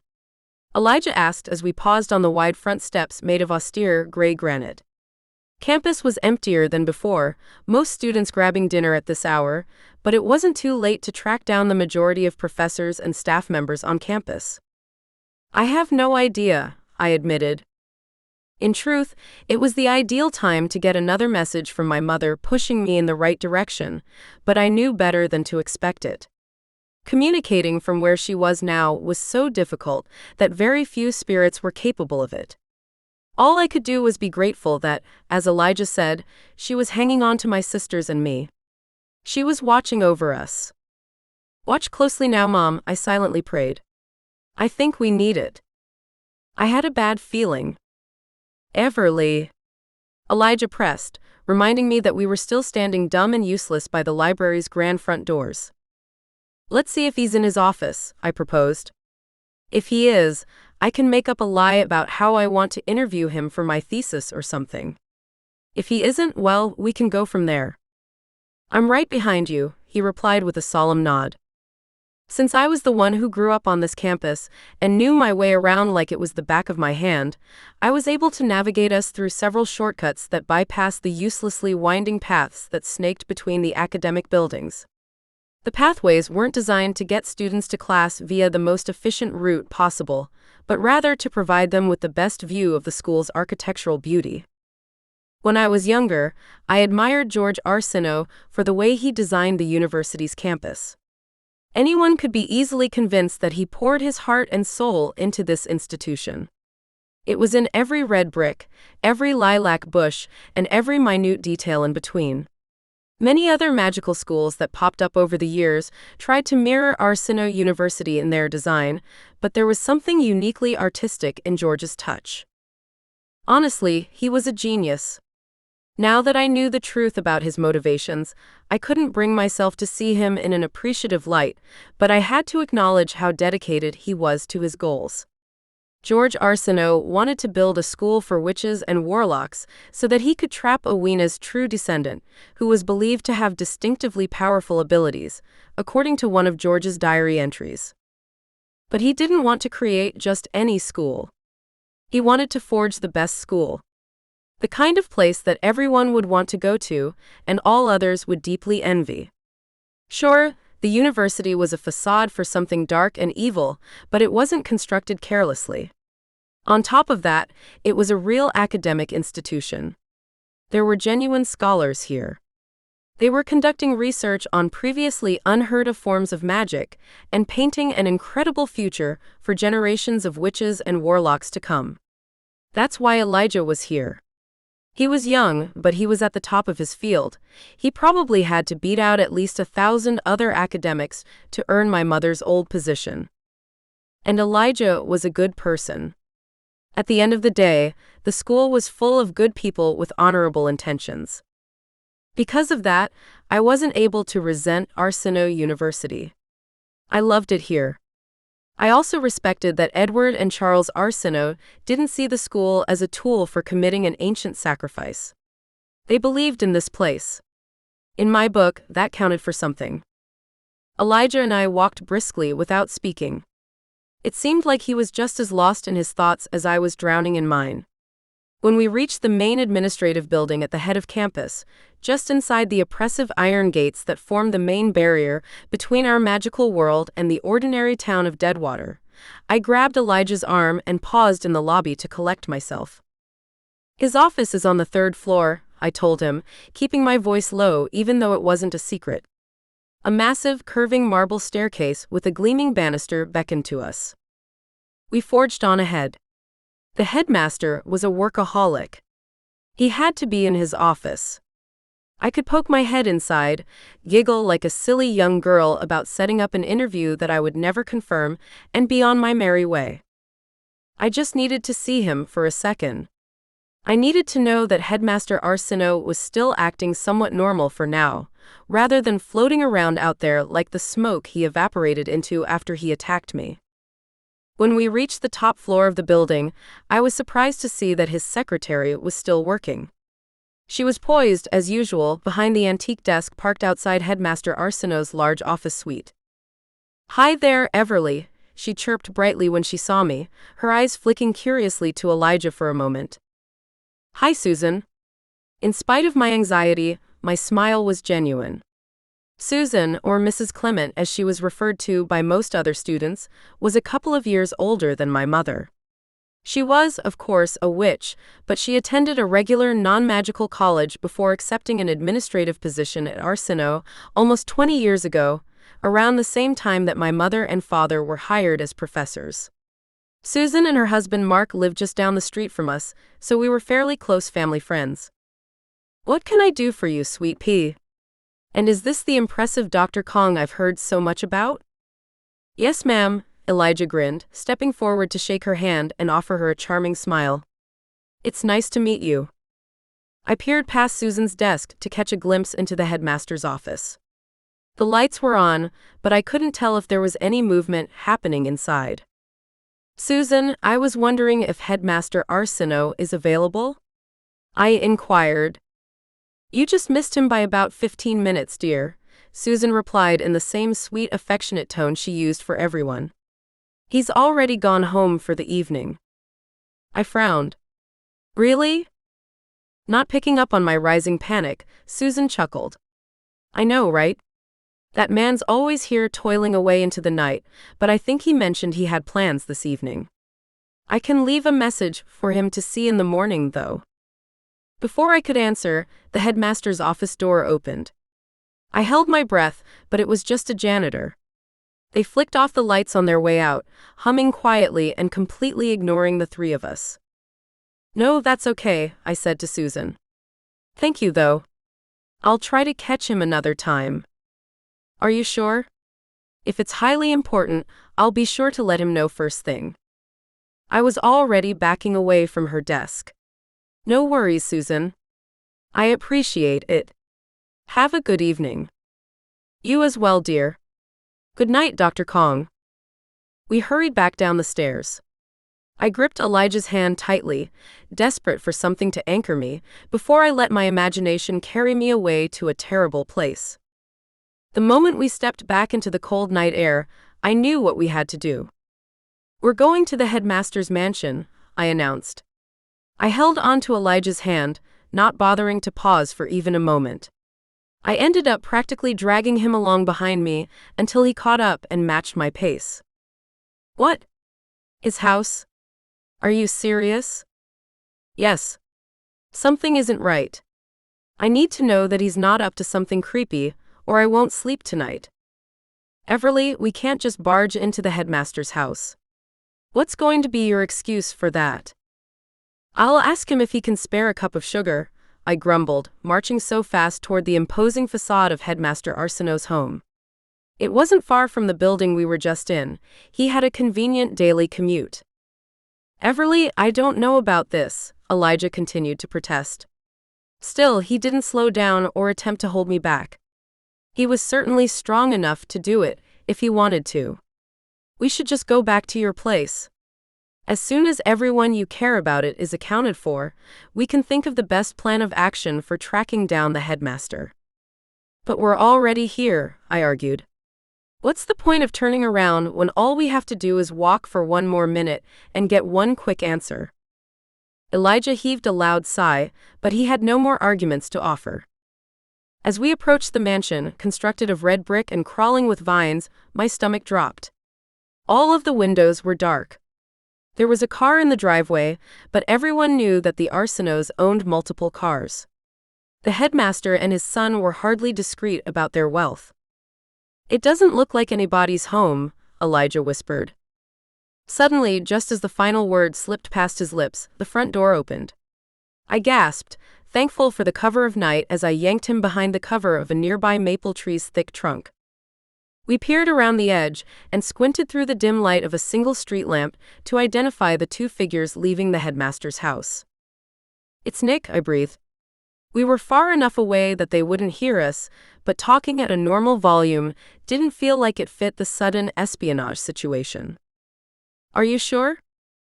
Absolutely. Nick looked nothing like his father other than the fact that they were both very tall.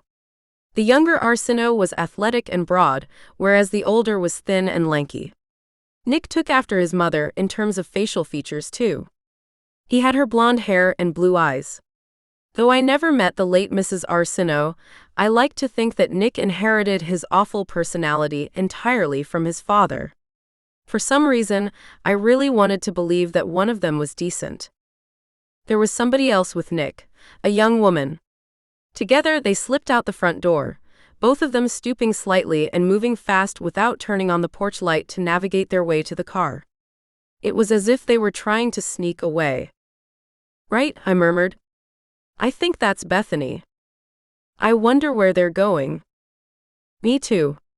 I don't think Headmaster Arsenault is hiding away in that dark house, though. We've hit a dead end. Elijah watched as Nick climbed into the driver's seat. They moved quickly, the engine humming to life before Bethany had the passenger door closed. Before we knew it, they were backing out of the driveway and heading to the gates. They were leaving campus. We could always go on a high-speed car chase, Elijah suggested lightly. I sighed and sank back against the trunk. The adrenaline poured out of me, leaving behind nothing but a squirming mess of foolishness and shame. What did I think I was doing? What was I hoping to accomplish by hunting down the headmaster under the cover of darkness? Even if I managed to lay eyes on him, it wasn't like there would be a flashing sign over his head declaring that he'd found the descendant of Owena and was on his way to slaughter her.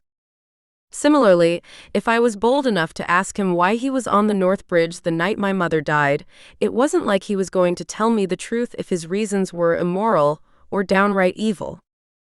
I knew better than that. Headmaster Arsenault was a charming, suave man. He could talk his way easily through a crowd and turn them into admirers within seconds. It wasn't like Elijah's magnetism, which was pure and endearing, but it was just as difficult to resist. If the headmaster lied to my face, I wasn't sure I'd be able to tell. I'm so stupid, I moaned quietly, closing my eyes and pinching the bridge of my nose. Hey, don't say that. Don't call my girlfriend stupid, Elijah murmured, smoothing my tangled hair back from my face. I snorted at his lame joke. Let's just regroup, relax, and think very calmly about what our next course of action should be. When did you get so mature and capable? I replied with a pout. Elijah opened his mouth to respond, likely with another gentle attempt to lighten the mood, but then my phone started buzzing loudly with an incoming call. With a shaking hand, I dug into my coat pocket and retrieved it. It was Carissa. It had been a while since my last text to her. She was probably going out of her mind with impatience by that point, wondering why Elijah and I uncovered down in the archives. Hi, Carissa, I answered. Sorry, we were just. Everly, Carissa hissed before I could finish offering an excuse. Her tone was dense with panic. Instantly, my blood ran cold. Elijah caught the change in my demeanor immediately and leaned down to better hear what was being said on the other end of the line. What's wrong? I asked. Because that was exactly it, something was wrong. Very wrong. Everly, Carissa replied after a shaky inhale. It's Alyssa. Chapter 20. Alyssa? What about Alyssa? What's happening? I couldn't move. I could barely breathe. I'd already lost my parents, if Alyssa was hurt or worse. What's going on, Everly? Came Carissa's response, her voice raw with nerves. Did you find anything in Arsino's journals?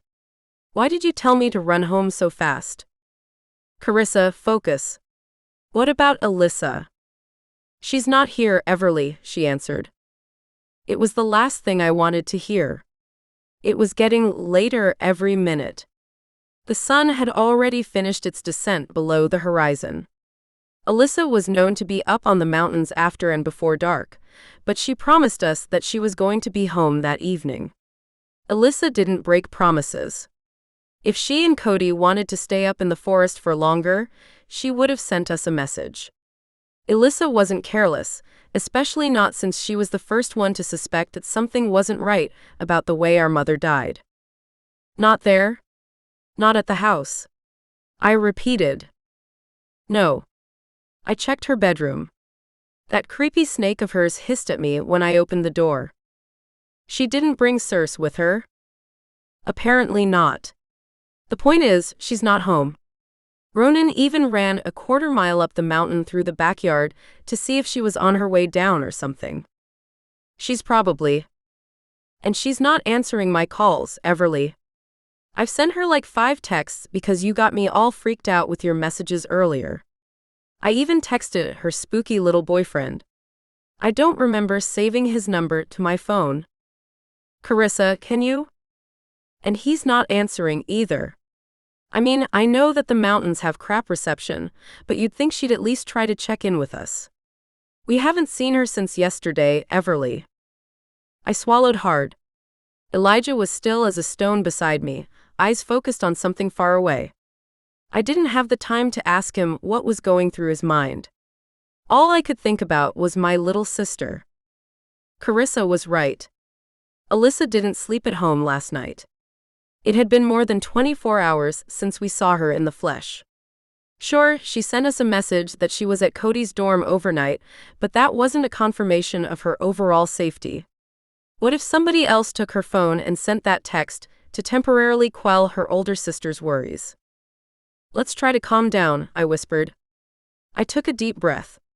How would Mom handle this situation? She would remain calm. And then she would cast a spell to locate Alyssa or something. Well, I already did that. Either I'm suddenly incapable of casting a simple locator enchantment, or Alyssa has some kind of magical block on her. I got absolutely no read on her. She's nowhere. She's definitely somewhere, I replied sternly. Everly, what if we were wrong earlier today? Carissa gasped. Remember when we were talking about her birthmark? What if it's actually on the other shoulder?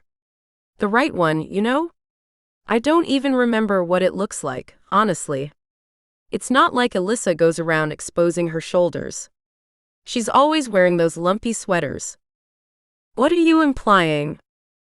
What if it's her? She whispered so quietly that I had to press the phone closer to my ear to hear her properly. It would explain why she's so obsessed with those mountains. Plus, all that dark magic inside her, the way she kept losing control of it. What if we really are part of Awena's bloodline? What if Headmaster Arsino just saved her for last because she's, well, you know, a bit magically stunted? I squeezed my eyes shut tight, willing time to reverse itself so that I never heard Carissa's words in the first place. It was too awful to imagine. More than that, I hated that it made sense. Alyssa was good enough to be accepted to Arsino University, but being Dr. Quinlan's daughter also worked in her favor. She got average grades.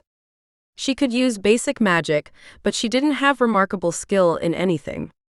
If Headmaster Arsino had been doing his own genealogy research at the same time as our mother and narrowed down Awena's bloodline to ours, it made sense that he would save Alyssa for last.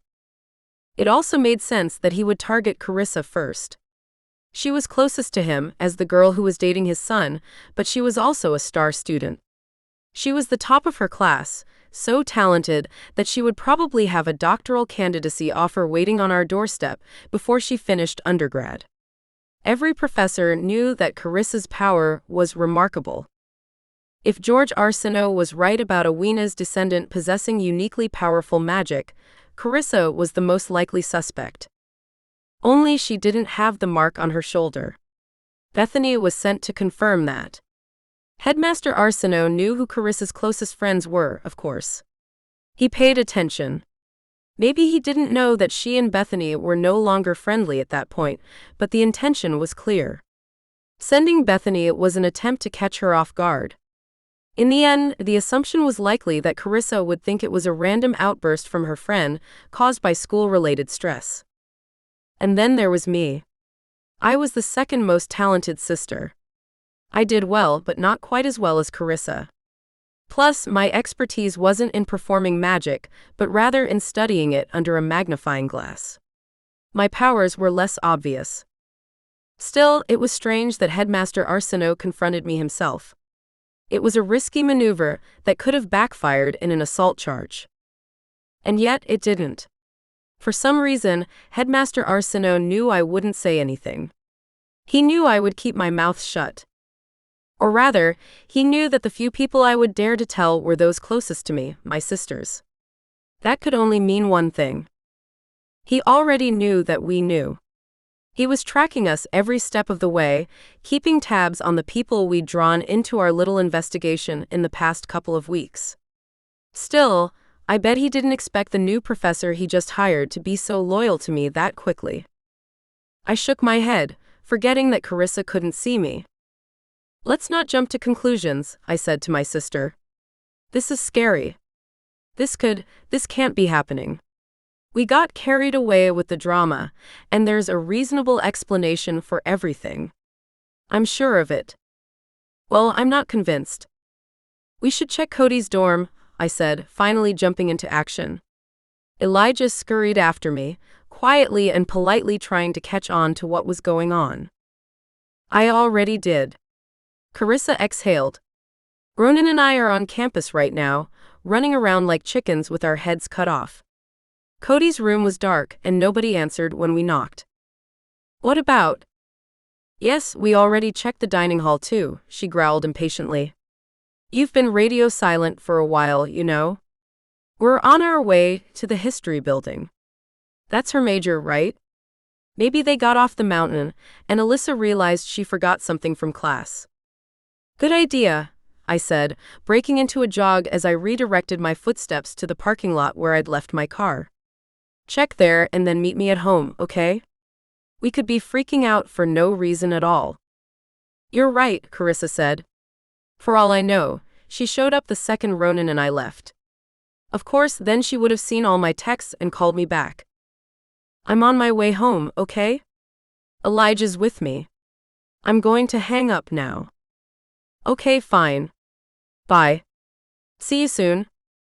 As soon as I ended the call and shoved the phone back into my pocket, I wrapped my hand around Elijah's wrist and broke into a run. "I caught about 70% of that," he exclaimed, keeping pace with me easily thanks to his long legs. "Alyssa is missing." "It seems so, but I really hope not." I couldn't say anything else until we reached my car and had clumsily stuffed ourselves inside. I was embarrassingly out of shape, fighting hard to catch my breath. It didn't help that I was worried sick, my mind so full of 1,000 horrifying scenarios that I couldn't think straight. I shoved the key into the ignition. Unwilling to wait for the engine to warm up, I tossed a wave of elemental magic in the general direction of the hood to heat it up. Just as I grabbed the gear shift, Elijah placed his hand over mine to stop me. "Everly, I need to tell you something." "What?" Can't you talk while I drive? I don't want you to be distracted when I say it, he muttered. The second I realized why Carissa was calling, I spaced out for a bit to do some minor necromancy. I was trying to reach out to your mother's spirit, but it's weak right now. She's distressed and a bit frayed at the edges, but I could tell that. What? What is it? The connection that she has to you and your sisters. It's still in place with you and Carissa, but I think even your mother has lost track of Alyssa. He didn't need to say anything else. That alone was enough to put my brain on a one-way track. Without responding, I slapped his hand away, shifted into drive, and slammed on the gas pedal. Elijah cursed under his breath, bracing himself against the door as I turned out of the lot with a little too much gusto. Luckily, the roads weren't icy. My eyes were glued to the road as I sped home, my heart hammering in my chest. According to Elijah, my mother had been watching over the three of us for months. Ever since she died, she was there. It was so subtle that none of us noticed it, but she was there. She refused to pass on and find peace because she had unfinished business where her daughter's well-being was concerned. When death forced her to let go of us, she spat in death's face and held on tight. But if she'd lost her grip on Alyssa? I didn't know what that meant, and I was too afraid to ask. Everly. Don't. I shouldn't have said anything. I'm glad you did. I'd probably never forgive you if you kept something like that from me. Elijah inhaled sharply when I sped right through a stop sign. I didn't care. I'd known that intersection for my entire life, and there were rarely any other cars sailing through it at this time of night. Plus, I was going so fast that they would have missed colliding with me anyway. Maybe you should slow down. I'm sure she's fine, I said, hands gripping the steering wheel so tightly that my knuckles were white as bone. I ignored Elijah's comment altogether. Benevolent spirits have a difficult time reaching out from the afterlife, so I bet she just loosened her grip for a minute. I bet we're going to walk into the house, and she's going to be curled up on the couch with Cody watching a movie and waiting to give me a rousing tale about how both her phone and his are completely shattered and unusable, which is why neither one of them could get back to Carissa before. Yes, that's. And then I'm going to call Carissa and tell her that there's no fire. She and Ronan can come back to the house, and we'll all relax. We can order pizza for dinner. I think we've all had a little too much stress on our plates recently, don't you? Sure, Everly. You especially. Elijah was audibly worried. This wasn't how I wanted the first few days of our relationship reprisal to go, but hopefully, he wouldn't be so turned off by my utter inability to handle pressure that he would stick around after all this was over with. I stomped on the brakes and pulled into the driveway sharply. In seconds, I had gunned the engine and ripped my seatbelt off, just barely remembering to shut the door behind me as I flung myself toward the house. Elijah was on my heels. At first, I didn't register that the door was unlocked. I barged right in, only to be met with pure darkness. All the lights were off, the way they were when nobody was home. I flipped on the nearest switch and barreled up the stairs, confirming for a second time that Alyssa's bedroom was empty. Frantic, I also checked Carissa's room and my room. I stumbled up into the attic. I poked my head into the upstairs bathroom. Nothing. Nobody. Elijah was waiting for me downstairs. He'd turned more lights on and, from the look on his face, had also conducted a useless search of his own. It's okay, I whispered. I was gasping for air, struggling to push it in and out of my lungs evenly. It's fine. Everything is okay. I pulled out my phone. Called Alyssa, but it went straight to voicemail. Then I called Cody. It rang several times before eventually rolling to voicemail too. I texted both of them, trying my best to sound calm yet stern as I demanded one of them to get back to me as soon as possible. No responses were received. I'm going to lose my mind, I muttered. Let's go back to the car and make a loop around town, Elijah suggested. Maybe they lost their phones on the mountain and they're downtown trying to borrow one from a local. If they lost their phones, they'd come right back here, I rebutted. Alyssa could get around those mountains with her eyes closed and her hands tied behind her back. Still, my legs were already carrying me back out to the porch. Despite my snark, Elijah remained right by my side. Back outside, a flicker of movement in the corner of my eye caught my attention before I could run to the car once more. There was a boy running down the street, disappearing and reappearing as he passed underneath the spaced-out streetlights. When the boy finally reached the end of the driveway, he took one look at me and screeched to a halt, bending over to brace his hands on his knees and catch his breath. "Cody," I whispered. "What are you doing here? I thought you were with Alyssa?" He shook his head, panting heavily as he explained himself. "I haven't seen her since this morning. I had a bunch of stuff to do on campus, so she said she was going for a hike and would meet up with me later. Only she hasn't answered her phone in like hours, and then this really bad feeling came over me. Like, seriously foreboding. Is she home? Is she okay?" Several moments passed before I was able to find the words to respond. "Cody, she isn't home. I don't know where she is. None of us do. She's missing." Dread clouded his expression. "I told her she should have said something to you about the birthmark." "Birthmark?" Elijah cut in. "What birthmark?" For some reason, Cody glanced up at the moon before replying. It was full that night. Ancient witches and warlocks believed that meant it was the best night of the month to cast a spell. Cody swallowed back a lump in his throat. "I think Alyssa is in trouble." I hope you've enjoyed this latest production. Don't forget to subscribe and to ring the bell to be notified of new releases.